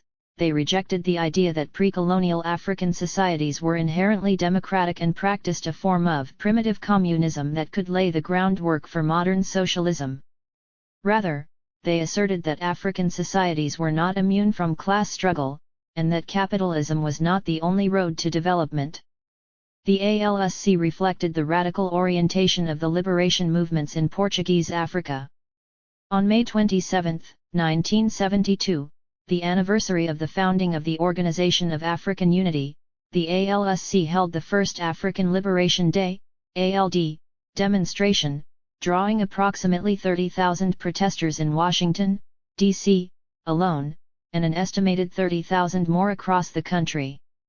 The ALD Coordinating Committee consisted of representatives from several nationalist and black leftist organizations, including the Youth Organization for Black Unity, YOBU, the All-African People's Revolutionary Party, APRP, headed by Stokely Carmichael, Quaime, the Pan-African People's Organization, and the Maoist-influenced Black Workers' Congress, BWC. Because the ALSC brought together such a broad range of black activists, it became an arena for debate over the creation of a black radical agenda. While most ALSC organizers were actively anti-imperialist, the number of black Marxists in leadership positions turned out to be a point of contention. Aside from Sadokai, who would go on to play a major role in the Maoist-oriented Revolutionary Workers' League, RWL, the ALSC's main leaders included Nelson Johnson, future leader in the Communist Workers' Party, and Abdul Al-Kalimat, a brilliant writer and founding member of the RWL. As early as 1973, splits occurred within the ALSC over the role of Marxists, though when the dust settled a year later, Marxists from the RWL, the BWC, the Revolutionary Workers' Congress, an offshoot of the BWC, CAP, and the Workers' Viewpoint Organization, precursor to the Communist Workers' Party, remained in the organization. Unfortunately, internal squabbling and sectarianism proved too much for the ALSC to handle. Chinese foreign policy struck the final blow, its support for the National Union for the Total Independence of Angola, UNITA, during the 1975 Angolan Civil War, and Vice Premier Lee Zionyan's suggestion that dialogue with white South Africa was better than armed insurrection, placed black Maoists in the ALSC in a difficult position. Within 3 years the ALSC had utterly collapsed, bringing to an inauspicious close perhaps the most dynamic anti-imperialist organization of the decade. Nevertheless, Baraka's experience in the ALSC profoundly altered his thinking. As he recalls in his autobiography, by the time of the first African Liberation Day demonstration in 1972, he was going left. I was reading Nkrumah and Cabral and Mao. Within 2 years he was calling on CAP members to examine the international revolutionary experience, namely the Russian and Chinese revolutions, and integrate it with the practice of the African Revolution.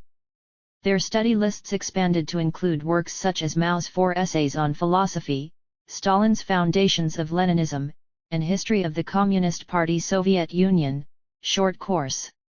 By 1976, CAP had dispensed with all vestiges of nationalism, changed its name to the Revolutionary Communist League, RCL, and sought to remake itself into a multiracial Marxist-Leninist Maoist movement. Perhaps as a way to establish its ideological moorings as an anti-revisionist movement, the RCL followed in the noble tradition of resurrecting the Black Belt thesis.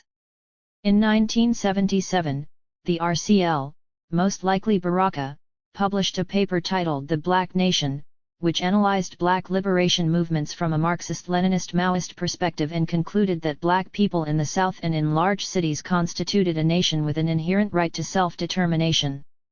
While rejecting bourgeois integration, the essay argued that the struggle for black political power was central to the fight for self-determination. The RCL attempted to put its vision of self-determination in practice through efforts to build a black united front. It organized coalitions against police brutality, mobilized support for striking cafeteria workers and maintenance workers, created a People's Committee on Education to challenge budget cuts and shape educational policy, and protested the Baki decision. The RCL's grassroots organizing and coalition building brought its members into contact with the League of Revolutionary Struggle, LRS, a California-based movement formed from a merger between Iwarkun, the Chinese-American Maoist organization, and the predominantly Chicano August 29 movement, Marxist-Leninist. In 1979, the RCL and the LRS decide to unite, one of the foundations of their joint program being their support of the Black Nation thesis. As a result of the merger and the debates that preceded it, the RCL's position changed slightly. Southern black people and Chicanos in the Southwest constituted oppressed nations with the right to self-determination. By contrast, for black people locked in northern ghettos the struggle for equal rights took precedence over the land question. Invariably, the merger was short-lived, in part because of disagreements over the issue of self-determination and the continuing presence of what LRS cadres regarded as narrow nationalism in the RCL. LRS chairperson Carmen Chong was never comfortable with the Black Nation thesis but accepted it for the sake of unity. Baraka's group, by contrast, never abandoned Black unity for multiracial class struggle. And as a dyed-in-the-wool artist with deep roots in the Black arts movement, Baraka persistently focused his cultural and political interests on the contradictions of Black life under capitalism, imperialism, and racism. For Baraka, as with many of the characters discussed in this essay, this was not a simple matter of narrow nationalism. On the contrary, understanding the place of racist oppression and Black revolution within the context of capitalism and imperialism was fundamental to the future of humanity. In the tradition of Du Bois, Fanon, and Harold Cruz, Baraka insisted that the Black, hence colonial, proletariat was the vanguard of world revolution not because of some mystic chauvinism but because of our place in objective history. We are the vanguard because we are at the bottom, and when we raise to stand up straight everything stacked upon us topples. Moreover, despite his immersion in Marxist-Leninist Maoist literature, his own cultural work suggests that he knew, as did most Black radicals, that the question of whether Black people constituted a nation was not going to be settled through reading Lenin or Stalin. If it ever could be settled, the battles would take place, for better or for worse, on the terrain of culture. Although the Black arts movement was the primary vehicle for Black cultural revolution in the United States, it is hard to imagine what that revolution would have looked like without China. Black radicals seized the great proletarian cultural revolution by the horns and reshaped it in their own image. COINTELPRO operations only partly explain the dissolution of RAM and the various movements that followed. We can point to a number of strategic errors as well, the most glaring being the movement's eagerness to confront the state head-on and boldly attack anyone they deemed misleaders or reformists. Consequently, groups like RAM were unable to build a strong base in Black urban communities. Part of the problem lay in the movement's emphasis on the liberatory potential of revolutionary violence. It would be unfair to indict RAM alone for this because practically all its contemporaries in revolutionary movements, especially by the mid to late 1960s, understood violence as inevitable. They suffered extreme terror from groups like state police agencies, local Red Squads, and the FBI, and were often pushed to armed self-defense by the circumstances at hand. At the same time, they read Fanon, paid attention to guerrilla warfare in the Third World, and knew of the many armed self-defense groups that played a key role in the protection of civil rights marchers. But because Fanon had argued that violence was, for the Algerian peasantry at least, a necessary step in the creation of a new revolutionary man, the young Black men who accepted the enormous task of overthrowing U.S. imperialism might have placed too much stock in warfare. Indeed, I think RAM activists were so concerned with self-defense and on how to win militarily that they devoted little time and energy to the most fundamental question of all, what kind of world they wanted to build if they did win. Perhaps it was a matter of a lack of political imagination, for as I pointed out earlier, RAM militants never really engaged in violence, they just wrote and talked about it. Some of its early members did go on to help form organizations that did participate in armed self-defense campaigns, notably the BPP, the Black Liberation Army, and the Republic of New Africa. Nevertheless, the question of violence and warfare remained at the core of RAM's political strategy. On the other hand, RAM was hardly a failure. While it never received the glory or publicity bestowed on groups like the BPP, its influence far exceeded its numbers, not unlike the ABB 4 decades earlier. RAM's success ought to be measured in terms of its theoretical contributions and its agitprop work. Its publications and forums consistently placed the Black freedom movement in an international context, drew powerful analogies between the Black condition in the United States and those of colonized people throughout the world, offered incisive critiques of capitalism and bourgeois democracy aimed at Black urban communities, and elevated revolutionary Black nationalism to a position of critical theoretical importance for the left in general. By placing a critique of neocolonialism and imperialism at the center of their theory, RAM militants never agonized over whether to support reactionary black regimes in Africa or the Caribbean. They flatly rejected unconditional racial unity and developed a nationalism built on a broader concept of revolutionary Third World solidarity. Most of all, RAM contributed to a nearly forgotten tradition in black radicalism. This tiny group of young, mostly male intellectuals were internationalists before they were nationalists. They fought for the ghettos of North America but saw their struggle in terms of the entire globe. Their Goliath was the entire Western world, not just Kennedy and Johnson, or even the Rockefellers. And they entered battle with a sense that victory was inevitable, for not even the ruling class could control the weather. Listen again to Askia Muhammad Turi. How long does the white free world have before the gong of history announces the storm? Who knows in terms of days, months, in terms of years? One thing is certain, it is coming as surely as the great sun rises in the east and lights up the planet, dispelling the foggy mists and murky darkness of the long, cold, miserable night. But one question remained unanswered: what would the coming dawn bring and what would we build after the storm? A day of reckoning, dreams of reparations. I'm not bitter, neither am I cruel. But ain't nobody paid for slavery yet. I may be crazy, but I ain't no fool. About my 40 acres and my mule. 100 years of debt at 10% per year, per 40 acres and per mule. Now add that up. Oscar Brown Jr., 40 acres and a mule, 1964. You hear these white people talk about they've pulled themselves up by their own bootstraps. Well, they took our boots, no less our straps, and then after they made us a citizen, honey, what did they turn around and do? They passed black codes in order to take from us all the benefits of citizenship. Queen Mother Audley Moore, 1978. The Civil War had barely been settled when Colonel P. H. Anderson of Big Spring, Tennessee, dispatched a letter to his former slave, Jourdan, inviting him to return to the Anderson plantation as a paid laborer. Despite promises of freedom, good treatment, and fair wages, Jourdan was more than a little suspicious of the offer. With the help of Lydia Maria Child, a prolific writer, abolitionist, and schoolteacher, he dictated a very powerful letter to his old master.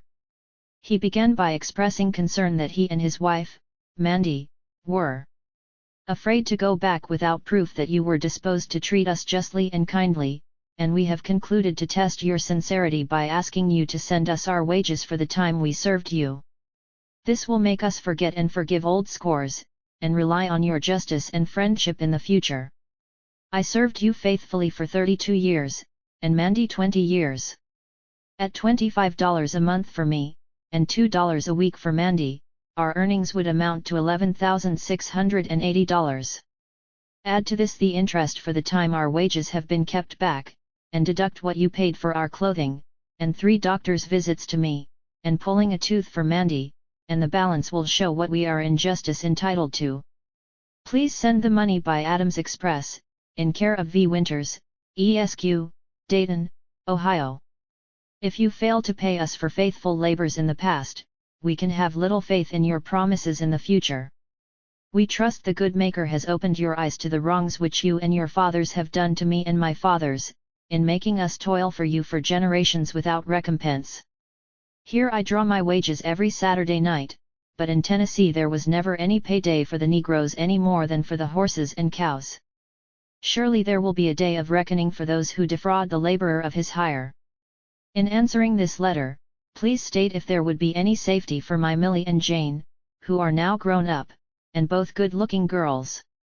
You know how it was with poor Matilda and Catherine.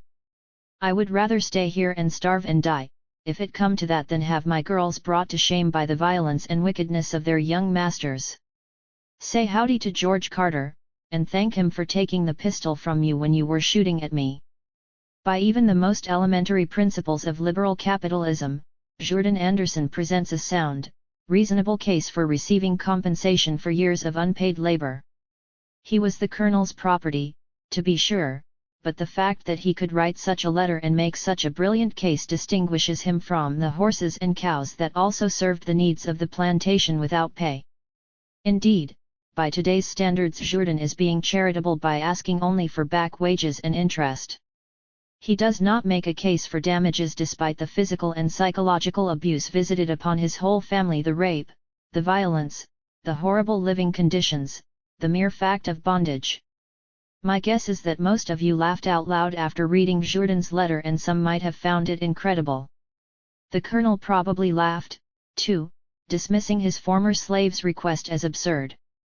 137 years have passed since the enactment of the 13th Amendment ending slavery in the United States, and most of America is still dismissing demands for reparations, claiming that the very idea violates the basic principles of U.S. democracy and laissez-faire capitalism.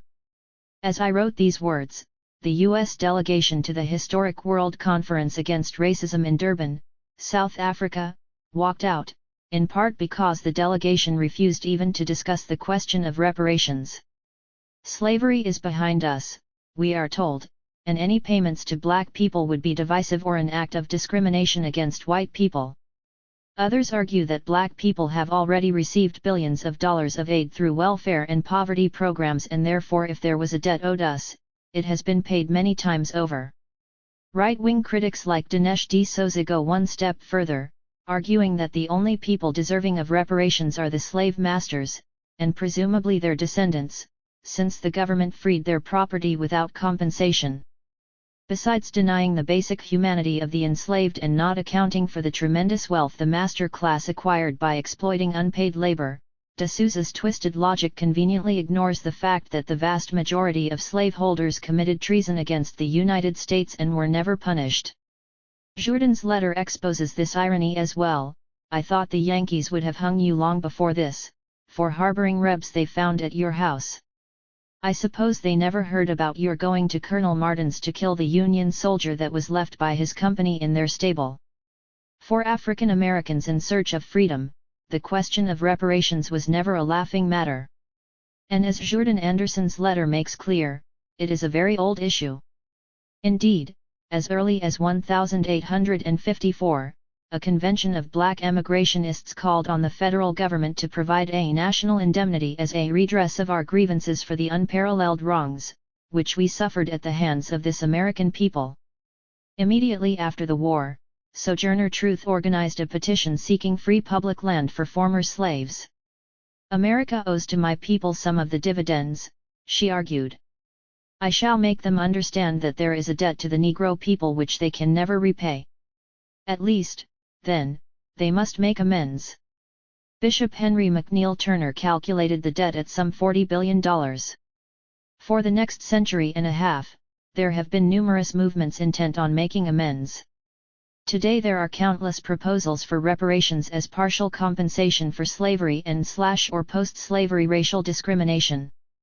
The growing support for reparations is partly linked to the passage of the Civil Liberties Act of 1988 authorizing reparations payments to Japanese Americans interned during World War II, and to Congressman John Conyers' bill, which has been in committee since it was first introduced in 1989, to create a commission to study the issue of reparations for black people.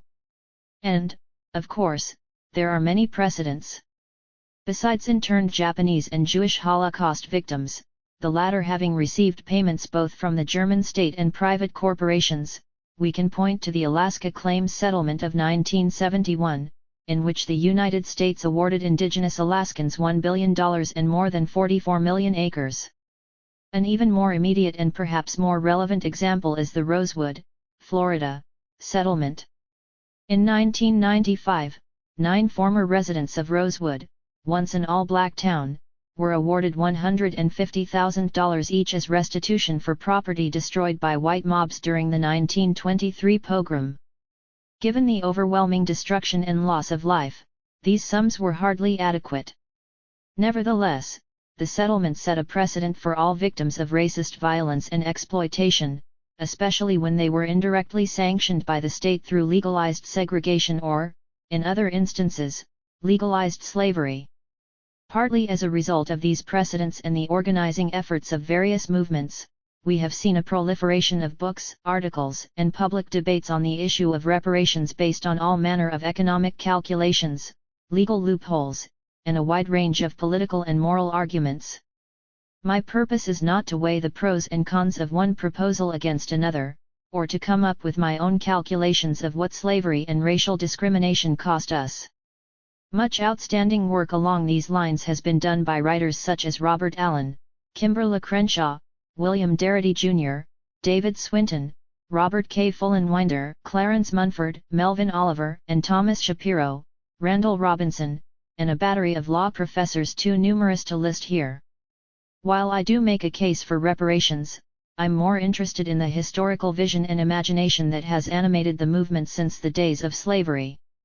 Except for among groups like the National Coalition of Blacks for Reparations in America, NCOBRA, and the Black Radical Congress, BRC, such a vision of the future is sorely lacking in most contemporary arguments for reparations.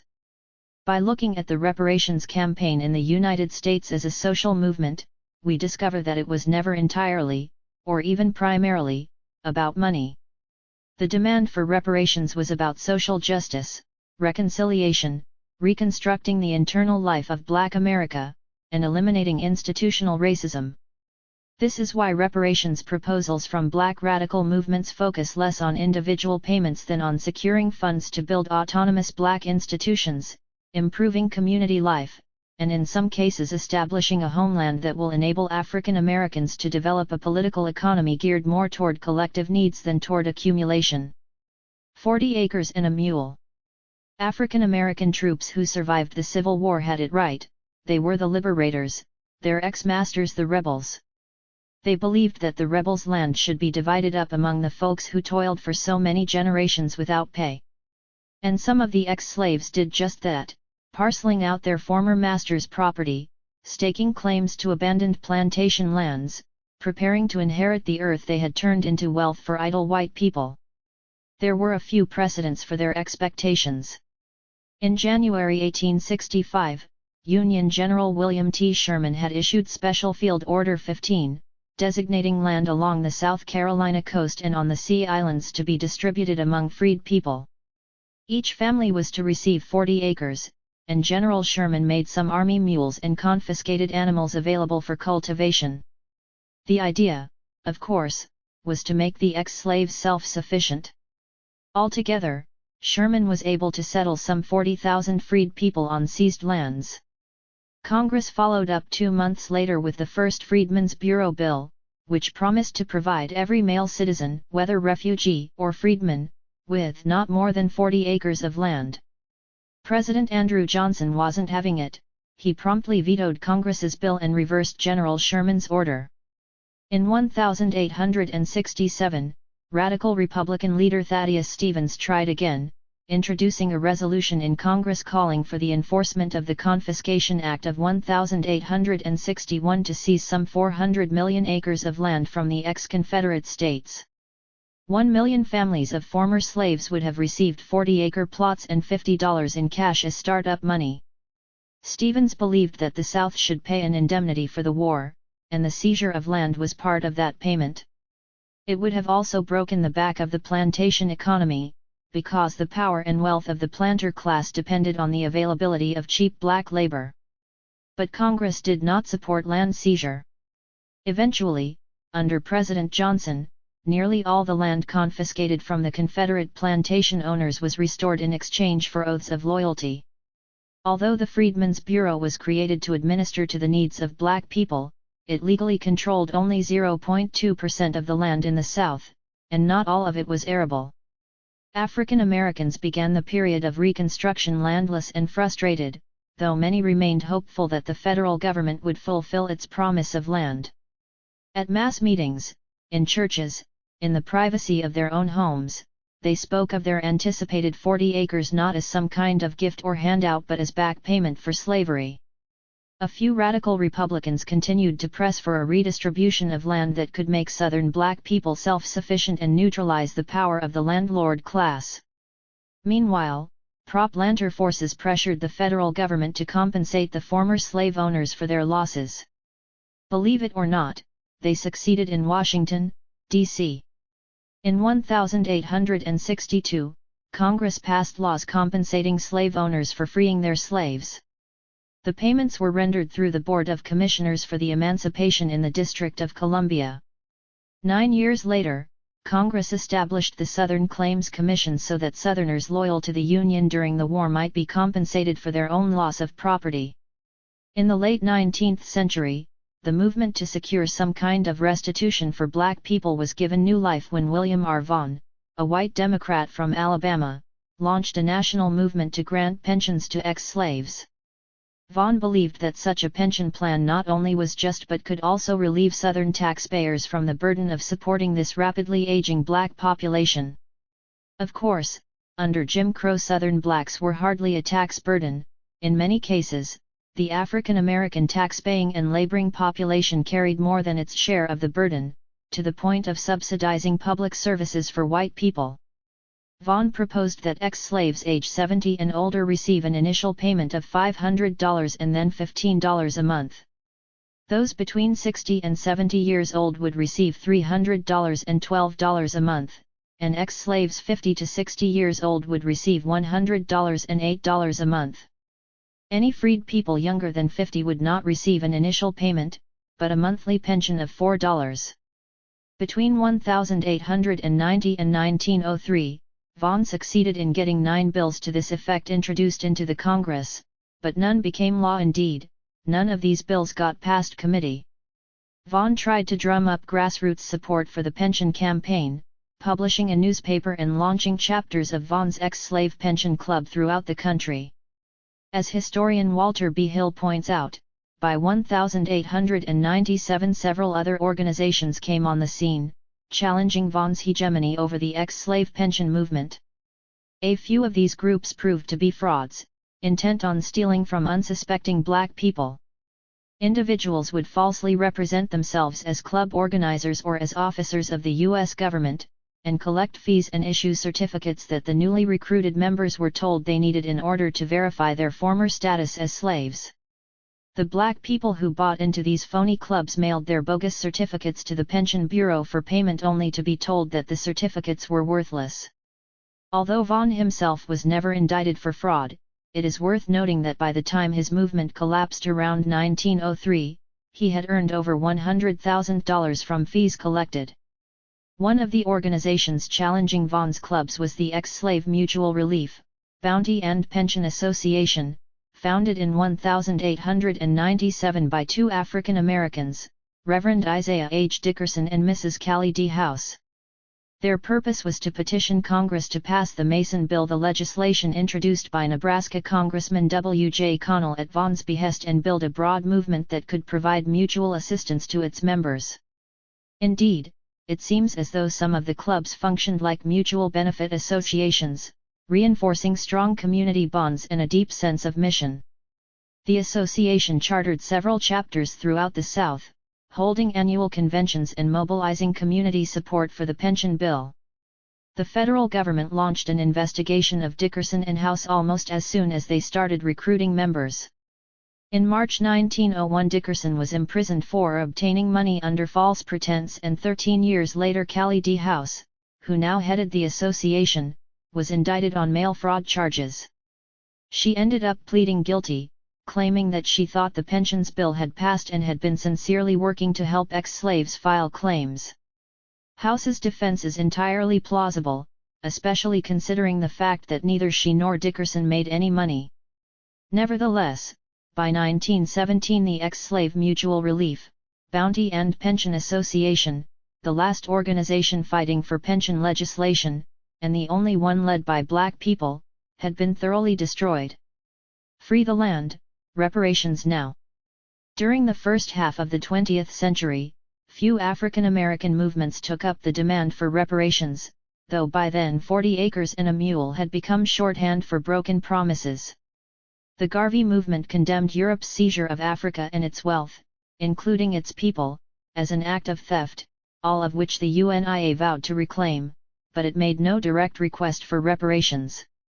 However, explicit demands for some kind of indemnity picked up steam after World War II, inspired in part by the creation of the State of Israel and Germany's reparations to Holocaust victims, which began in earnest in 1952. All told, Germany paid more than $58 billion.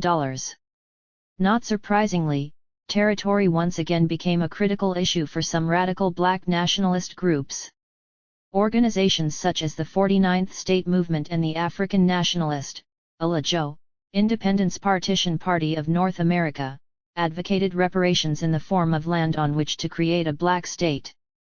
The ALAJO Party's Declaration of Self-Determination of the African American Captive Nation, issued in January 1963, argued for restitution based on the fact that the United States was built with the unrequited slave labor of our African ancestors. As restitution, the declaration demanded that all land south of the Mason-Dixon line where our people constitute the majority, be partitioned to establish a territory for self-government for the African nation in the United States. One of the pioneers of the post-World War II black reparations movement was Queen Mother Audley Moore. A major figure in the history of black radicalism, she started out as a devoted member of the Garvey movement before joining the PUSA in the 1930s, although she had never abandoned black nationalism. In 1950 she left the camp and founded, among other things, the Universal Association of Ethiopian Women, which focused attention on welfare, prisoners' rights, anti-lynching, and interracial rape. She also launched the African American Party of National Liberation in 1963, and as we saw in Chapter 3, played a major role mentoring young activists in RAM. By her recollections, she came to the issue of reparations in 1962 after discovering a clause in the Methodist Encyclopedia that considers an enslaved people satisfied with their condition if the people do not demand recompense before 100 years have passed. As it was the centennial of the Emancipation Proclamation, she promptly formed the Reparations Committee of Descendants of U.S. Slaves, Inc., and issued a demand for federal reparations as partial compensation for slavery and Jim Crow.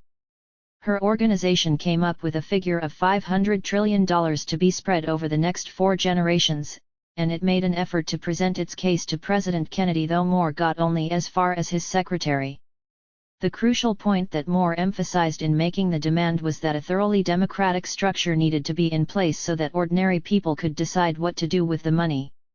The money was not to be controlled by a little clique, nor was it intended to line the pockets of individuals. It had to be both substantial and community-controlled to enable African Americans to put up some steel mills, some industry with the reparation, to benefit the whole people. She also wanted to accommodate those who wanted to take their reparation and go to Africa. What she did not want, however, was a poverty program. She insisted that had the government focused on reparations rather than on a war on poverty, black people would have been much better off. Besides being a pittance of what was owed black people, she complained that the war on poverty gave the government and a handful of black elites control over our destiny. And the very idea that black people were damaged goods in need of help had dire psychological consequences. We don't realize how detrimental it is for us to be under a poverty program. We, who gave the world civilization, we the wealthiest people on earth who have been robbed of all of our birthright, our inheritance. By the mid to late 1960s, most black radical movements had either adopted some form of reparations claim or at least debated the issue. The Nation of Islam added a demand to its plan for a separate state that our former slave masters in the form of the U.S. government provide fertile and minerally rich land and fund the territory for the first 20 to 25 years, or until the residents were self-sufficient. The Black Panther Party for Self-Defense, founded in 1966, included a demand for reparations in its platform. Point 3 stated, "We believe that this racist government has robbed us and now we are demanding the overdue debt of 40 acres and 2 mules. 40 acres and 2 mules were promised 100 years ago as restitution for slave labor and mass murder of black people. We will accept payment in currency which will be distributed to our many communities." It went on to argue that German reparations for the Holocaust set a precedent, especially since the American racist has taken part in the slaughter of over 50 million black people. The Panthers never came up with a figure or a plan, just the principle that black people deserved reparations. The Black Manifesto, issued in spring 1969, was the first systematic, fully elaborated plan for reparations to emerge from the Black Freedom Movement. The document came about when James Forman, a leader and radical voice in SNCC, was asked to speak at the National Black Economic Development Conference, BEDC, in Detroit, organized by the Interreligious Foundation for Community Organization, IFCO. Forman and activists he had met in the Detroit-based League of Revolutionary Black Workers, notably Mike Hamlin, Ken Cockrell, and John Watson, decided to take over what would have been a liberal community development conference. They succeeded, positioning 6 League members on the BEDC steering committee and creating what was essentially a black socialist agenda. The key document, however, was the Black Manifesto, which demanded $500 million in reparations to be paid by white Christian churches. Later they included Jewish synagogues. That IFCO was a major Protestant institution only partly explains why Forman targeted churches. His primary reason was that white religious institutions participated in and benefited from racist and capitalist exploitation of black people. $500 million is a paltry sum. By their estimate, it amounted to $15 a head, but Forman and fellow drafters of the Black Manifesto considered their request seed money to build a new revolutionary movement and to strengthen black political and economic institutions. Topping the list was the need for land. Given the long history of African Americans' struggle for land, it is not surprising that $200 million was set aside for a Southern Land Bank, a poignant demand today given the recent $1 billion settlement for black farmers discriminated against by the U.S. Department of Agriculture. Because of the explicit anti-capitalist vision of the drafters of the manifesto, the land bank was intended especially for people who want to establish cooperative farms but who have no funds. Some of the other demands turned out to be even more imaginative.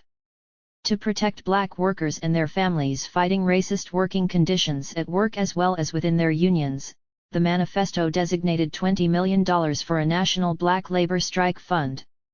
And to help welfare recipients organize more effectively, the BEDC planned to give the National Welfare Rights Organization a subsidy of $10 million. The Black Manifesto also recognized the racist war being waged on black people's image, here and abroad. Forman and other BEDC drafters of the document wanted black people to exercise more control over the media. They insisted that the media and the educational system brainwashed black youth, in particular, teaching us to believe in the USA and salute the flag and go off to Santo Domingo, the Congo, or Vietnam fighting for this white Christian nation. And so they earmarked $40 million to launch publishing houses in Detroit, Atlanta, Los Angeles, and New York. Another $40 million was to be used to establish 4 television networks. They wanted $30 million to build a research skills center to facilitate the study of the problems of black people, and designated $10 million for a skills training center to teach community organization, photography, movie making, television and radio manufacturing and repair, and other communications-related skills. Another $20 million would be used to support a united black appeal responsible for raising money for the BEDC. Besides funding a black anti-defamation league which will protect our African image, the appeal would promote the development of cooperatives in African countries and provide material support to African liberation movements. The remaining $130 million were to be used to establish a black university in the South, acknowledging that the majority of historically black colleges and universities in the region at the time were largely funded and administered by liberal whites. It was a tall order, to be sure, but still monetarily less than what most reparations movements were asking for. In order to realize the demands of the Black Manifesto, BEDC proposed massive civil disobedience directed at churches. The planned sit-ins and mass disruptions were not simply tactics to win reparations but deliberate attacks on the institutionalized church itself. Forman, in particular, felt that Christianity had been a source of oppression. By teaching passivity and acceptance of the dominant order, he argued, Christianity had kept black people from embracing revolution. Nevertheless, despite Forman's unrelenting frontal attack on white churches, a few religious leaders were moved enough by the manifesto's arguments to contribute money. Altogether, the movement raised about $1 million, though most of it went to IFCO, which eventually withdrew its support for the Black Manifesto. The BEDC received only about $300,000, and most of that was parceled out to other movements. The little bit it did keep was used to launch Black Star Publications, a publishing house for radical black writers. For Foreman and the radical leadership of the BEDC, the Black Manifesto was not an end in itself. They wanted to revolutionize society, and they knew that even if their campaign succeeded, money alone would not lead to the kind of society they hoped to build. As Foreman explained, reparations did not represent any kind of long-range goal in our minds, but an intermediate step on the path to liberation. We saw it as a politically correct step, for the concept of reparation reflected the need to adjust past wrongs to compensate for the enslavement of black people by Christians and their subsequent exploitation by Christians and Jews in the United States. Our demands would not merely involve money but would be a call for revolutionary action, a manifesto that spoke of the human misery of black people under capitalism and imperialism, and pointed the way to ending those conditions. In 1971, Foreman and his comrades in the BEDC founded the Black Workers' Congress, BWC, in an effort to realize their radical anti-capitalist vision. The BWC advocated workers' control of industry, the economy, and the state, to be brought about through cooperatives, united front groups, neighborhood centers, student organizations, and ultimately a revolutionary party. Within 3 years, the BWC transformed itself into a multiracial Marxist-Leninist party, purging Foreman in the process. If bringing the issue of reparations to a national audience was one of the goals of the Black Manifesto, it proved to be a stunning success. During the early 1970s, articles and books on reparations were everywhere. The Review of Black Political Economy ran several substantive articles using regression analysis and a variety of databases to calculate the cost of slavery and Jim Crow. In 1973, a white law professor named Boris Bitker published The Case for Black Reparations, which argued for redress not for slavery but for segregation, arguing that Jim Crow violated the Equal Protection Clause of the 14th Amendment. He found language in what was basically an anti-Klan statute passed during Reconstruction that provided for redress to any injured party deprived of constitutional rights.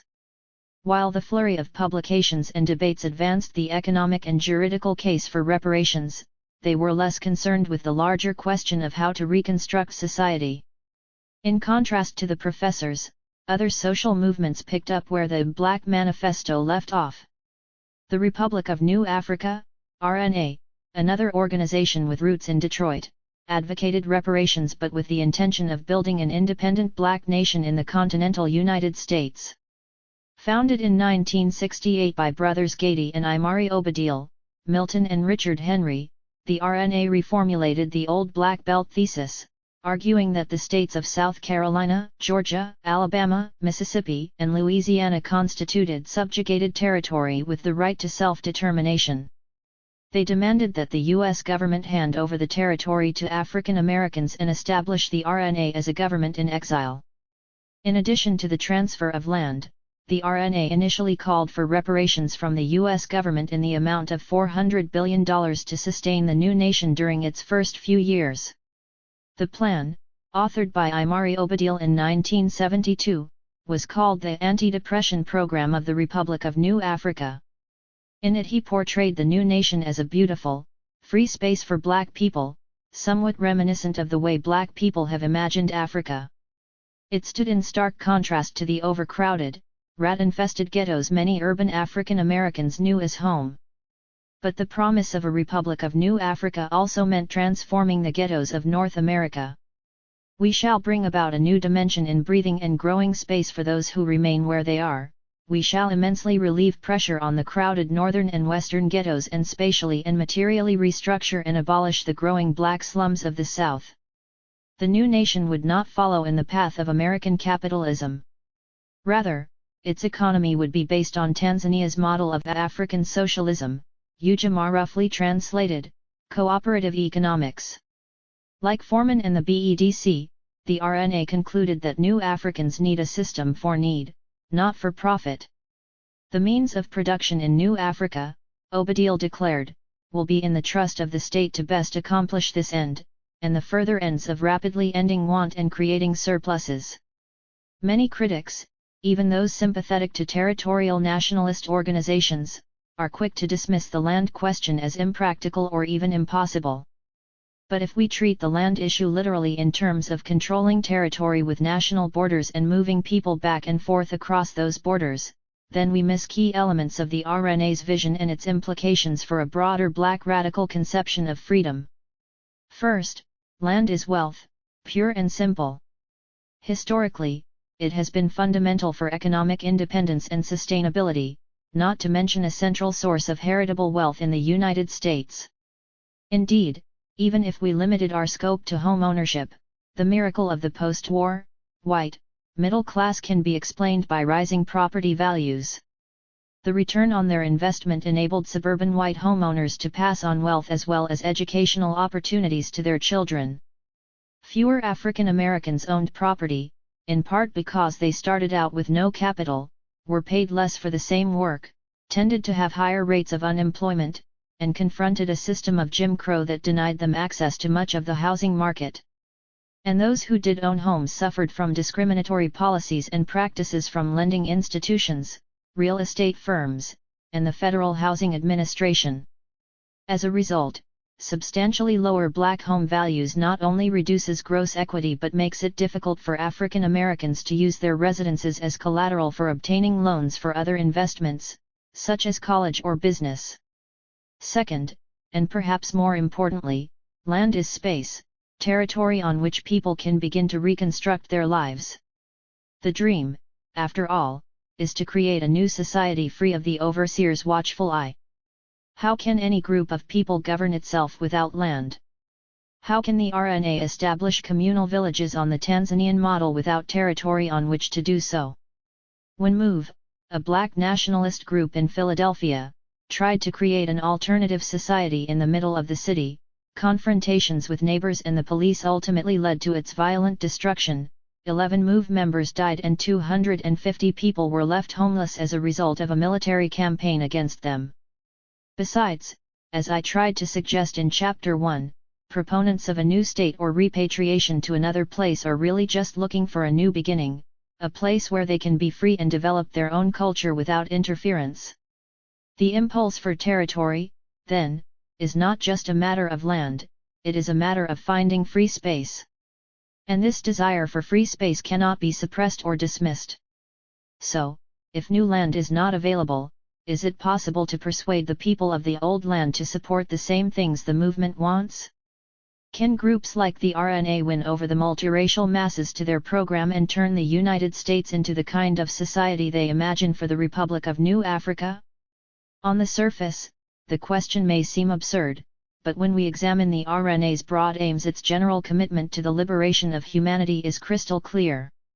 Despite its nationalist rubric, the aims of the anti-depression program are deeply internationalist and humanist in that they call for the overthrow all forms of oppression around the globe and propose to make new subjects who are self-reliant, intelligent, self-possessed, and committed to social change.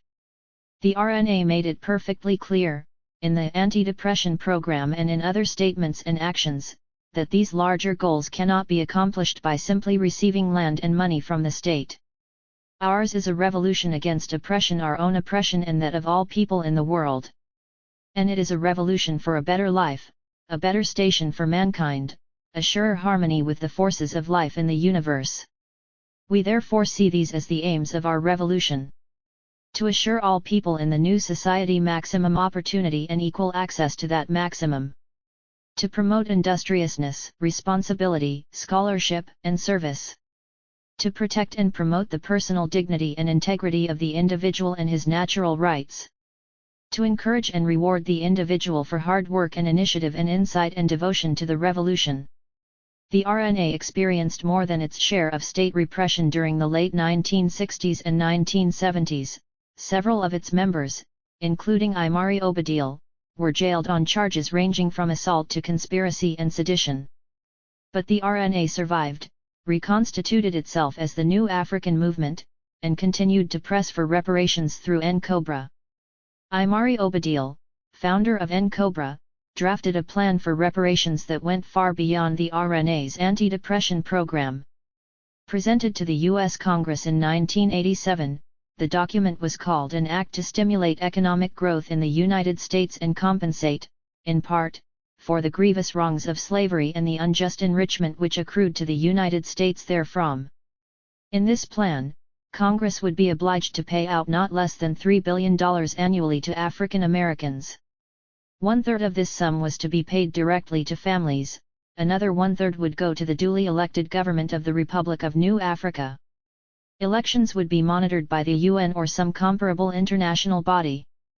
The remaining one-third would support a national congress of organizations composed of churches, black civic organizations, and community-based movements committed to ending the scourge of drugs and crime in new African communities and advancing the social, economic, educational, or cultural progress and enrichment of new African people. Participating groups would have had to been in operation for a minimum of 2 years before the passage of legislation. Knowing that the United States would not simply hand over the southern states, Obadiel proposed a plebiscite to determine the will of the black community for a separate state. Employing carefully worded, legalistic language, the plan required that at least 10% of the black population older than 16 years of age sign petitions before such a plebiscite could be held. The petition process would be overseen by judges appointed by the President of the United States, the UN, and the RNA. The sovereign status of each state in question, then, would be determined by a majority of voters. If the majority of voters elected to become part of the Republic of New Africa, residents of these states could leave and maintain U.S. citizenship, stay and become citizens of the RNA, or enjoy dual citizenship irrespective of where they lived. What is not clear from the document, however, is whether or not white people can choose new African citizenship or residency in the South. Judging from the carefully worded and extremely democratic tone of the document, it seems quite possible that non-black people fully committed to black liberation and a new African way of life could join the Republic, though it is not encouraged. On May 19, 1999, Malcolm X's birthday, NCOBRA did hold a plebiscite on reparations, though the purpose was to raise community awareness and mobilize African Americans to elect Economic Development Commissioners, EDCs, who would serve as local organizers for the reparations campaign. Preparation for the plebiscite gave NCOBRA an opportunity to circulate its latest main and immediate demands.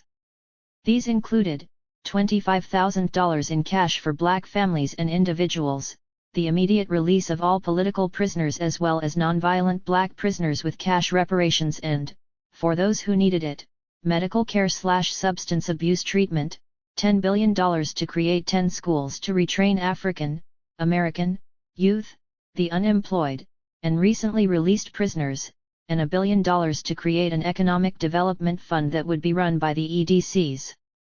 The act also registered NCOBRA's support of black farmers' billion-dollar lawsuit against the federal government, and reiterated its commitment to self-determination and the right to form an independent black state.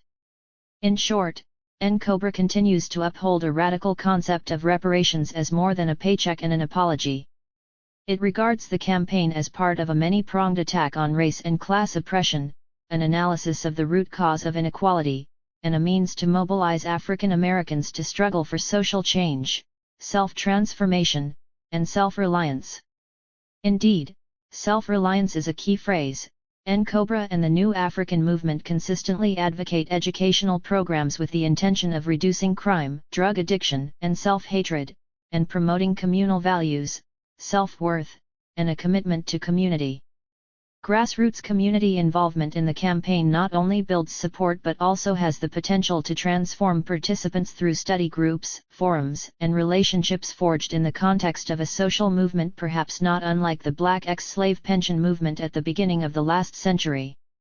Finally, like so many other reparations campaigns coming out of Black radical movements, NCOBRA continues to view the struggle in global terms.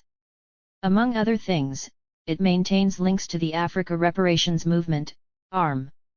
An outgrowth of the first Pan-African Conference on Reparations in Abuja, Nigeria, held in 1993, ARM focuses on issues relating to the continent, notably the cancellation of African nations' debt, the return of stolen art objects, and recognition of the Atlantic slave trade as a crime against humanity. A case for reparations and transformation. If we think of reparations as part of a broad strategy to radically transform society, redistributing wealth, creating a democratic and caring public culture, exposing the ways capitalism and slavery produced massive inequality, then the ongoing struggle for reparations holds enormous promise for revitalizing movements for social justice. Consider the context. For at least the last quarter century we have witnessed a general backlash against the black community.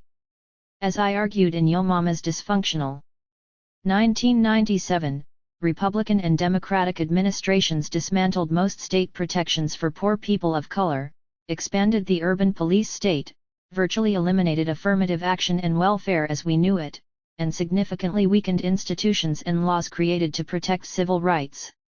All these cutbacks were justified by a discourse that blamed black behavior for contemporary urban poverty and turned what were once called rights, i.e., welfare, into privileges. The argument for reparations not only recasts these measures as rights but as payback. It shows how more than 2 centuries of U.S. policy facilitated accumulation among white property owners while further impoverishing African Americans. Thus, federal assistance to black people in any form is not a gift but a down payment for centuries of unpaid labor, violence, and exploitation. We need not go all the way back to slavery to make the case. We can point to more than a century of discrimination to explain the myriad ways U.S. policies have enriched upper and middle class whites at the expense of black people and other people of color, and we've already looked at housing policies. Let us take just one example: education. During Reconstruction, African Americans led the fight for free universal public education in the United States, not just for themselves but for everyone. After being barred from reading and writing while in bondage, newly freed people regarded education as one of the most basic rights and privileges of citizenship. Education was so important, in fact, that they were willing to pay for public schools or start their own. In South Carolina, for example, freed people contributed nearly $13,000 to keep 23 schools running, schools that had been established by the Freedmen's Bureau. Indeed, between 1866 and 1870, newly freed people contributed more than $750,000 in cash to sustain their own schools.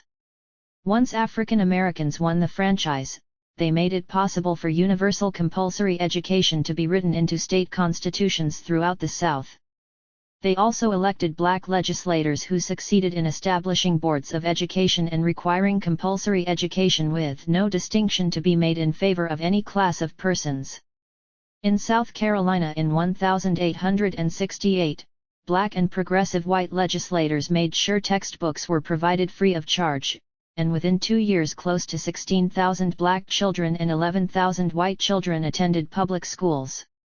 As soon as the federal government withdrew its support for Reconstruction and the Southern planter class and New South industrialists imposed formal segregation, black students were relegated to inferior schools and denied full attendance. Rural schools for blacks, for example, often operated only a few weeks out of the year. And yet black wage earners continued to pay taxes to support public education. In the Jim Crow South, it was not unusual for African Americans to contribute 40% of the school budget but attend schools that received 10% of the expenditures.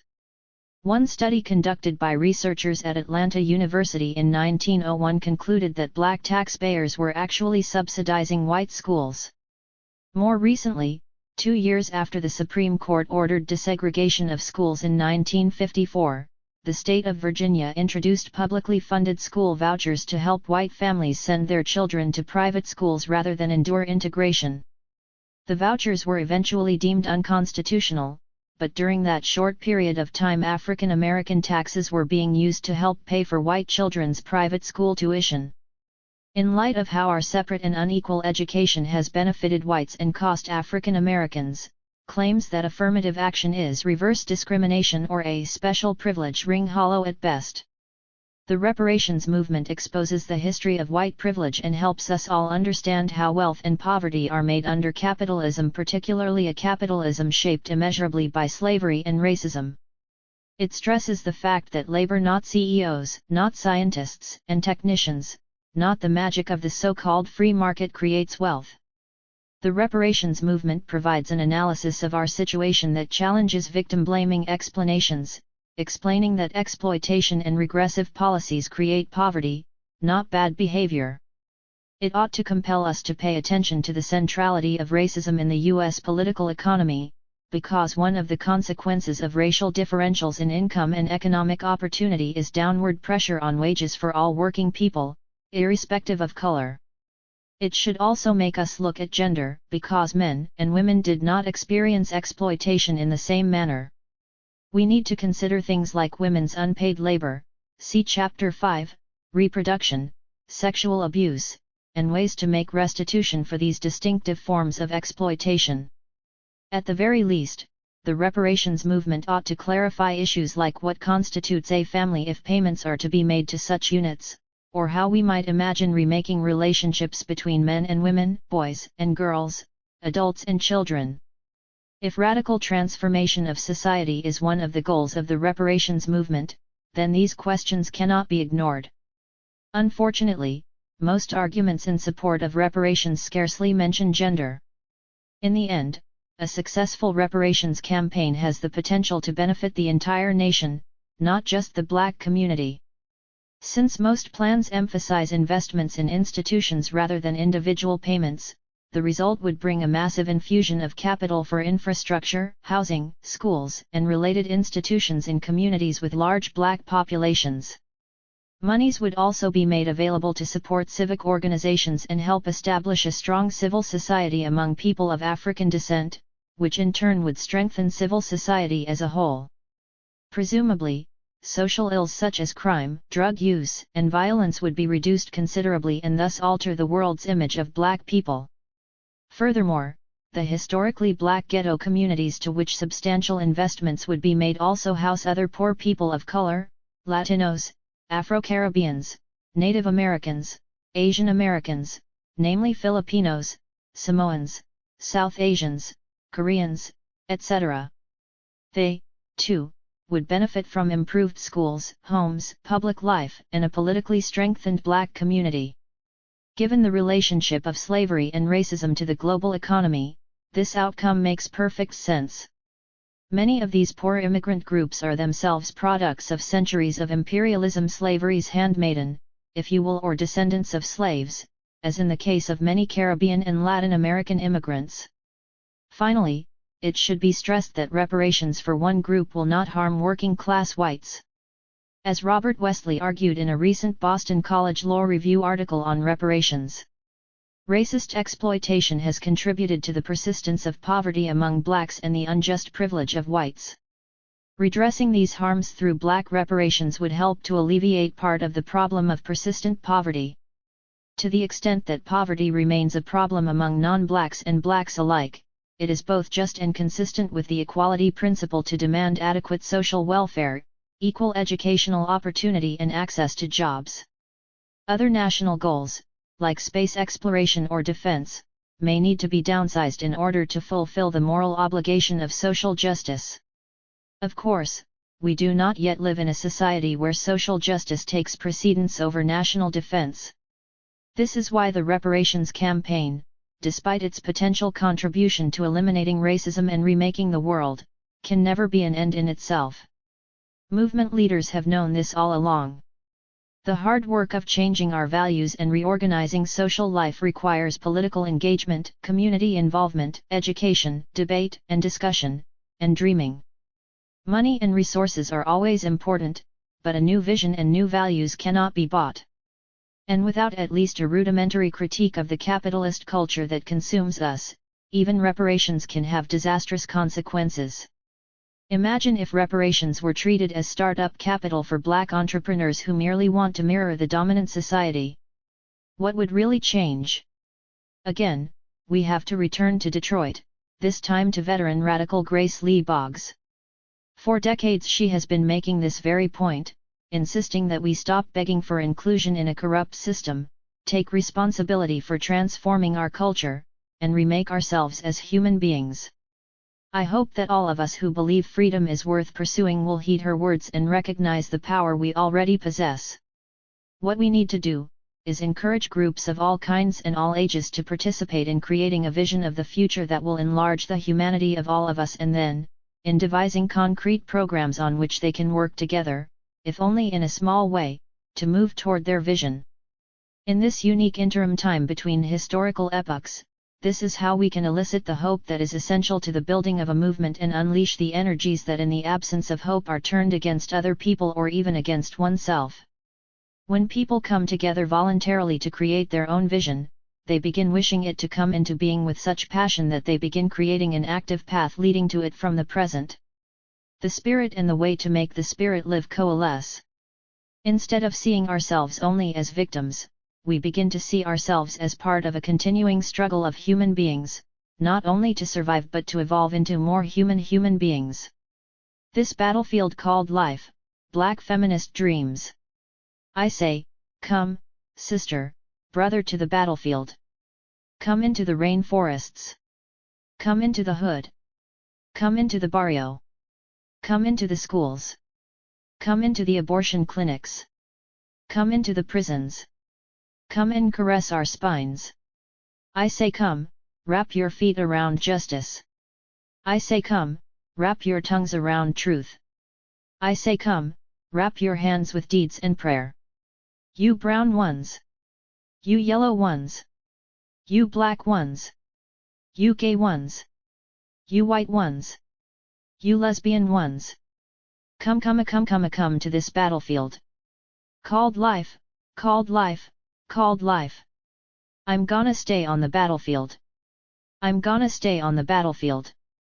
I'm gonna stay on the battlefield till I die. Sonia Sanchez, for Sweet Honey in the Rock. I want the same thing that I did 30 years ago when I joined the civil rights movement and 20 years ago when I joined the women's movement, came out, and felt more alive than I ever dreamed possible: freedom. Barbara Smith, The Truth That Never Hurts. What is the position of women in Black radical visions of freedom? Prone to disappear, that is. The dream of African redemption comes to us largely as a male dream of armies liberating the motherland from their imperialist adversaries. Women do have a place in a post-redemption Africa, but rarely do they deviate from their traditional roles as nurturers and caretakers. The position of women has been debated in socialist and communist circles, but even there it is usually left as a question. And Black women specifically? They have never been a primary subject of the American left, always falling somewhere in the cracks between the Negro question and the woman question. As we've seen, key interventions by the likes of Ida B. Wells or Claudia Jones attempted to disrupt color and class struggle as usual, but few leftists paid attention. Nearly half a century ago, Black playwright and critic Lorraine Hansberry took the communists to task for failing to recognize that the woman question stood alongside class, race, colonialism, and the struggle for peace as the greatest social question existent. Third World identified revolutionaries had much to say about class, culture, and internationalism, but very little to say about women. When women appeared in the radical imagination of the 1960s and 1970s, it was often as the iconic gun-slinging, baby-toting, Afro-coiffed Amazon warrior. Even the radical architects of reparations completely collapsed Black women within an undifferentiated mass called the Black community. Here lay the crux of the problem: the relative invisibility of Black women in these radical freedom dreams is less a matter of deliberate exclusion than conception, or the way in which the interests and experiences of Black people are treated. The Black community is too often conceived as an undifferentiated group with common interests. The men and even many of the women who lead these movements see the yoke of race and class oppression and accordingly create strategies to liberate the race, or Black working people in particular. This ostensibly gender-neutral conception of the Black community, nothing is really gender-neutral, presumes that freedom for Black people as a whole will result in freedom for Black women. Oppressions of sex and gender went unacknowledged or were considered the secondary residue of racial capitalism that would eventually wither away. A long list of Black women challenged these ideas, running the gamut from Sojourner Truth, who challenged white feminists and male abolitionists to acknowledge the oppression and potential of Black women, to turn-of-the-century intellectual Anna Julia Cooper, whose writings offered a withering analysis of how race and gender worked to oppress white women and all communities of color. Indeed, these women flipped the script on the Black freedom movement, arguing that freedom for Black women would result in freedom for Black people as a whole, better yet, all people. But it was not until the formation of an autonomous radical Black feminist movement in the late 1960s and early 1970s that we find the most thorough, sustained interrogation of sex and gender as part of a general challenge to conceptions of Black liberation. Radical Black feminists have never confined their vision to just the emancipation of Black women or women in general, or all Black people for that matter. Rather, they are the theorists and proponents of a radical humanism committed to liberating humanity and reconstructing social relations across the board. When Bell Hooks says feminism is for everybody, she is echoing what has always been a basic assumption of Black feminists. We are not talking about identity politics but a constantly developing, often contested, revolutionary conversation about how all of us might envision and remake the world. Of course, one might argue that we should be talking about feminism writ large, and that identifying something called Black feminism is itself essentialist, if not divisive. But I am using Black in order to be historically precise, because the ideas and visions I discuss in this chapter grew primarily out of the Black freedom movement and Black women's experience, not interracial sisterhood solidarity. Radical Black feminists not only struggled against race, class, and gender oppression, but also critically analyzed the racial ideologies underlying patriarchy and challenged mainstream feminist conceptions of woman as a universal category. It would also be a mistake to read radical Black feminism as a negative response to Black male sexism within the movement. Instead, as Paula Giddings, Evelyn Brooks Higginbotham, Deborah Gray White, Beverly Guy Sheftel, Rosalind Terberg Penn, Elsa Barkley Brown, Patricia Hill Collins, and countless historians of the movement attest, Black feminism's core vision grows out of a very long history of Black women attempting to solve the general problems of the race, but doing so by analyzing and speaking from both public and private realms. To be more precise, their work exposes the false wall erected between public and private, especially given the importance of Black women's labor in the maintenance of white households as well as the critical role of sexual violence and lynching in upholding race and gender hierarchies here and abroad.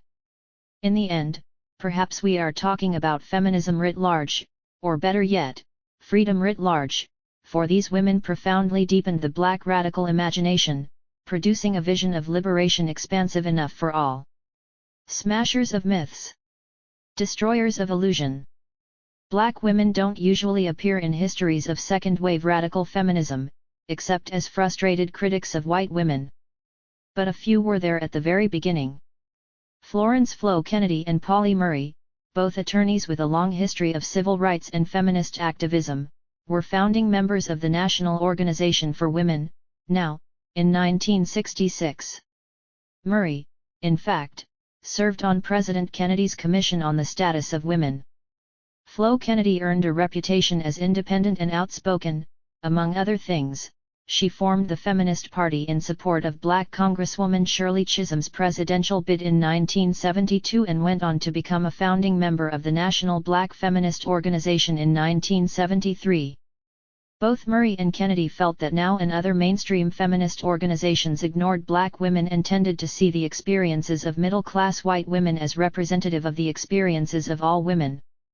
Kennedy was drawn to the radical feminist movement, which began to take off around 1968-69. She participated in demonstrations with New York radical women partly because they engaged in civil disobedience and advocated a revolution in gender relations, not just reforms that would give women more access to the power structure. Yet even the radical feminist vision of revolution paid little attention to race or the unique position of women of color. New York Radical Women's Principles, distributed in 1968, made no mention of differences between women by race or class and presumed the existence of a universal women's culture. On the other hand, one line in the Principles could potentially have opened the door for an analysis of how race, gender, and class work together. We define the best interests of women as the best interests of the poorest, most insulted, most despised, most abused woman on earth. And who might that woman be? Most likely a black woman or a woman of color. It is an observation central to black feminist thought, going back at least to Anna Julia Cooper, whose book A Voice from the South, 1893, made the case that the condition of black women could be a barometer for the condition of all women as well as for that of the black community. Cooper wrote, "Not till the universal title of humanity to life, liberty, and the pursuit of happiness is conceded to be inalienable to all, not till then is woman's lesson taught and woman's cause won, not the white woman's nor the black woman's, not the red woman's, but the cause of every man and every woman who has writhed silently under a mighty wrong." Shortly after its founding in 1968, New York radical women began to splinter into other organizations. One group calling itself Red Stockings was launched in 1969 and produced its own manifesto promoting the idea that women constituted an oppressed class by virtue of their exploitation as unpaid and underpaid labor, child bearers, and sex objects.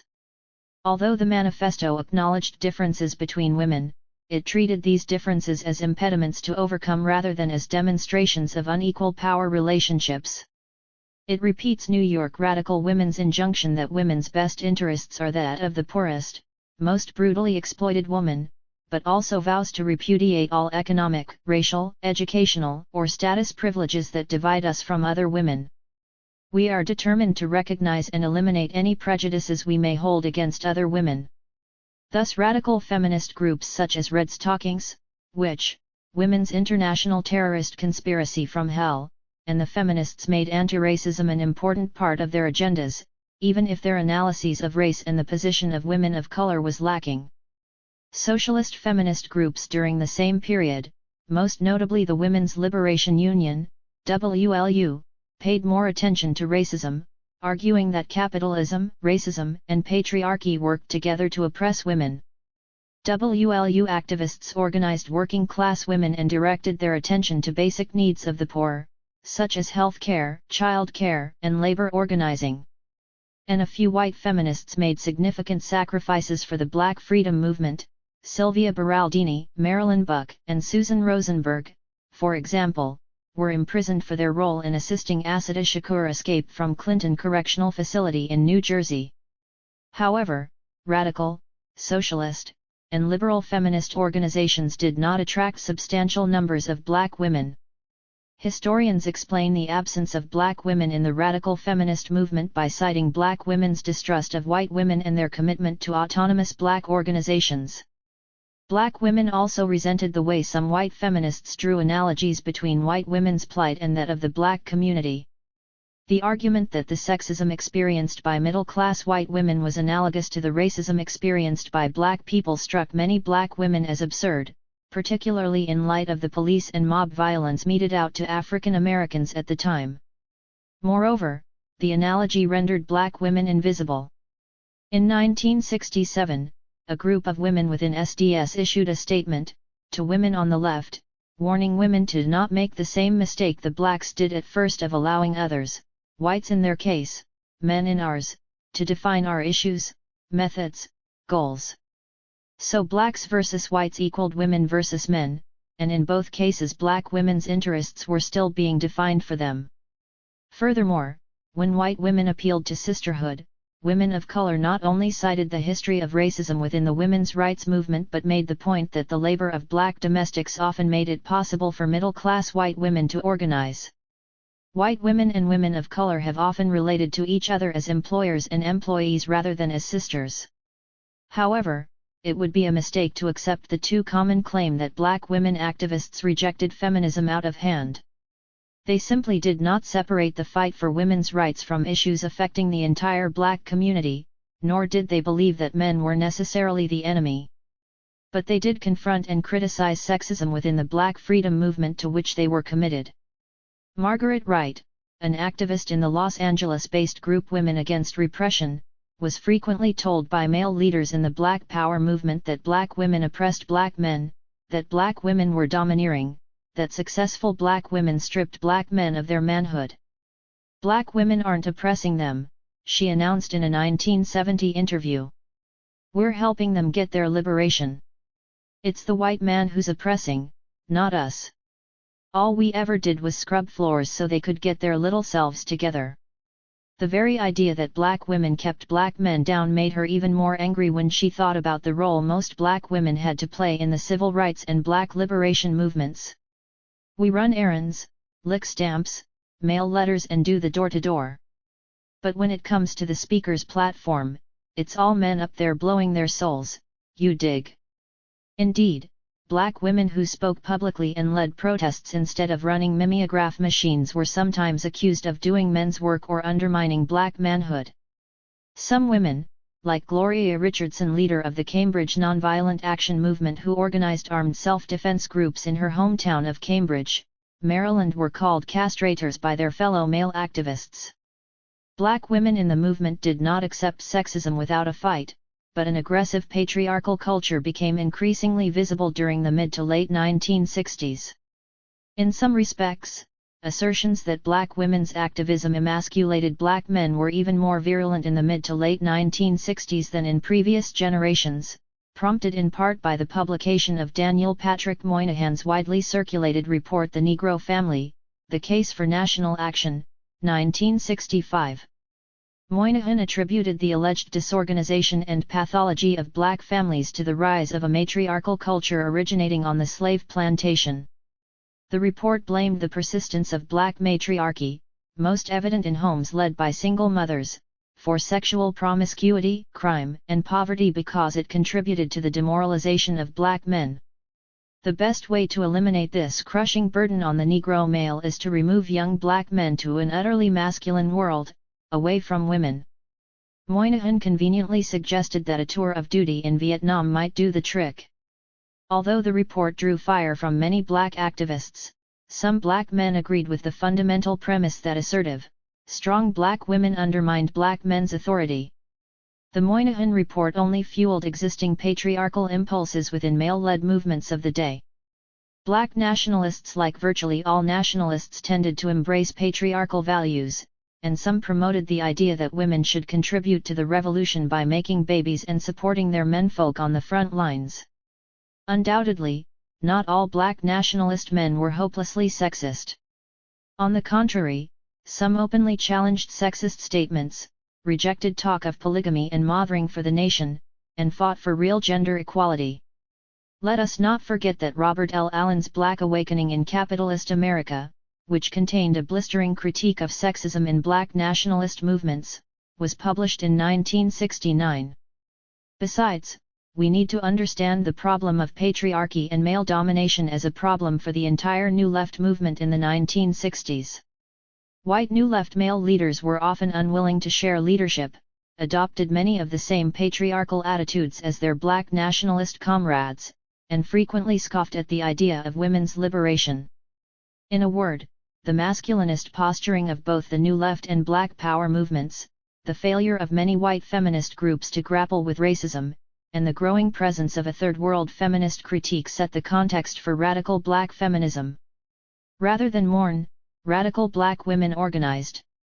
Between 1966 and 1970, black women formed several autonomous organizations, including the Black Women's Liberation Committee of SNCC and its offspring, the Third World Women's Alliance, the Harlem-based Black Women Enraged, and the Oakland-based Black Women Organizing for Action, among others. Some of the critical discussions and debates about black women's liberation took place inside organizations one might not consider feminist, such as the Black Panther Party and the National Welfare Rights Organization, both founded in 1966, as well the National Domestic Workers Union, formed in 1968. Representatives from local movements around the country came together to launch the National Black Feminist Organization, NBFO. Founded in 1973, the NBFO attracted some 400 women to its founding convention, making it the largest independent black feminist group at that time. They organized and they analyzed. In 1970, a brilliant young writer and English professor at New Jersey's Livingston College named Tony Cade, later Tony Cade Bambara, edited a landmark collection of essays called The Black Woman. It was a kind of manifesto for black feminism, a critique of both the women's movement and male-led black politics, and a complex analysis of how gender, race, and class worked together to oppress everyone. Contributors ranged widely, from singer, composer, and activist Abby Lincoln to a young novelist and editor by the name of Toni Morrison. The book critiqued the culture's degradation of black women and exposed how traditional ideas of masculinity not only undermined gender relations within black communities but also served as a fetter to the liberation of men and women. In other words, a politics wedded to the idea that men needed to rule women would not result in liberation for anyone. Frances Beale, a founding member of SNCC's Black Women's Liberation Committee and the Third World Women's Alliance, made the point eloquently in her contribution, Double Jeopardy. She reminded readers that the liberation of black women was not mere identity politics but a struggle to eliminate all manifestations of oppression.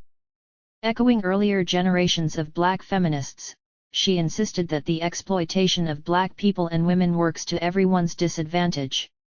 The liberation of these two groups is a stepping stone to the liberation of all oppressed people in this country and around the world. She did not call for the liberation of black women only, but for the liberation of humanity in its totality, a liberation that did not subordinate women's issues. Unless women in any enslaved nation are completely liberated, the change cannot really be called a revolution. To achieve such a revolution meant fighting racism, capitalism, and imperialism and changing the traditional routines that we have established as a result of living in a totally corrupting society. It means changing how you relate to your wife, your husband, your parents, and your co-workers. Black feminist writings, in both The Black Woman and Elsewhere, i.e., Angela Davis's pioneering 1971 essay Reflections on the Black Woman's Role in the Community of Slaves, extended the discussion of revolution from public institutions and the workplace to the home, the family, even the body. The exploitation of women's labor within families, sexual assault, and birth control were among the more highly debated topics. For example, whereas many second-wave feminists understood motherhood as inherently oppressive because it doomed white middle-class women to a lonely life as suburban housewives, black women were forced by economic circumstance into low-wage labor and never had the luxury of spending a lot of time with their families. Most black working women wanted more choices, more time, and more resources rather than an outright rejection of motherhood itself. Besides, black women had had a very different experience with birth control. While white women demanded greater access to contraceptives and abortion as a road to sexual freedom, black women were fighting forced sterilization and family planning policies that sought to limit black births. After World War I, the birth control movement, led by none other than the militant women's rights activist Margaret Sanger, formed an alliance with the eugenicist movement. Together they advocated limiting fertility among the unfit, which included poor black people. Sanger viewed birth control as the very pivot of civilization and the most constructive and necessary of the means to racial health. Sanger, along with Dr. Clarence Gamble, the mastermind behind the massive sterilization of women in Puerto Rico in the 1950s, launched the notorious Negro Project in 1938 to promote birth control among Southern African Americans. Birth control centers were established in black communities all over the South during the 1930s. The number of black women sterilized involuntarily rose exponentially and continued to rise through the 1970s. As Dorothy Roberts writes in Killing the Black Body, it was a common belief in the South that black women were routinely sterilized without their informed consent and for no valid medical reason. Teaching hospitals performed unnecessary hysterectomies on poor black women as practice for their medical residents. This sort of abuse was so widespread in the South that these operations came to be known as Mississippi appendectomies. Given the historical links between the early birth control movement and eugenics, Fran Beale was not off track when she described family planning policies under racism as a potential road to outright surgical genocide. Indeed, black feminists criticized the National Abortion Rights League's support for abortion on demand and immediate access to voluntary sterilization.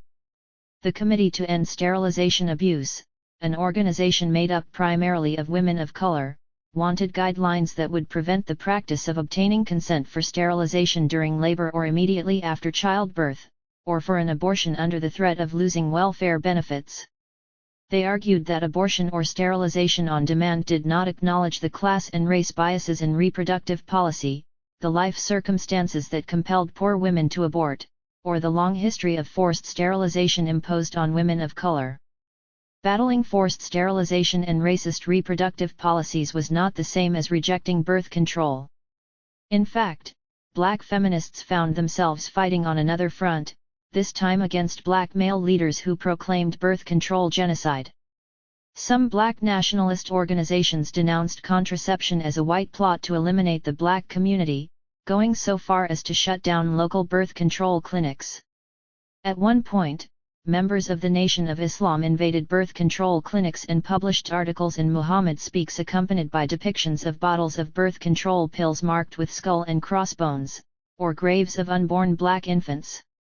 A radical group of black welfare mothers from Mount Vernon, New York, led by Pat Robinson, responded to these kinds of attacks, issuing a powerful statement in 1968 accusing nationalists of ignoring the condition of poor black people.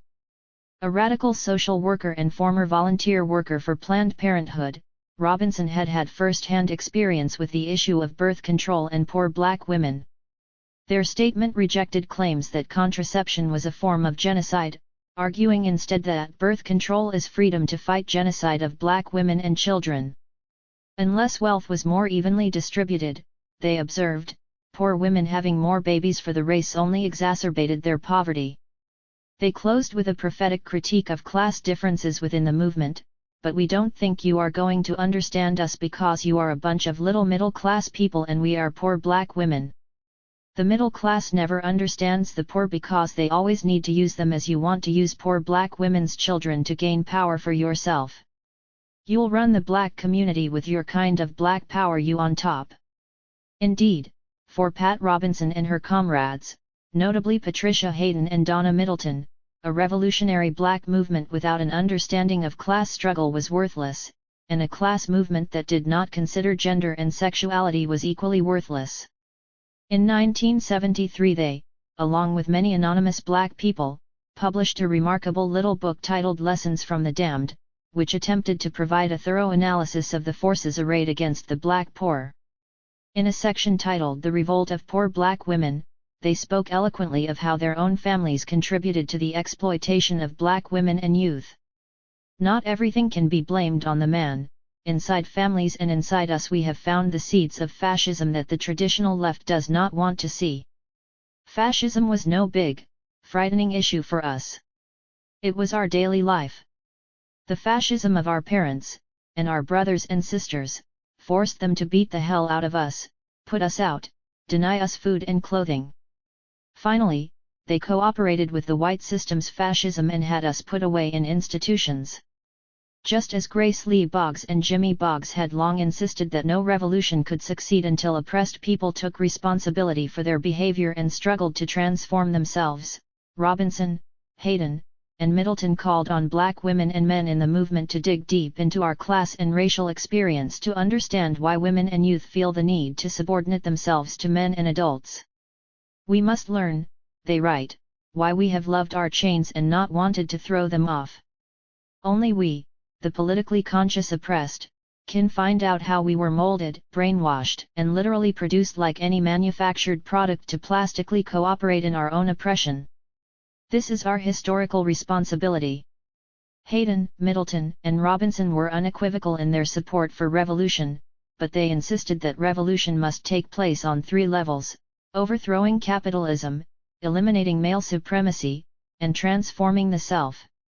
Like many of their male comrades in the Black Freedom Movement, they praised those Third World revolutionaries who were putting out the United States Army and capitalist investors as they did in China and Cuba.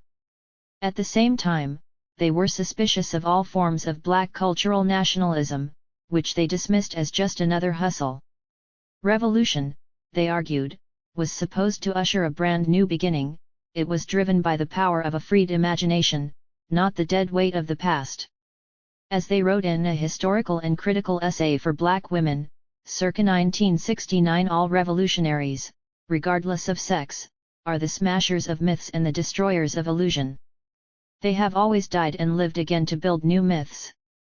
They dare to dream of a utopia, a new kind of synthesis and equilibrium.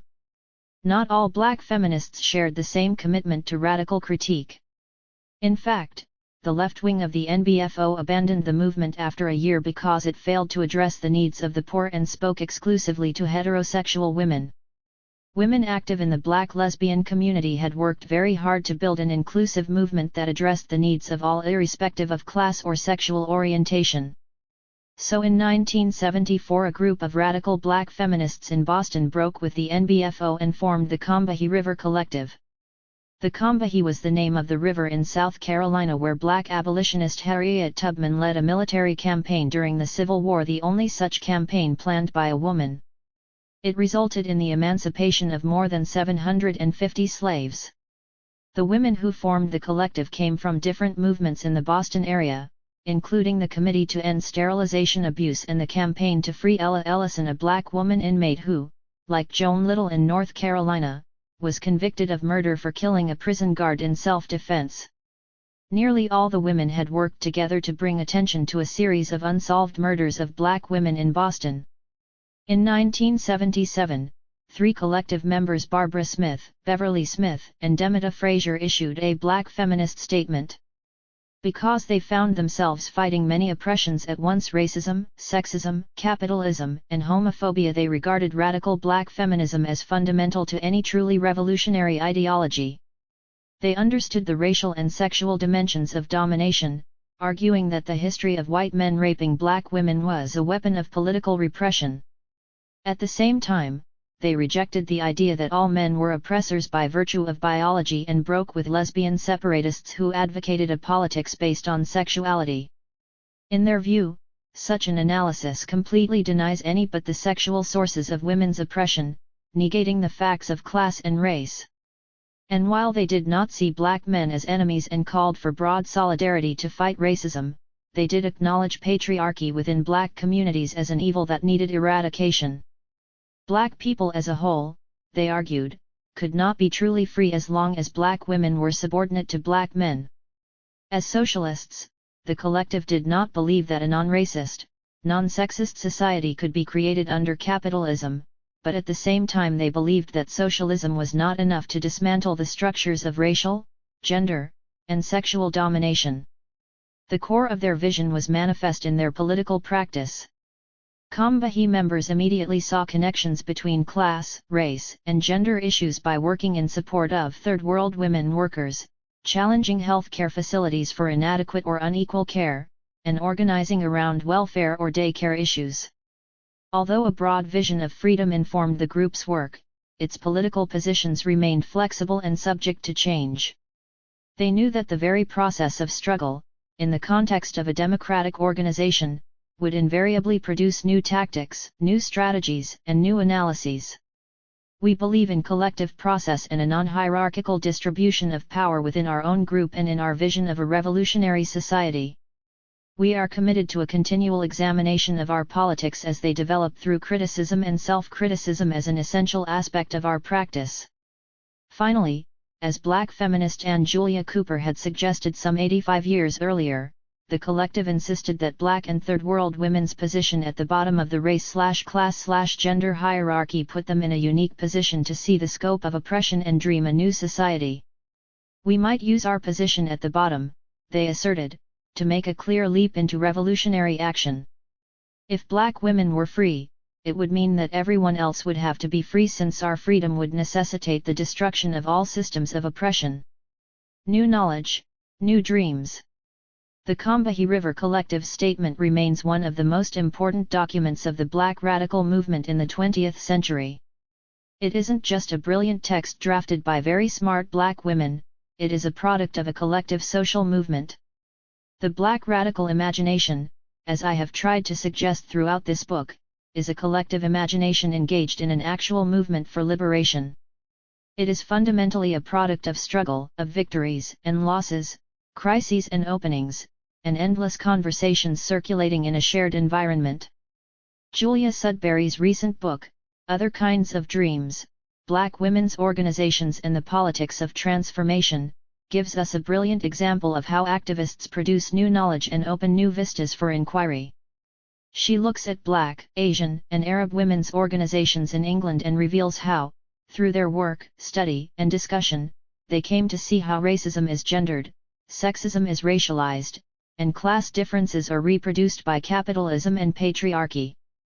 Through personal narratives, local interventions, and research on the impact of specific policies negatively affecting their respective communities, these activists developed new modes of analyses and formulated new, imaginative, transformative strategies. For example, Black Women for Wages for Housework challenged existing academic and policy-oriented knowledge regarding who made up the working class by arguing that children, women, and Black men represented the most comprehensive working class struggle. They saw recognition and reparations for women's unpaid labor, then, as the primary site of any global challenge to capitalism and imperialism. Counting Black and Third World people's contribution to every economy starting by counting women's unwaged work is a way of refusing racism, claiming the wealth back from military budgets, and establishing our entitlement to benefits, wages, services, housing, healthcare, an end to military-industrial pollution not as charity but as rights and reparations owed many times. Imagine what such a formulation could mean for the reparations movement. Sudbury further demonstrates how seemingly local struggles extended into the international arena because many of the women in her study were immigrants with deep ties to their homelands. Working across cultural and ethnic lines introduced various women activists to many different kinds of struggles as well as more expansive solidarities.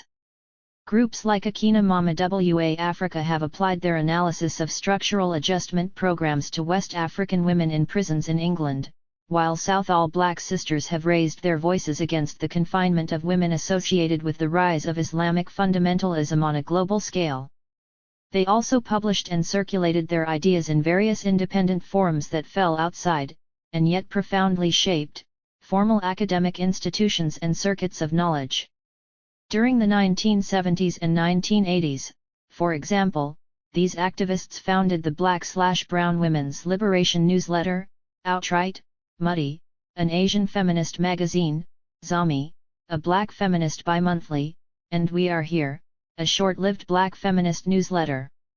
They also established publishing cooperatives and grassroots intellectual centers, such as Black Women Talk and the Afro-Caribbean Educational Project Women's Center.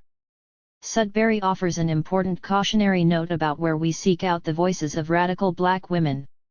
In England during the 1970s and 1980s, for example, Rastafari women were among the most militant and vocal Black activists. This may seem counterintuitive given the common assumptions circulating about the subordination of women in the Rastafari culture. However, these women were at the forefront of a new, more secularized Rastafari movement that proved more enabling for women. And there are many reasons why Rastafari might be attractive to women who may share the dreams of Black radical feminists. Rastas, after all, promoted a vision of community that shunned materialism and artificial drugs and foods and strove for an equal and just society in which people lived in harmony with nature. And the fact that Rastafari encouraged female-only spaces enabled Black women to hold political discussions among themselves, allowing them to focus their attention on issues that might affect women differently or exclusively. Finally, as Sudbury points out, Rastafari women also challenged what had become the dominant radical feminist paradigm, particularly around sexuality.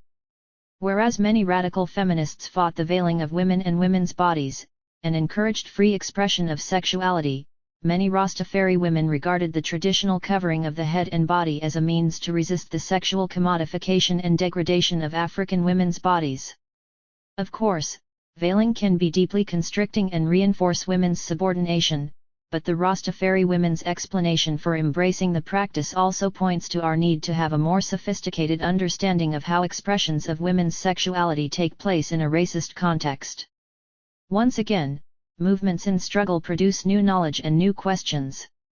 Although we tend to associate contemporary Black feminist thought with academia, some of the most radical thinkers are products of social movements.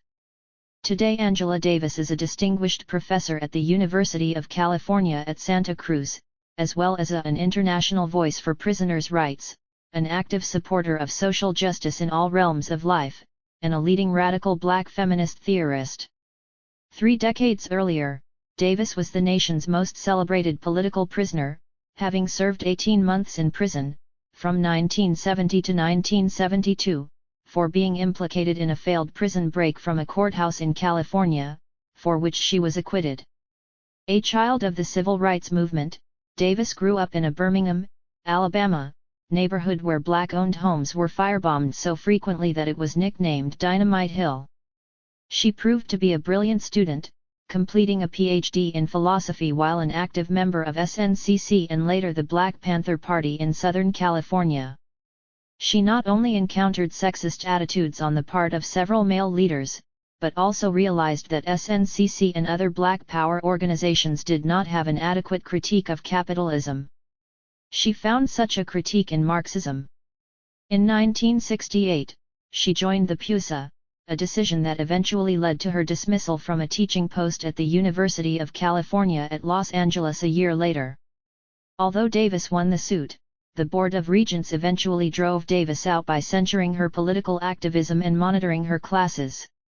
Davis never ceased her political work, taking up a wide range of issues from police brutality and prisoners' rights to women's liberation and the politics of reproduction. As a result, she produced 2 seminal volumes of essays that remain key texts in the development of Marxist feminism, Women, Race, and Class, 1981, and Women, Culture, and Politics, 1989. Much of this work examines the intersection of race, gender, and class, and the challenges to building a class-conscious, anti-racist feminist movement over the past century. She also looks at the intersection of forces oppressing women, including various forms of sexual violence. Furthermore, Davis's own prison experience and her continued work on behalf of prisoners' rights has compelled her to embark upon a massive study of the prison industrial complex on a global scale. Her writings on prisons have long been key texts in the world abolitionist movement. She examines the relationship between the formation of prisons and the demand for labor under capitalism and situates these developments squarely within the history of modern slavery. One of the strongest aspects of her work is her investigation into the way punishment has been racialized historically. The critical question for Davis centers on how Black people have been criminalized and how this ideology has determined the denial of basic citizenship rights to Black people. Since most leading theorists of prisons focus on issues such as reform, punishment, discipline, and labor under capitalism, discussions of the production of imprisoned bodies often play down or marginalize race. Davis not only makes race and gender central to her inquiry, but also looks at the prisons and the making of prisoners transnationally, from the prisons in socialist Cuba and the virtual dungeons of Brazil to the so-called liberal practices of the Netherlands. The radical Black feminist movement, not unlike other feminists, also redefined the source of theory. It expanded the definition of who constitutes a theorist, the voice of authority speaking for Black women, to include poets, blues singers, storytellers, painters, mothers, preachers, and teachers. Black women artists are often embraced from all parts of the diaspora: Maryse Kondet, Buchi Emeketa, Toni Morrison, Ntozake Shange, Sonia Sanchez, Alice Walker, Gloria Naylor, Paul Marshall, Toni Cade Bambara, Jane Cortez, June Jordan, Batai Sarr, Faith Ringgold, Adrian Piper, Camille Billups, Howardina Pindle, Sweet Honey in the Rock, Abby Lincoln, Bessie Smith, Ma Rainey. The list can go on for pages. Angela Davis, Michelle Gibbs, and Hazel Carby are just a few Black radical feminists who have claimed Black women blues singers for feminist thought. Davis's blues legacies and Black feminism demonstrates how Black women blues singers created a poetics of sexual freedom and power, a politics of protest veiled beneath songs of love and loss, as well as a politics of class critical of alienated wage labor and poverty. Black blues women sang sad and lonely songs, but they also imagined a world free of low-wage, back-breaking labor and full of pleasurable leisure.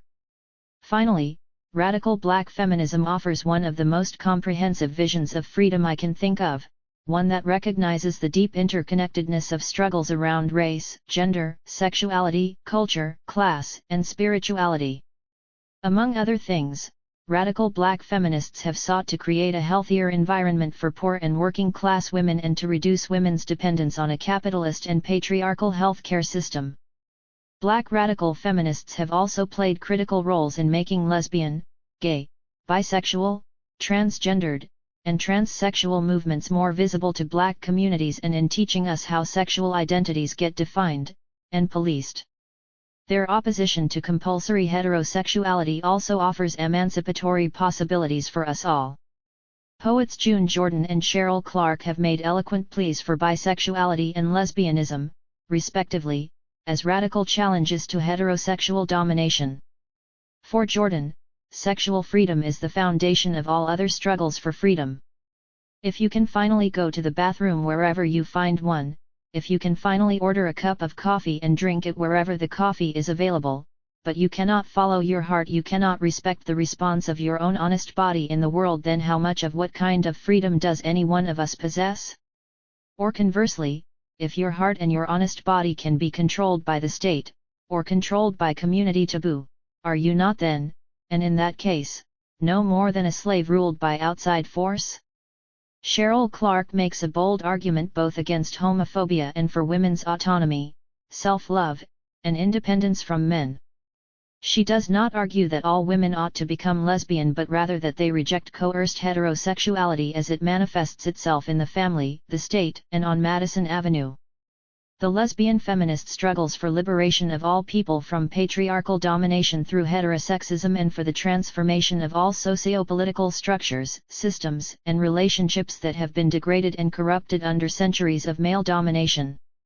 Furthermore, lesbian, gay, bisexual, transgendered, and transsexual movements contribute to the freedom of all by challenging all claims to what is normal.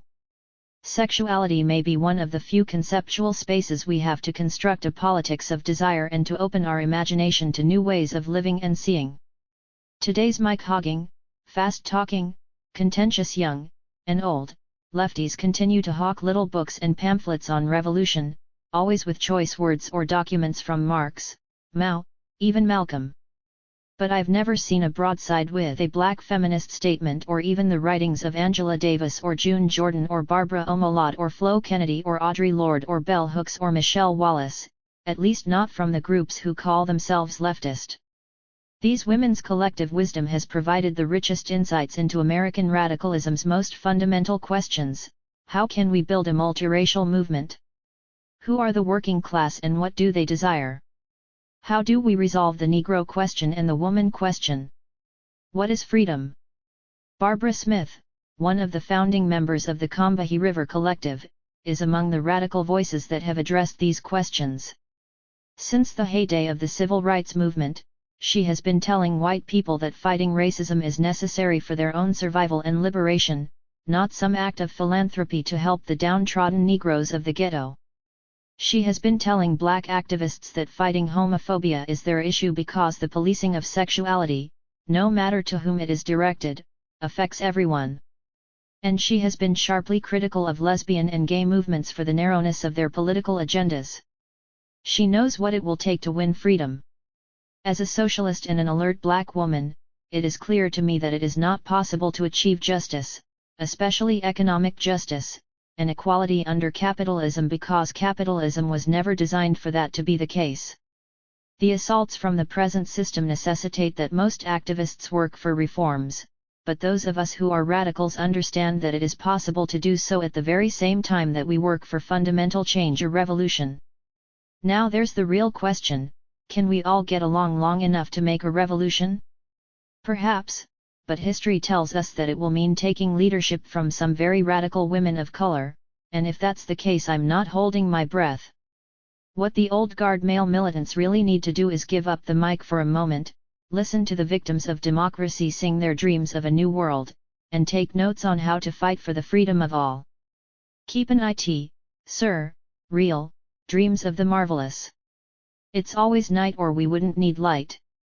Thelonious Monk, quoted in Time magazine, 1964. Monk's statement should be taken as more than a clever observation about physics. As one of the greatest jazz pianists and composers of the 20th century, Monk often began work after the sun disappeared over the horizon, thus he understood the power and ubiquity of night. The night time is the right time, a time to reveal and fulfill desire, a time to dream, the world of the unknown, the hallucinatory. It was 19th-century poet Isidore Ducos, known to his readers as Comte de Lautréamont, who wrote in his Poésies, 1870, "It is only by admitting the night physically that one is able to admit it morally." For black folk, however, the night represents pleasure and danger, beauty and ugliness. Besides its blackness, with all its mystery and elegance, richness and brilliance, the night is associated with hooded clansmen and burning crosses, the long night of slavery, the oppression of dark skin. Yes, it's always night, which is why we absolutely need light, the light of social movements. I've got the light of freedom, the light of hope, facing a rising sun / of a new day begun, the light of spirit, this little light of mine / I'm gonna let it shine. Monk meets Lautréamont on the night train to freedom. It is one of many chance encounters that reveal a deep affinity between black life and culture and surrealism. Neither man would have identified himself as a surrealist, although Lautréamont, along with another 19th-century French poet named Arthur Rimbaud, are considered the spiritual fathers of surrealism before the movement was declared after World War I. And yet they embody the basic principles of surrealism, a living, mutable, creative vision of a world where love, play, human dignity, an end to poverty and want, and imagination are the pillars of freedom. What is surrealism? Its definition is as rich and evasive as the night itself. Here is one answer from the Chicago Surrealist Group, 1976. Surrealism is the exaltation of freedom, revolt, imagination, and love. It is above all a revolutionary movement. Its basic aim is to lessen and eventually to completely resolve the contradiction between everyday life and our wildest dreams. By definition subversive, surrealist thought and action are intended not only to discredit and destroy the forces of repression, but also to emancipate desire and supply it with new poetic weapons. Beginning with the abolition of imaginative slavery, it advances to the creation of a free society in which everyone will be a poet, a society in which everyone will be able to develop his or her potentialities fully and freely. By plunging into the depths of the unconscious and lessening the contradiction between everyday life and our wildest dreams, we can enter or realize the domain of the marvelous. Surrealism is no mere artistic movement like Cubism or Impressionism, and it is not primarily concerned with art. Surrealism is about making a new life. As Franklin Rosemont explains in André Breton, what is surrealism? Selected writings. Surrealism, a unitary project of total revolution, is above all a method of knowledge and a way of life. It is lived far more than it is written, or written about, or drawn. Surrealism is the most exhilarating adventure of the mind, an unparalleled means of pursuing the fervent quest for freedom and true life beyond the veil of ideological appearances. Only the social revolution, the leap, in the celebrated expression of Marx and Engels, from the realm of necessity to the realm of freedom, will enable the true life of poetry and mad love to cast aside, definitively, the fetters of degradation and dishonor and to flourish with unrestrained splendor. Some of these principles, one might argue, were present in Afro-diasporic culture before surrealism was ever named. In this chapter 1 explore how Black Revolt shaped the development of surrealism as a self-conscious political movement, as well as the impact surrealism has had on modern political and cultural movements throughout the African diaspora. Surrealism, I contend, offers a vision of freedom far deeper and more expansive than any of the movements discussed thus far. It is a movement that invites dreaming, urges us to improvise and invent, and recognizes the imagination as our most powerful weapon. Surrealism and us. Surrealism may have originated in the West, but it is rooted in a conspiracy against Western civilization. Surrealists frequently looked outside Europe for ideas and inspiration, turning most notably to the primitives under the heel of European colonialism. Indeed, what later became known as the Third World turned out to be the source of the Surrealists' politicization during the mid-1920s.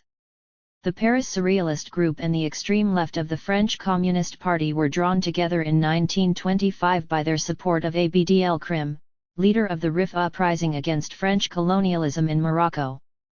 In tracks like Revolution Now and Forever, the Surrealists actively called for the overthrow of French colonial rule. That same year, in an open letter to writer and French ambassador to Japan, Paul Claudel, the Paris Group announced, "We profoundly hope that revolutions, wars, colonial insurrections, will annihilate this Western civilization whose vermin you defend even in the Orient." 7 years later, the Paris Group produced its most militant statement on the colonial question to date. Titled Murderous Humanitarianism, 1932, and drafted mainly by René Crevel and signed by, among others, André Breton, Paul Éluard, Benjamin Perret, Yves Tanguy, and the Martinican surrealists Pierre Yoyot and J. M. Monerat, it was first published in Nancy Cunard's massive anthology, Negro, 1934. The document is a relentless attack on colonialism, capitalism, the clergy, the black bourgeoisie, and hypocritical liberals. Arguing that the very humanism upon which the modern West was built also justified slavery, colonialism, and genocide, the writers called for action. We surrealists pronounced ourselves in favor of changing the imperialist war, in its chronic and colonial form, into a civil war. Thus we placed our energies at the disposal of the revolution, of the proletariat and its struggles, and defined our attitude towards the colonial problem, and hence towards the color question. In other words, the revolts of the colonial world and its struggles for cultural autonomy animated surrealists as much as reading Freud or Marx. And they discovered in the cultures of Africa, Oceania, and Native America a road into the marvelous and confirmation of their most fundamental ideas. For example, the surrealist practice of pure psychic automatism, sometimes described as automatic writing, was much more than a modern technical invention, for it quickly led to the recognition that entire cultures had methods of thought and communication that transcended the conscious. Surrealist automatism, which dates back to 1919, was neither stream of consciousness writing nor an experimental writing strategy but a state of mind, a plunge below the surface of consciousness. Related more to shamanism and trance states than to modernity as it was understood in the West, automatism was a struggle against the slavery of rationalism, a means to allow the imagination to run free. Early on, surrealists discovered this kind of imaginative freedom in African American music. The attraction to black music must have seemed natural, for as the Chicago Surrealist Group reflected in a special Surrealist supplement to Living Blues magazine in 1976, the Surrealists could hardly have failed to recognize aspects of their combat in blues, and in jazz, for freedom, revolt, imagination, and love are the very hallmarks of all that is greatest in the great tradition of black music. Natural, yes, but not immediate. Some surrealists, Jacques Baron, René Crevel, Robert Desnos, Michel Léry's, appreciated jazz from the start, but others, including André Breton, author of the 1924 Surrealist Manifesto, initially could not see how music might be a medium for the kind of freedom they found in the literary and plastic arts. Even the great painter Giorgio de Chirico proclaimed, "No music." The winds shifted in 1929 when Belgian surrealist Paul Nuge published an essay titled Music is Dangerous, which offered a critical defense of music as one of many artistic forces capable of bewitching spirit. And a few years later, in an essay titled Hot Jazz in Nancy Cunard's Negro Anthology, Robert Goffin, a non-surrealist critic, directly related surrealism to jazz. Although Goffin reinforced the then common perception of black music as a spontaneous, emotion-driven folk form, which was thus devoid of the kind of creative intellectual work one associates with Western arts, he nevertheless placed black musicians squarely within the pantheon of surrealism's founders. What Breton and Louis Aragon did for poetry in 1920, noted Goffin, Chirico, and Ernst for painting in 1930, had been instinctively accomplished as early as 1910 by humble Negro musicians, unaided by the control of that critical intelligence that was to prove such an asset to the later initiators. Meanwhile, from the early 1930s on, black surrealists such as Etienne Leroux and René Menil praised jazz and black vernacular musics as key elements of their revolutionary project. Egyptian surrealist Georges Henine published a substantial lecture on jazz in 1935. During and after World War II, black music gained enthusiastic support from such important surrealist figures as the Chilean Roberto Mata, the Romanian Victor Bronner, the Sicilian-American Philip La Mancha, and many others. By 1945, Andre Breton, having heard live jazz in Harlem during his years in New York as a refugee from Nazi-overrun France, had thoroughly revised his earlier views on music. It is no surprise that Thelonious Monk turned out to be one of the Surrealists' major heroes. Monk's music appealed especially to the Surrealists' struggle for complete freedom and the overthrow of bourgeois concepts of beauty and art. He made music that destroyed many Western ideas about music making, turning conventional rules of composition, harmony, and rhythm on their heads. He stripped romantic ballads of their romanticism and took his listeners on wild harmonic rides filled with surprising dissonances. His admirers included the important Surrealist theorist Gerard Legrand, who wrote the first Surrealist book on jazz, Puissances du Jazz, 1953, Romanian poet Gelu Nom, and poet-critic Georges Goldfayn, who suggested that painters and poets had much to learn from Monk by listening to how he interpreted a song. Victor Bronner did a striking symbolic picto-portrait of Monk in 1948, years before Monk became well known in the United States. Claude Tarnot wrote a poem for Monk in which he imagined him in a combo with Rimbaud, Bronner, and de Chirico.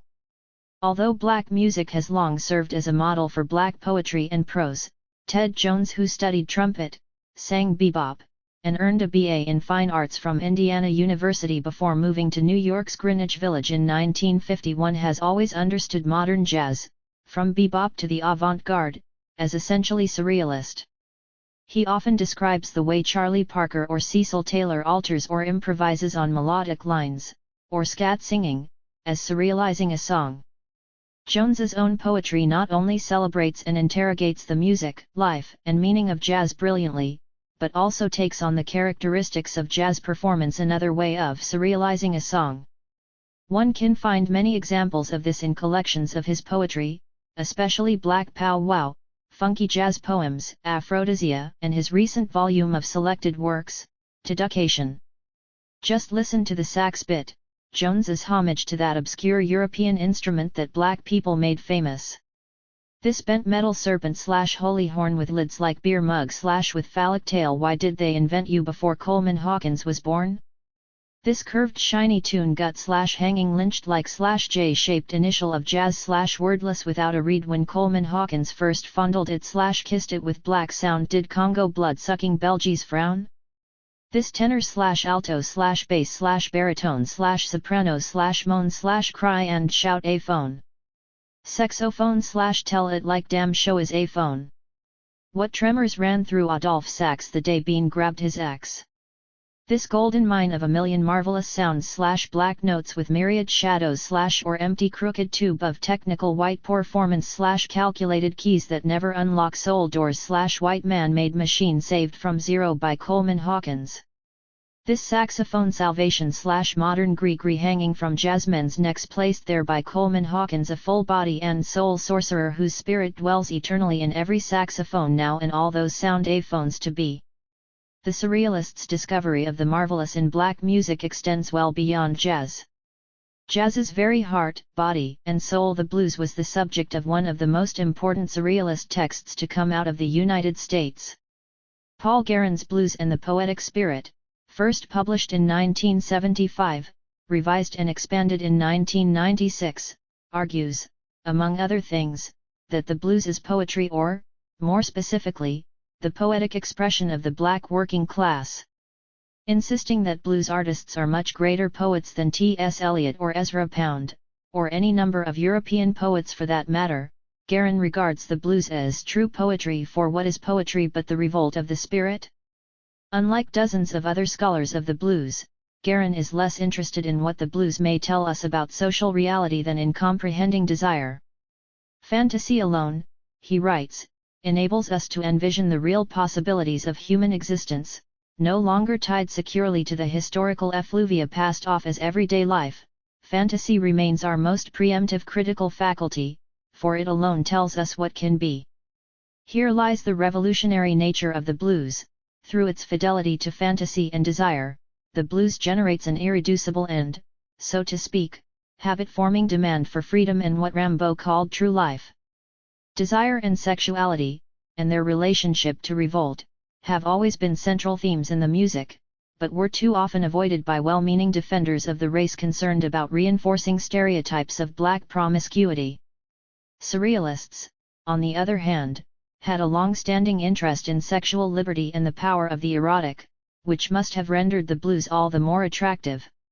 Organized surrealism came late to the English-speaking world, and largely because of the language barrier, awareness of the power of the blues came late to surrealism. One can only imagine how the movement's own sexual revolt might have benefited had it embraced the poetry of black women's blues in the 1920s and 1930s.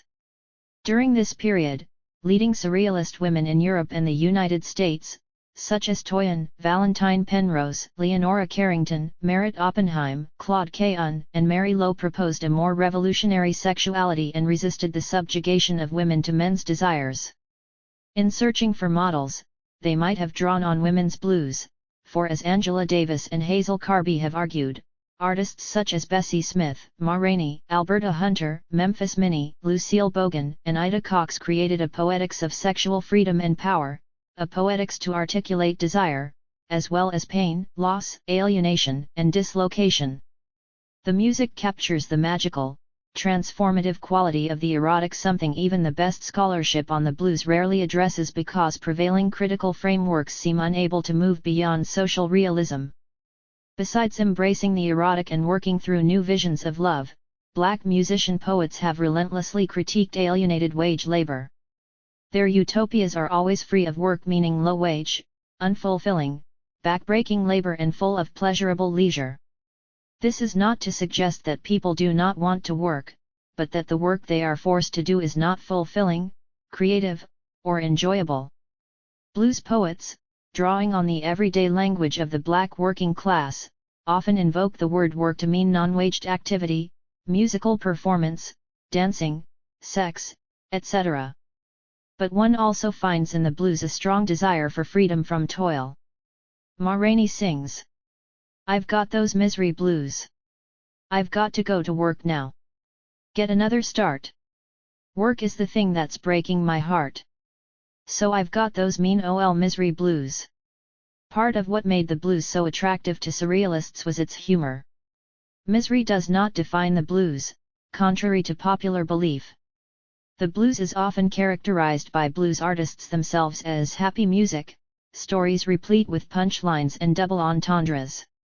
Charlie Camel's Goin' Away Blues tells his listeners, "I don't want a woman who wears a number 9/ I wake up in the morning, I can't tell her shoes from mine." Even songs of poverty, loss, and tragedy are filled with absurdities meant to elicit laughter, what Andre Breton ironically called black humor. In the wild and wacky world of black humor, and here the double entendre is quite deliberate, the blues is just the tip of the iceberg. The absurdity of racism and the fragile and strange world of white supremacy produced a deep wellspring of jokes, hilarious folktales, and humorous word games, e.g., the dozens, that cut to the heart of our past and present slavery. Consider the yarn about a southern white dentist charging a black patient $2,000 to pull a tooth while his white patients paid only $50. Why? Because in the South a Negro doesn't dare open his mouth to a white man, which meant that the dentist had to pull the tooth through the anus. Freedom dreams from the jungle. As European surrealists found renewal in the cultures and revolts of the colored and colonial world, several young intellectuals from that world discovered surrealism. The first known group to embrace surrealism was Martin Icahn students sojourning in Paris. In 1932, Etienne Leroux, René Menil, J. M. Monerat, Pierre Yoyat, his sister Simone Yoyat, and a few others published one issue of a journal they called Légitime Défense, Self-Defense. In it they declared their commitment to surrealism and communist revolution, critiqued the French-speaking black bourgeoisie, celebrated several black American writers like Langston Hughes and Claude McKay, and published poetry and automatic writing by several members of the group. Although the journal was promptly suppressed by the colonial authorities, it had its impact. Like other journals of the Black Renaissance, e.g., La Revue du Monde Noir, Fire, African Times, and Orient Review, and, a bit later, L'Étudiant Noir, the editors of Légitime Défense denounced racism, paying special attention to the Scottsboro case, and affirmed their African past as well as the cultures of the diaspora. Members of the group also made major critical contributions to Surrealism's theoretical development. J. M. Monnerat produced a stinging critique of the civilized mentality for Le Surrealisme au service de la Révolution, 1933, and Pierre Yoyat wrote a penetrating essay on the significance of Surrealism in the struggle against fascism, published in a special Surrealist issue of the Belgian journal Documents, 1934. Aimé Césaire was part of a different intellectual circle centered around a journal called L'Étudiant Noir, whose editors included Léopold Senghor from Senegal and Léon Gautran Damas, a childhood friend of Césaire's from French Guiana. All three men were outstanding poets, and together they would help found the Negritude movement celebrating the African cultural heritage in the Francophone world. In L'Étudiant Noir's March 1935 issue, Césaire published a passionate tract against assimilation in which he first coined the term Negritude. It is more than ironic that at the moment Césaire's piece appeared, he was hard at work absorbing as much French and European humanities as possible in preparation for his entrance exams for l'École Normale Supérieure. The exams took their toll, for sure, though the psychic and emotional costs of having to imbibe the very culture Césaire publicly rejected must have exacerbated an already exhausting regimen. After completing his exams during the summer of 1935, he took a short vacation to Yugoslavia with a fellow student. While visiting the Adriatic coast, Césaire was overcome with memories of home after seeing a small island from a distance. Moved, he stayed up half the night working on a long poem about Martinique of his youth, the land, the people, the majesty of the place. The next morning when he inquired about the little island, he was told it was called Martinska. A magical chance encounter, to say the least. The words he penned that moonlit night were the beginnings of what would subsequently become his most famous poem of all, Cahier d'un retour au pays natal, Notebook of a Return to My Native Land. The next summer he did return to Martinique, but was greeted by an even greater sense of alienation. He returned to France to complete his thesis on African American writers of the Harlem Renaissance and their representations of the South, and then on July 10, 1937, married Suzanne Roussy, a fellow Martinican student with whom he had worked on L'Étudiant Noir. The couple returned to Martinique in 1939 and began teaching in Fort-de-France. Joining forces with René Menil, Lucie Thésée, Aristide Maugis, Georges Gratiant, and others, they launched the journal Tropiques. The appearance of Tropiques coincided with the fall of France to the fascist Vichy regime, which put the colonies of Martinique, Guadeloupe, and Guyana under Vichy rule. The effect was startling. Any illusions Césaire and his comrades might have harbored about color-blind French brotherhood were shattered when thousands of French sailors arrived on the island. Their racism was blatant and direct. As literary critic A. James Arnold observed, the insensitivity of this military regime also made it difficult for Martinicans to ignore the fact that they were a colony like any other, a conclusion that the official policy of assimilation had masked somewhat. These conditions contributed to radicalizing Césaire and his friends, preparing them for a more anti-colonialist posture at the end of the war. The official policy of the regime to censor Tropiques and interdict the publication when it was deemed subversive also hastened the group's radicalization. In a notorious letter dated May 10, 1943, Martinique's Chief of Information Services, Lieutenant de Vici Abel, justified interdicting Tropiques for being a revolutionary review that is racial and sectarian. Bell accused the editors of poisoning the spirit of society, sowing hatred, and ruining the morale of the country. 2 days later, the editors penned a brilliant polemical response. To Lieutenant de Vici Abel.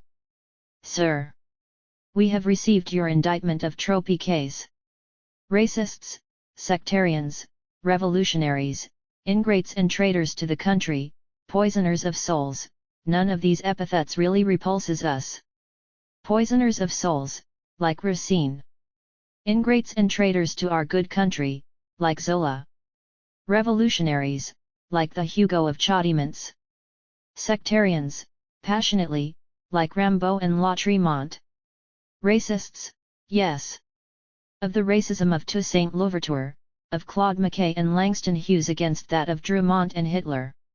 As to the rest of it, don't expect for us to plead our case, nor vain recriminations, nor discussion. We do not speak the same language. Signed, Aimé Césaire, Suzanne Césaire, Georges Gratient, Aristide Magie, René Menil, Lucie Thésée. But for Tropiques to survive, they had to camouflage their boldness, passing the publication off as a journal of West Indian folklore.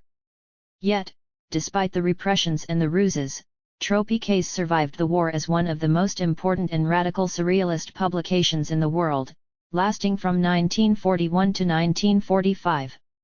The essays and poems it published by the Césaires, René Menil, and others reveal the evolution of a sophisticated anti-colonial stance as well as a vision of a post-colonial future. Theirs was a conception of freedom that drew on modernism and a deep appreciation for pre-colonial African modes of thought and practice. It drew on surrealism as the strategy of revolution of the mind and Marxism as revolution of the productive forces. It was an effort to carve out a position independent of all these forces, a kind of wedding of negritude, Marxism, and surrealism. This group's collective efforts would have a profound impact on international surrealism, in general, and on André Breton, in particular. Tropiques also published Breton, as well as texts by Pierre Mabille, Benjamin Perret, Victor Bronner, Jorge Caceres, and other surrealists.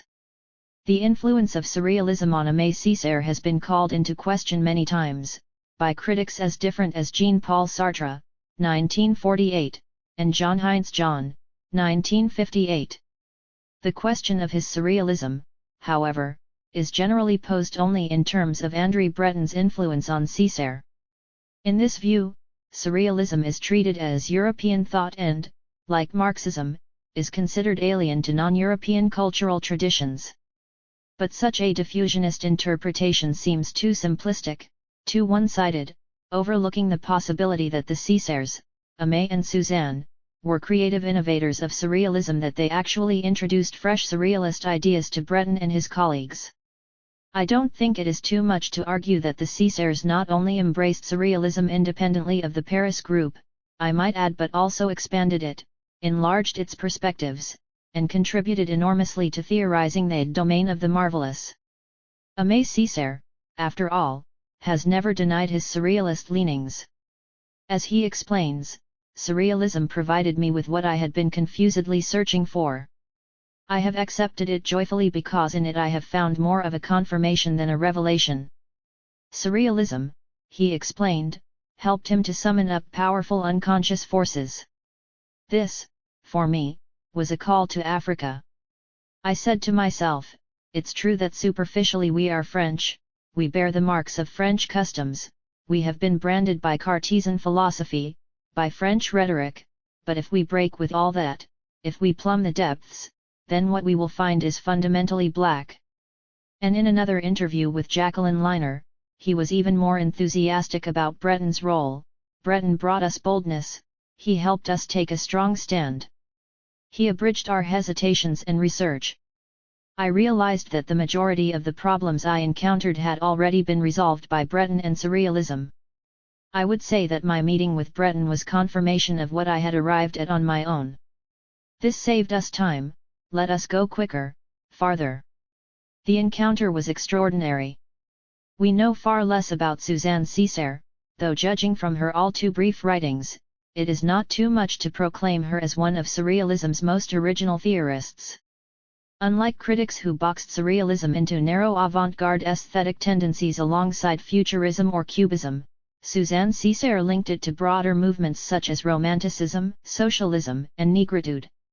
Surrealism, she argued, was not an ideology but a state of mind, a permanent readiness for the marvelous. In a 1941 issue of Tropiques, she imagined new possibilities in terms that were foreign to Marxists. She called on readers to embrace the domain of the strange, the marvelous, and the fantastic, a domain scorned by people of certain inclinations. Here is the freed image, dazzling and beautiful, with a beauty that could not be more unexpected and overwhelming. Here are the poet, the painter, and the artist, presiding over the metamorphoses and the inversions of the world under the sign of hallucination and madness. And yet when she speaks of the domain of the marvelous, She also has her sights on the chains of colonial domination, never forgetting the crushing reality of everyday life in Martinique and the rest of the world. In Surrealism and Us, 1943, she writes with boldness and clarity. Thus, far from contradicting, diluting, or diverting our revolutionary attitude toward life, surrealism strengthens it. It nourishes an impatient strength within us, endlessly reinforcing the massive army of refusals. And I am also thinking of tomorrow. Millions of black hands will hoist their terror across the furious skies of world war. Freed from a long benumbing slumber, the most disinherited of all peoples will rise up from plains of ashes. Our surrealism will supply this rising people with a punch from its very depths. Our surrealism will enable us to finally transcend the sordid antinomies of the present, whites/blacks, Europeans/Africans, civilized/savages, at last rediscovering the magic power of the Mahoyulis, drawn directly from living sources. Colonial idiocy will be purified in the welder's blue flame. We shall recover our value as metal, our cutting edge of steel, our unprecedented communions. One painter who succeeded in creating the kind of art Suzanne Césaire demanded, of producing what Breton called convulsive beauty, was the Cuban-born Wilfredo Lam. The eighth child born to an 84-year-old Chinese father, Lam Yam, and mulatto mother of Indian, African, and Spanish descent, Lam grew up in an environment that, in his view, prepared him for surrealism by exposing him to African culture. His godmother, Manto Nica Wilson, practiced Santeria and was consulted far and wide for remedies for physical and spiritual afflictions. And as a young man, Lam knew revolt firsthand. While studying art in Madrid, he participated in the defense of Republican Spain during the Civil War. After leaving Spain for France in 1938, he befriended Pablo Picasso, whose interest in African art turned out to be a considerable factor in Lam's work as well as his politics. What made me feel such empathy with Picasso's painting more than anything else, Lam remembered, was the presence of African art and the African spirit I discovered in it. When I was a little boy, I had seen African figures in Manto Nica Wilson's house. And in Pablo's work I seemed to find a sort of continuity. Picasso also brought Lam to the Surrealist group in Paris, introducing him to such critical figures as André Breton, Michel Leiris, Benjamin Perret, Joan Miro, Dora Maar, Tristan Tzara, and Paul Éluard, among others. Bringing together his interest in African figures, his memory of his Cuban homeland, and surrealism, Lam's work became less naturalistic and more totem-like, less androcentric and more magical in its fusions of human and animal forms. In his efforts to depict the spirit world of Santeria, his figures became mythic, larger than life, even majestic in character. Lam's politics, like those of the Tropiques group, were rooted in a combination of surrealism, negritude, Marxism, and an intense love of his native land. He detested the picturesque imagery of Cuba for the tourists as well as social realism, and instead sought to represent the Negro spirit, the beauty of the plastic art of the blacks. In this way I could act as a Trojan horse that would spew forth hallucinating figures with the power to surprise, to disturb the dreams of the exploiters. I knew I was running the risk of not being understood either by the man in the street or by the others. But a true picture has the power to set the imagination to work, even if it takes time. Lam beautifully executes this vision in what may be his most famous painting, The Jungle.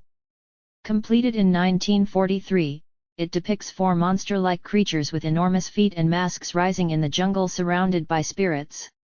Critic Elaine Geoffroy has called it the first revolutionary statement in a plastic art of a third world that is already conscious of the need for all cultures to make common cause, the prophetic announcement of that awakening on a world scale. Lam himself thought of it as a representation of revolt but from the depth of the unconscious. My idea was to represent the spirit of the Negroes in the situation in which they were then. I have used poetry to show the reality of acceptance and protest.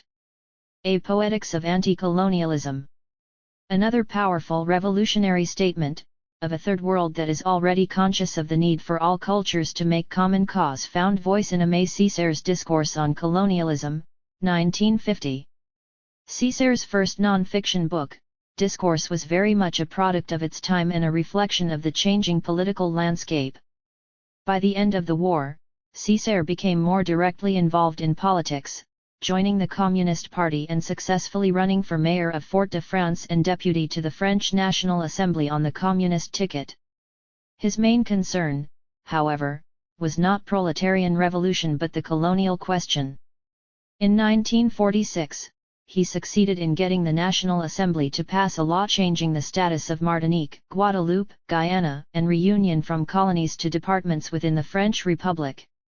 He believed that the assimilation of the old colonies into the Republic would guarantee equal rights, but it turned out not to be the case. In the end, French officials were sent to the colonies in greater numbers, often displacing some of the local black Martinican bureaucrats. It was a painful lesson for Césaire, perhaps the main catalyst for discourse on colonialism. A fusion of ideas drawn from surrealism, communism, negritude, and national liberation movements, as well as Césaire's imagination, discourse might best be described as a declaration of war. I would almost call it a Third World Manifesto but hesitate because it is primarily a polemic against the old order bereft of the kind of propositions and proposals that accompany manifestos. Yet discourse speaks in revolutionary cadences, capturing the spirit of its age just as Marx and Engels did 102 years earlier in their little manifesto. It appeared just as the old empires were on the verge of collapse, thanks in part to a world war against fascism that left Europe in a material, spiritual, and philosophical shambles. It was the age of decolonization and revolt in Africa, Asia, and Latin America. 5 years earlier, 1945, black people from around the globe gathered in Manchester, England, for the 5th Pan-African Congress to discuss the freedom and future of Africa. 5 years later, 1955, representatives from the non-aligned nations gathered in Bandung, Indonesia, to discuss the freedom and future of the Third World. Mao's revolution in China was a year old, while the Mau Mau in Kenya were just gearing up for an uprising against their colonial masters. The French encountered insurrections in Algeria, Tunisia, Morocco, Cameroon, and Madagascar, and suffered a humiliating defeat by the Viet Minh at Dien Bien Phu. Revolt was in the air. India, the Philippines, Guyana, Egypt, Guatemala, South Africa, Alabama, Mississippi, Georgia, Harlem, you name it, revolt.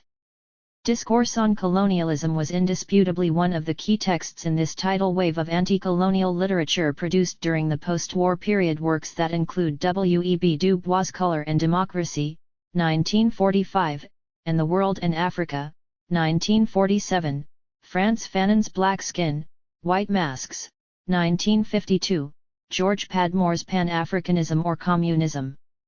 The Coming Struggle for Africa, 1956, Albert Memmi's The Colonizer and the Colonized, 1957, Richard Wright's White Man Listen. 1957, Jean-Paul Sartre's essay Black Orpheus, 1948, and journals such as Présence Africaine and African Revolution. As with much of the radical literature produced during this epoch, discourse placed the colonial question front and center. Although, remaining somewhat true to his communist affiliation, Césaire never quite dethroned the modern proletariat from its exalted status as a revolutionary force. He made the European working class practically invisible. This was a book about colonialism, its impact on the colonized, on culture, on history, on the very concept of civilization itself, and most importantly, on the colonizer. In the finest Hegelian fashion, Césaire demonstrates how colonialism worked to decivilize the colonizer. Torture, violence, race hatred, and immorality constituted a dead weight on the so-called civilized, pulling the master class deeper and deeper into the abyss of barbarism. The instruments of colonial power relied on barbaric, brutal violence and intimidation, and the end result was the degradation of Europe itself. Hence Césaire could only scream, "Europe is indefensible." Europe was also dependent. Anticipating Fanon's famous proposition in The Wretched of the Earth that Europe is literally the creation of the Third World, Césaire revealed over and over again the colonizers' sense of superiority and their sense of mission as the world's civilizers, a mission that depended on turning the other into barbarians. The Africans, the Indians, the Asians could not possess civilization or a culture equal to that of the imperialists, or the latter had no purpose, no justification for the exploitation and domination of the rest of the world. The colonial encounter, in other words, required a reinvention of the colonized, the deliberate destruction of their past, what Césaire called thingification. Discourse, then, had a double-edged meaning. It was Césaire's discourse on the material and spiritual havoc created by colonialism, and it was a critique of colonial discourse. Anticipating the explosion of work we now call post-colonial studies, Césaire revealed how the circulation of colonial ideology and ideology of racial and cultural hierarchy was as essential to colonial rule as police and corvée labor. Moreover, as a product of the post-World War II period, discourse went one step further by drawing a direct link between the logic of colonialism and the rise of fascism. Echoing a number of black radicals, including W.E.B. Du Bois, George Padmore, and C.L.R. James, see Chapter 2, Césaire provocatively pointed out that Europeans tolerated Nazism before it was inflicted on them, that they absolved it, shut their eyes to it, legitimized it, because, until then, it had been applied only to non-European peoples, that they have cultivated that Nazism, that they are responsible for it, and that before engulfing the whole of Western, Christian civilization in its reddened waters, it oozes, seeps, and trickles from every crack. So the real crime of fascism was the application of colonial procedures to white people which until then had been reserved for the Arabs of Algeria, the coolies of India, and the blacks of Africa. The very idea that there was a superior race lay at the heart of the matter, and this is why elements of discourse also drew on Negritude's impulse to recover the history of Africa's accomplishments. Taking his cue from Leo Frobenius's injunction that the idea of the barbaric Negro is a European invention, Césaire set out to prove that the colonial mission to civilize the primitive was just a smoke-screen. If anything, colonialism resulted in the massive destruction of whole societies that not only functioned at a high level of sophistication and complexity, but that could offer the West valuable lessons about how we might live together and remake the modern world. Indeed, Césaire's insistence that pre-colonial African and Asian cultures were not only anti-capitalist, but also anti-capitalist anticipated romantic claims advanced by African nationalist leaders such as Julius Nyerere, Kenneth Kaunda, and Senghor himself that modern Africa could establish socialism on the basis of pre-colonial village life. Discourse was not the first place Césaire made the case for the barbaric West following the path of the civilized African. In his introduction to a book by liberal French scholar Victor Scoelchaire, Esclavage et Colonisation, 1948, he wrote, "The men they took away knew how to build houses, govern empires, erect cities, cultivate fields, mine for metals, weave cotton, forge steel. Their religion had its own beauty, based on mystical connections with the founder of the city. Their customs were pleasing, built on unity, kindness, respect for age. No coercion, only mutual assistance, the joy of living, a free acceptance of discipline. Order, earnestness, poetry and freedom." Reading this passage and the book itself deeply affected one of Césaire's brightest students, Frantz Fanon. It was a revelation for him to discover cities in Africa and accounts of learned blacks. All of that, he noted in Black Skin, White Masks, 1952, exhumed from the past, spread with its insides out, made it possible for me to find a valid historical place. The white man was wrong. I was not a primitive, not even a half-man, I belonged to a race that had already been working in gold and silver 2,000 years ago. Negritude turned out to be a miraculous weapon in the struggle to overthrow the barbaric Negro. And yet despite Césaire's construction of pre-colonial Africa as an aggregation of warm, communal societies, he never called for a return. Unlike his old friend Senghor, Césaire's Negritude was future-oriented and modern. His position in discourse was unequivocal: for us the problem is not to make a utopian and sterile attempt to repeat the past, but to go beyond. It is not a dead society that we want to revive. We leave that to those who go in for exoticism. It is a new society that we must create, with the help of our brother slaves, a society rich with all the productive power of modern times, warm with all the fraternity of olden days. Then comes the shocking next line. For some examples showing that this is possible, we can look to the Soviet Union. Now, given everything he had written thus far, everything that he had lived, why would he hold up Stalinism circa the 1950s as an exemplar of the new society? Certainly, his praise for the USSR was a logical manifestation of his Communist Party membership. But why would a great poet and major voice of surrealism and negritude join the Communist Party in the 1940s? Actually, once we consider the context of the post-war world, his decision is not shocking at all. First, remember that communist parties worldwide, especially in Europe, were at their height immediately after the war, and Joseph Stalin spent the war years as an ally of liberal democracy. Second, several leading writers and artists committed to radical social change, particularly in the Caribbean and Latin America, became communists, including César's friends Jacques Romain, Nicolas Guillen, and René Depestret. Thus, given César's role as communist leader, we should not be surprised by Discourse's nod to the Soviet Union, or even the final closing lines of the text where he named proletarian revolution as our savior. What is jarring, however, is how incongruous these statements were in relation to the rest of the text. After demonstrating how Europe was a dying civilization, one on the verge of self-destruction in which the chickens of colonial violence and tyranny had come home to roost, and the white working class looked on in silent complicity, he proposed proletarian revolution as the final solution.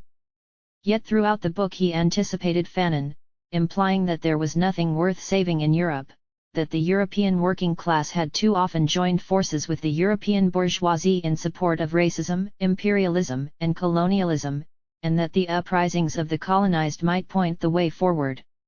Ultimately, Discourse was a challenge to, or revision of, Marxism that drew on surrealism and the anti-rationalist ideas of his early poetry and explorations in negritude.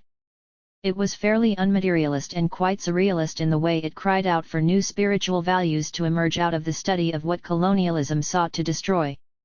César's position vis-à-vis Marxism became even clearer less than 1 year after the third edition of Discourse appeared.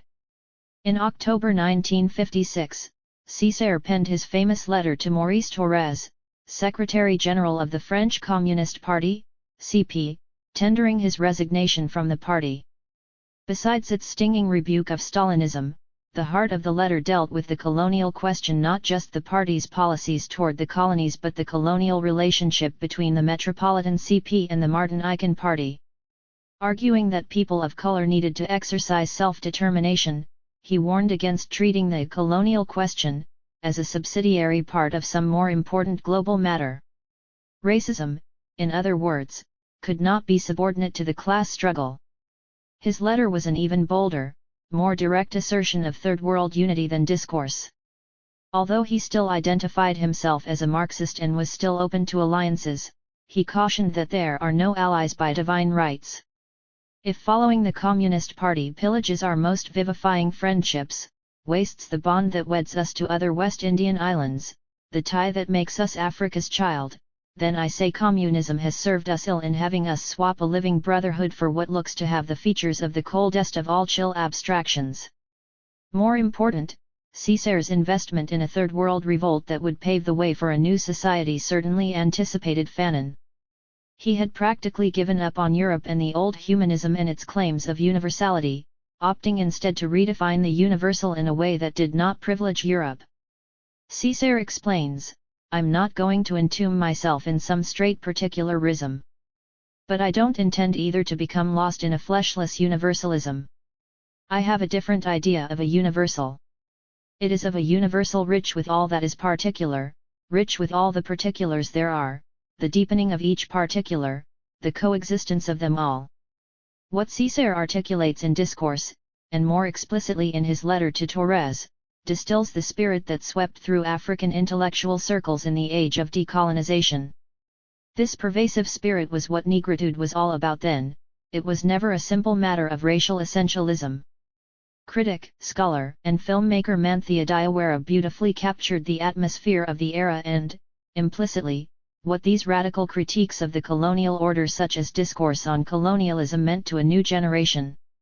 The idea that negritude was bigger even than Africa, that we were part of an international moment which held the promise of universal emancipation, that our destiny coincided with the universal freedom of workers and colonized people worldwide. All this gave us a bigger and more important identity than the ones previously available to us through kinship, ethnicity, and race.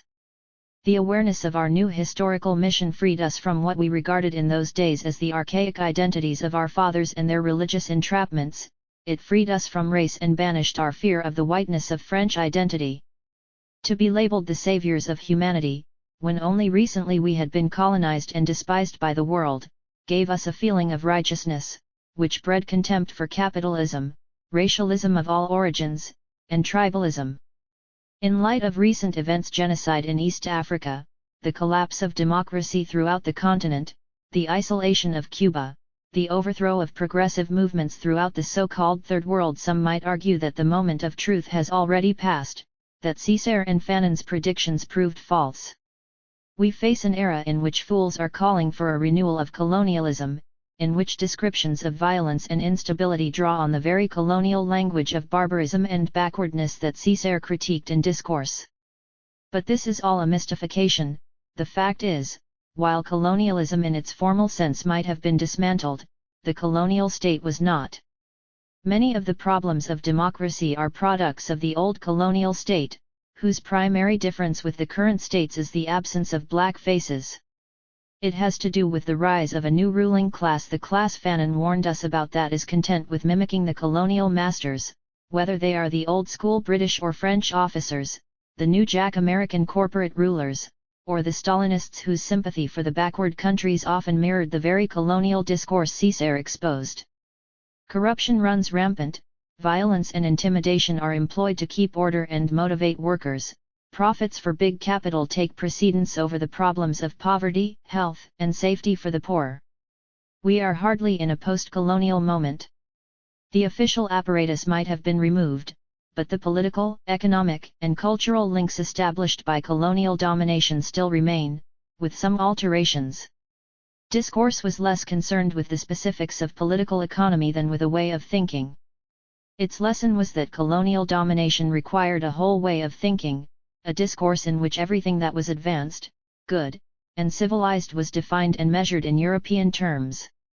Discourse called on the world to move forward as rapidly as possible, and yet called for the overthrow of a master class's ideology of progress, one built on violence, destruction, and genocide. Both Fanon and Césaire warned the colored world not to follow in Europe's footsteps, and not to go back to the ancient way, but to carve out a new direction altogether. What we've been witnessing, however, and here I must include Césaire's own beloved Martinique, hardly reflects the imagination and vision captured in these brief pages. The same old political parties, the same armies, the same methods of labor exploitation, the same education, the same tactics of incarceration, exiling, and killing artists and intellectuals who dare to imagine a radically different way of living, who dare to invent the marvelous before our very eyes. In the end, discourse was never intended to be a roadmap or a blueprint for revolution. It is poetry and therefore revolt. It is an act of insurrection, drawn from Césaire's own miraculous weapons, molded and shaped by his work with Tropiques and its challenge to the Vichy regime, by his imbibing of European culture and his sense of alienation from both France and his native land. It is a rising, a blow to the master who appears as owner and ruler, teacher and comrade. It is revolutionary graffiti painted in bold strokes across the great texts of Western civilization. It is a hand grenade tossed with deadly accuracy, clearing the field so that we might write a new history with what's left standing. Discourse is hardly a dead document about a dead order. If anything, it is a call for us to plumb the depths of the imagination for a different way forward. Just as Césaire drew on Comte de la Trémont's Chants de Maldoror to illuminate the cannibalistic nature of capitalism and the power of poetic knowledge, discourse offers new insights into the consequences of colonialism and a model for dreaming a way out of our post-colonial predicament. Although we still need to overthrow all vestiges of the old colonial order, destroying the old is just half the battle. The noise of our living, in the wilderness of North America, Surrealism's influence in the Black world extends well beyond the formerly colonized people. In North America, it is reflected in the work of Black artists as diverse as Frank London Brown, Bob Kaufman, Jane Cortez, Ted Jones, Will Alexander, and Richard Wright. Richard Wright?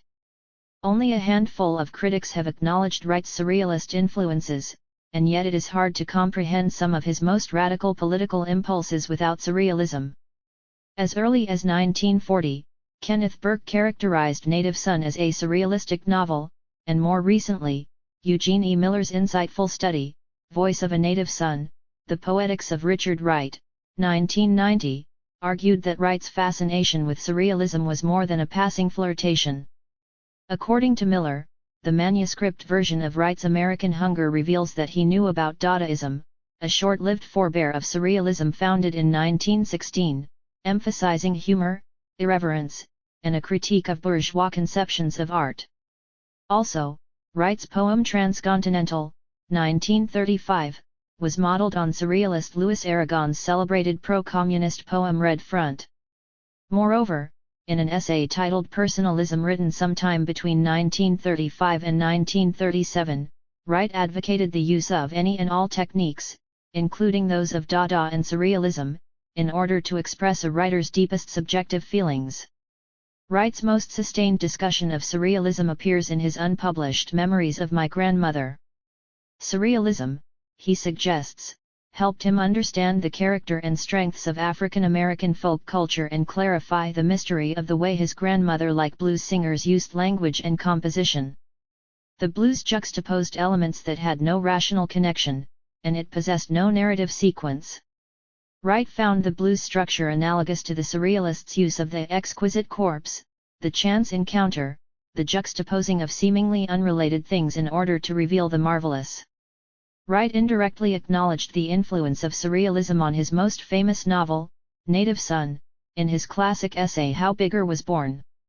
In Wright's novel, Bigger Thomas is the protagonist whose degradation under racism and capitalism compels him to murder and rape, but just as he is about to face his own execution he recognizes the redeeming power of working-class collective action through the Communist Party.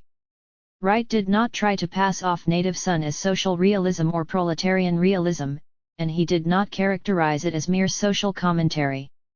Rather, it is a psychological journey that attempts to communicate what's incommunicable. It is about alienation and yearning for something, but Wright isn't sure exactly what it is. In trying to make sense of Bigger, Wright succumbed to the power of imagination. While writing, a new and thrilling relationship would spring up under the drive of emotion, coalescing and telescoping alien facts into a known and felt truth.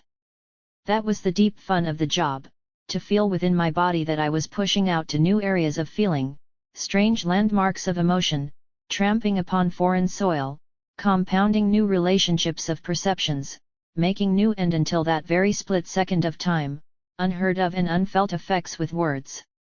It had a buoying and tonic impact upon me, my senses would strain and seek for more and more of such relationships, my temperature would rise as I worked. That is writing as I feel it, a kind of significant living. For Wright, Black people did not have to go out and find surrealism, for their lives were already surreal.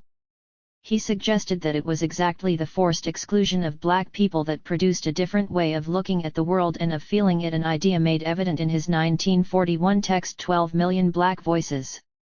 Wright used Farm Security Administration photographs to drive his narrative. The text captured the surrealist character of Black life and turned to poetry as a means to elucidate alienation and its impact on the psyche. The noise of our living, he writes, boxed in stone and steel, is so loud that even a pistol shot is smothered. In the foreword, Wright announced that he was not interested in celebrating the Black middle class, the success stories who were like single fishes that leap and flash for a split second above the surface of the sea. He really wanted to write a history that attempted, as Baudelaire put it, to plunge to the bottom of the abyss, hell or heaven, to the bottom of the unknown in order to find the new. His world was the world of the 90%, the tragic school that swims below in the depths, against the current, silently and heavily, struggling against the waves of vicissitudes that spell a common fate. It is not, however, to celebrate or exalt the plight of the humble folk who swim in the depths that I select the conditions of their lives as examples of normality, but rather to seize upon that which is qualitative and abiding in Negro experience, to place within full and constant view the collective humanity whose triumphs and defeats are shared by the majority, whose gains and security mark an advance in the level of consciousness attained by the broad masses in their costly and tortuous upstream journey. I don't think it is an exaggeration to declare 12 Million Black Voices a surrealist text. Employing dream imagery, Wright conveyed to his readers the long nightmare that is black life in America and held out the possibility of a new dream, one rooted in African American folk values which he attributes to the absurd and impoverished life black people have had to endure. Unlike the lords of the land, slavery's descendants never had the option of creating a culture based on property ownership, accumulation, and exploitation. Instead, black families were held together by love, sympathy, pity, and the goading knowledge that we must work together to make a crop. That is why we black folk laugh and sing when we are alone together, Wright mused. Our scale of values differs from that of the world from which we have been excluded, our shame is not its shame, and our love is not its love. The implications of black folk culture as the basis for a new politics was made explicit in Wright's most surreal passage, rendered ironically as a sermon. It reads like a piece of automatism, spoken from the unconscious, free of traditional form or punctuation. In this breathtaking tale of good versus evil, Satan versus God, Jesus dies upon a cross to show man the way back up the broad highway to peace, and thus man begins to live for a time under a new dispensation of love and not law. The congregation's response was as important as the sermon itself. The people sway in our seats until we have lost all notion of time and have begun to float on a tide of passion. The preacher begins to punctuate his words with sharp rhythms, and we are lifted far beyond the boundaries of our daily lives, upward and outward, until drunk with our enchanted vision, our senses lifted to the burning skies, we do not know who we are, what we are, or where we are, but the hope of a new dispensation keeps their souls nourished until tomorrow. Wright's engagement with surrealism seemed to parallel that of many other black intellectuals. They have found in surrealism confirmation of what they already know. For them it is more an act of recognition than a revolutionary discovery. As we have already seen, Aimé Césaire insisted that surrealism brought him back to African culture. Ted Jones wrote Breton that he chose surrealism because he recognized its fundamental ideas and camaraderie in jazz. Wilfrid Olam said he was drawn to surrealism because he already knew the power of the unconscious, having grown up in the Africanized spirit world of Santeria. The contemporary Senegalese artist Cheikh Tidiane Asila is even more explicit about how surrealism reveals what is already familiar in African culture. In the ecologically balanced tribal cultures of Africa, he wrote in Arsenal/Surrealist Subversion, 1989, the surrealist spirit is deeply embedded in social tradition. The mysticism prevalent in all black African philosophy presupposes a highly charged psychic world in which every individual agrees to forget himself or herself in order to concentrate on the least known instances of the mind's movement, a thoroughly emancipatory experience. He further asserted that in Africa the practice of poetry was always a way of life, whereas in the West surrealism was the product of a long philosophical and political struggle to recover what the traditional African has never lost. In other words, all these black artists with whom the surrealists identify suggest that a thorough understanding and an acceptance of the marvelous existed in the lives of blacks and non-Western peoples before Breton, before Rimbaud, before Lautréamont in music, dance, speech, the plastic arts, and above all philosophy. We are, after all, talking about cultures that valued imagination, improvisation, and verbal agility, from storytelling, preaching, and singing to toasting and the dozens. Indeed, when I first read Lautréamont's injunction that poetry must be made by all, I was reminded of Olaudah Equiano, a former slave who wrote in his interesting narrative, 1792, that the world from which he was stolen was almost a nation of dancers, musicians, and poets where every great event is celebrated in public dances, accompanied with songs and music. For all of the problems and exploitations and oppressions one finds in pre-colonial Africa, there remained a deep longing for that world, for it was remembered and experienced as a world that kept us whole. Richard Wright's 12 million black voices located the heart of African civilization in the imagination. We smelted iron, danced, made music, and recited folk poems. We sculptured, worked in glass, spun cotton and wool, wove baskets and cloth. In her poem I Wonder Who, Jane Cortez goes one step further than Wright, juxtaposing Africa's creativity and self-reliance against the corruption of neo-colonial schemes of modernization. We have been calling across fields, and falsetto snapping and moaning, in deep Shona, deep Edo, deep Mandingo, before the erection of artificial systems. And we have been building granaries, pounding grain, going from dry stream to dry stream, since the beginning of the illumination of stars. We have been pulling tons of wood up the road, in the rain, in malaria land, for thousands of years. And we have been plowing across deserts, linking events, and circulating information, since the division of night and day, day and night. The second half of the poem asks, who will get rid of Africa's oppressors, the president's ministers and chiefs, all the non-serious scholars and serious expert invaders of indigenous cultures, the white settler regimes, the mercenaries sent by the forces of imperialism to foil revolutionary movements? The beauty and peace Africa might one day enjoy, again, is musically illustrated in her recording of I Wonder Who, which is backed by Salihu Soso's and Sarjo Koyetea's magnificent kora playing. Cortez, after all, is first and foremost an activist.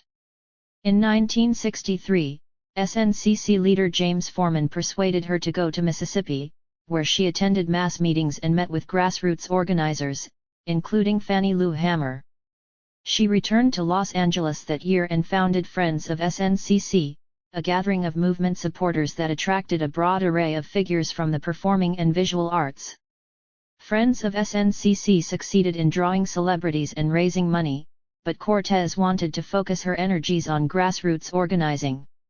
In 1964 she created Studio Watts with Jim Woods, a community theater in the heart of South Central Los Angeles's black community that performed highly politicized street theater and poetry readings before the Watts Rebellion of 1965. Studio Watts grew rapidly, attracting committed artists. Cortez and others broke with Jim Woods in 1967 and formed the Watts Repertory Theater Company, becoming one of the most dynamic community arts projects in the nation. Although she relocated to New York soon after the WRTC was founded, she returned in 1968 and 1970 to direct Jean Genet's moving play The Blacks. As with Césaire, Richard Wright, Wilfrid Olam, and others, it was Surrealism that discovered Cortez rather than the other way around. Surrealism was less a revelation than a recognition of what already existed in the black tradition. For Cortez, Surrealism is merely a tool to help create a strong revolutionary movement and a powerful, independent poetry. Jane Cortez dreams anti-imperialist dreams. It is not enough to imagine what kind of world we would like, we have to do the work to make it happen. Today, in an era when many young people believe that Surrealism is merely an aesthetic or a hip style, Cortez exemplifies the revolutionary commitment that has always been at the heart of the black radical imagination. We hear in her performances with her band Fire Spitters, which plays all manner of Afro-diasporic music, a vibrant poetic imagery drawn from the deep well of the blues. This is certainly evident in collections such as Piss-Stained Stairs and The Monkey Man's Wares, 1969, Celebrations and Solitudes, 1975, Coagulations, 1984, Everywhere Drums, 1990, Poetic Magnetic, 1991, and Somewhere in Advance of Nowhere, 1996. She wages poetic war against imperialism, racism, sexism, fascism, consumerism, and environmental injustice, while schooling those who don't know to some of our great artists from Nicholas Gillan to Bobs Gonzalez. She creates magnetic images of convulsive beauty, to be sure, but they are fighting words. Poems such as Stockpiling and War Devoted to War reveals the connection between war and capitalism, whereas Rape and If the Drum is a Woman are anti-war songs about the vicious and violent assault on women's bodies. But Cortez is a true radical feminist. She refuses to write women as victims. One of the greatest lyrical paeans to the resistance of women to all forms of domination is Cortez's Sacred Trees. Using trees as a metaphor for all women, she laments their abuse and exploitation while celebrating their strength, longevity, and rebellion. Women here are the forest. They grow, resist, and lay the foundation for new dreams, a new life. Every time I think about us women, I think about the trees. I think about the subversive trees laden in blood, but not bleeding. The rebellious trees encrusted, but not cracking. The abused trees wounded, but still standing. I think about the proud trees. The trees with beehive tits buzzing. The transparent trees. The trees with quinine breath hovering. The trees swaying and rubbing their stretched marked bellies in the rain. The crossroad trees coming from the tree womb of tree seeds. Trees. There it is a warning to the liberals and fence-sitters who don't believe that we are fighting for our lives. The enemies polishing their penises between oil wells at the Pentagon. The bulldozers leaping into demolition dances. The old folks dying of starvation. The informers wearing out shoes looking for crumbs. The lifeblood of the earth almost dead in the greedy mouth of imperialism. And my friend, they don't care if you're an individualist, a leftist or rightist, a shithead or a snake. To call this protest poetry misses the point.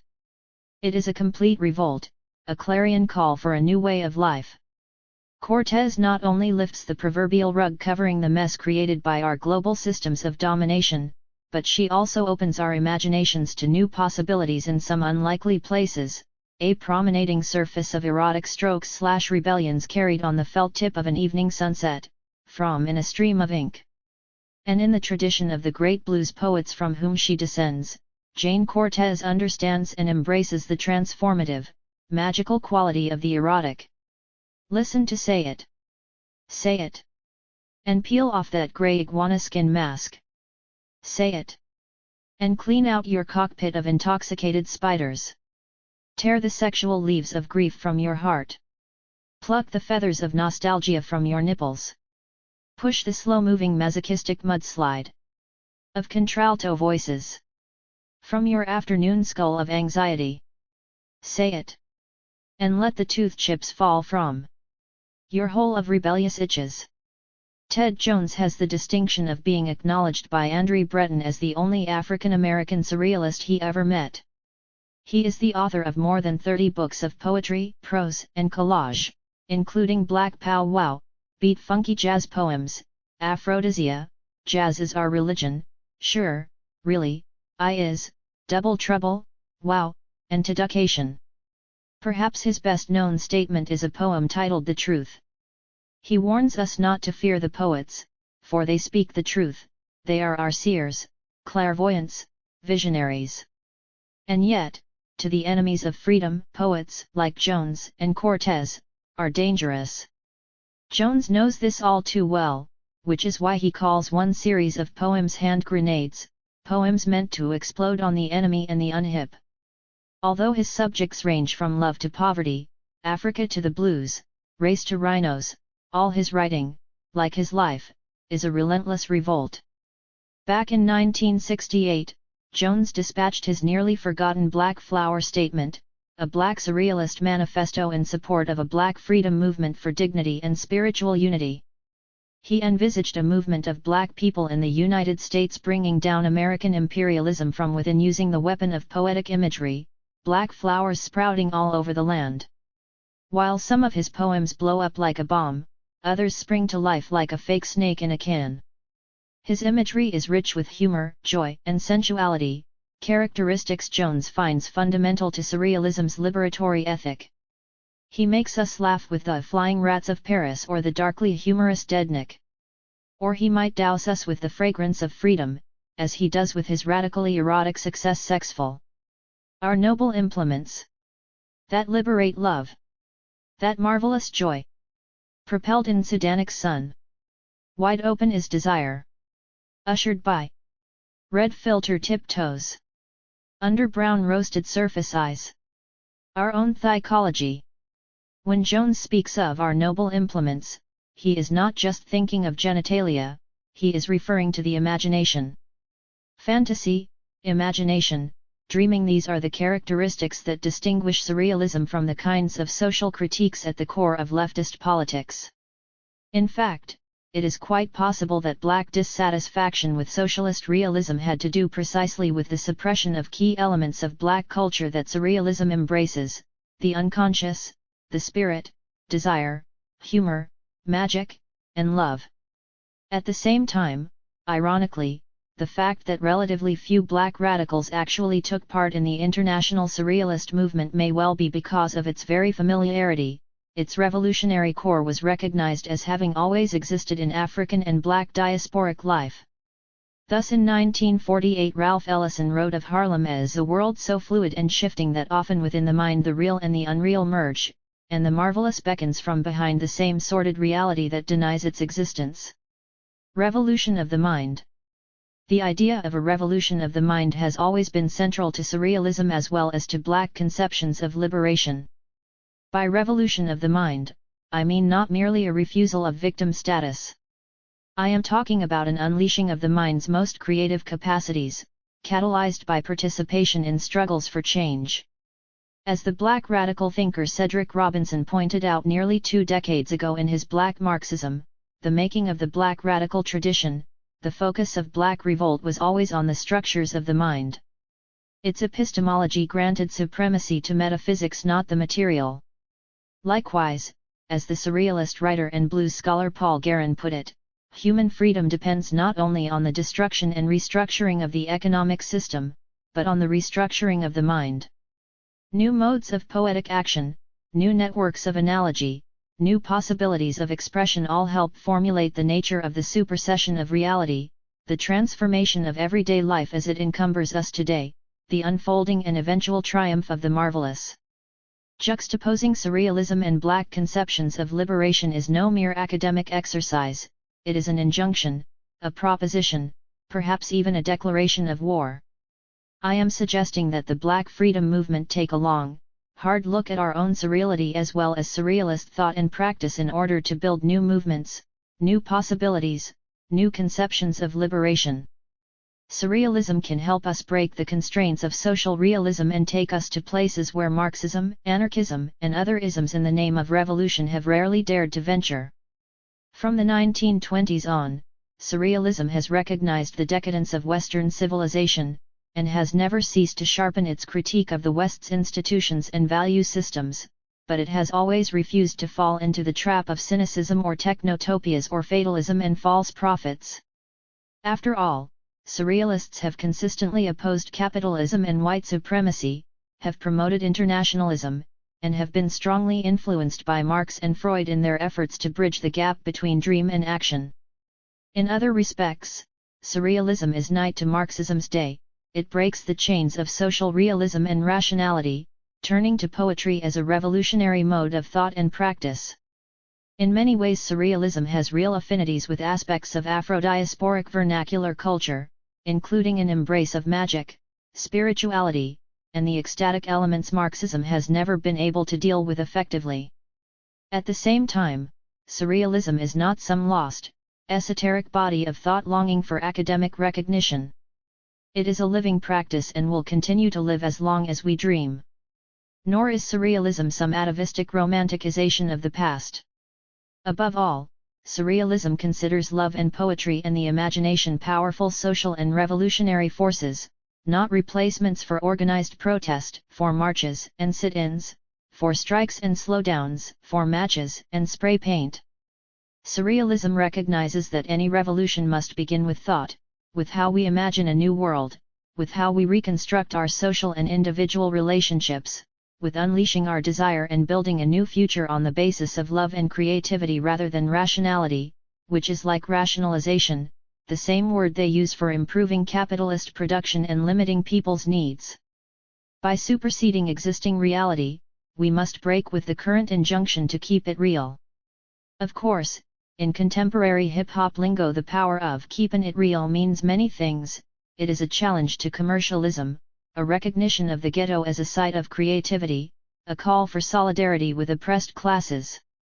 But if we believe in revolution, the critical moral of this essay is that we need to move beyond the real and make it surreal.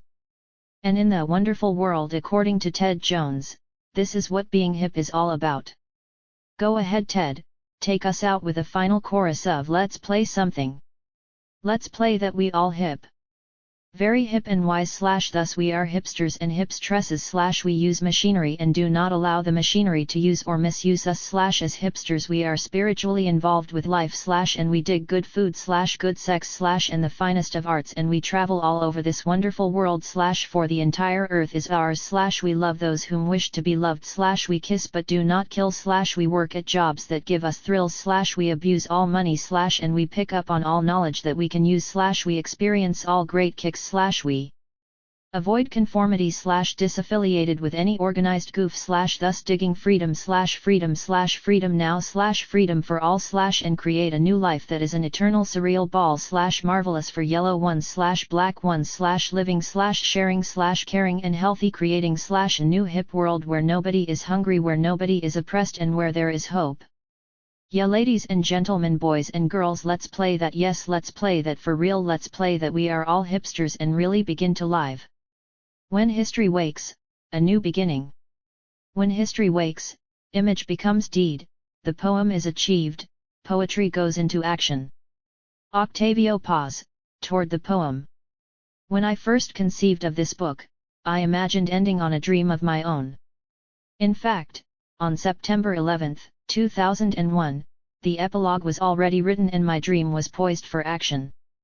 It was a long dream to be sure, a fantastic, futuristic tale of a group of maroon poets who transform a local struggle over police brutality into a full-fledged revolution rooted in love, creativity, and cooperation over the course of 700 years.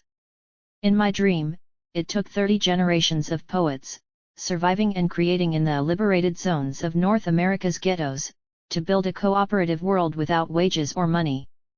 After September 11, however, my original epilogue / dream felt uncomfortably apocalyptic. The immediate question of where do we go from here invaded my daydreams and dominated my nocturnal adventures, along with the constant stench of burning metal, concrete, and Lord knows what else enveloping our neighborhood, and the horrendous image of bombs raining down on terrified Afghans. Where are we heading? How do we begin to dream ourselves out of this dark place of death and destruction and war, from this suffocating place where anyone who is not down with the war plan could be labeled a traitor? It's very hard to imagine a visionary social movement when officials can openly advocate the racial profiling of Arab-looking people with hardly a voice of dissent, or when laws are passed that ease wiretapping of private citizens and allow officials to detain immigrants without charge. So in the spirit of all the freedom dreamers who make up this book, I would like to close with a few brief reflections on where we might go from here. Strangely, I've been thinking particularly about ways to rebuild the smoldering, desolate landfill that once hosted these two powerful symbols of global capital and consumer culture. What shall we build on the ashes of a nightmare? We don't need another hall of finance, wealth, and exclusivity, no more symbols of class, power, and privilege. We don't need another gargantuan modern-day mill where some working people slave over mops and vacuum cleaners in the wee hours of the morning, and others over computers and fax machines way past sundown. Yes, jobs are valuable and necessary in a world where everything, even food, shelter, and clothing is a commodity. But now is the time to think like poets, to envision and make visible a new society, a peaceful, cooperative, loving world without poverty and oppression, limited only by our imaginations. First, let's declare the land international territory to be governed by a joint council made up of representatives from the United Nations and First Nations, i.e., Native Americans with roots in the region. The space should no longer be considered to lie within the jurisdiction of New York City, New York State, or the United States. The land belongs to the world and thus should not be privatized. Second, the International Governing Council should pull together a group of artists from all over the world, women and men, young and old, representing all continents, who will collectively transform the space into a giant park that extends from the existing Hudson River and Battery Parks along the waterfront. Although the word freedom in the United States is fraught with patriotic, jingoistic baggage, I would nevertheless call it freedom space and position signs throughout the park with the word freedom in every known language. This would not be just any park. Imagine a space filled with odd, beautiful play structures intended to force people to engage each other. I can't help thinking of the dynamic young artist Ellen Gallagher, who recently constructed a beautiful jungle gym as an installation for her 2001 traveling show Preserve. As she explained to me recently, the jungle gym was originally designed in post-Nazi Germany as a way to enable free, unstructured, democratic play. I can envision a section composed of large round picnic tables, a great lawn for playing and dreaming, sandboxes for kids of all ages, works of art that we can engage organically rather than as distant objects, works of art that might spur us to talk to each other. An amphitheater and/or band shell will occupy opposite corners of the space. Music, theater, comedy, all manner of performance across genres, nationalities, and languages will take place every day when weather permits.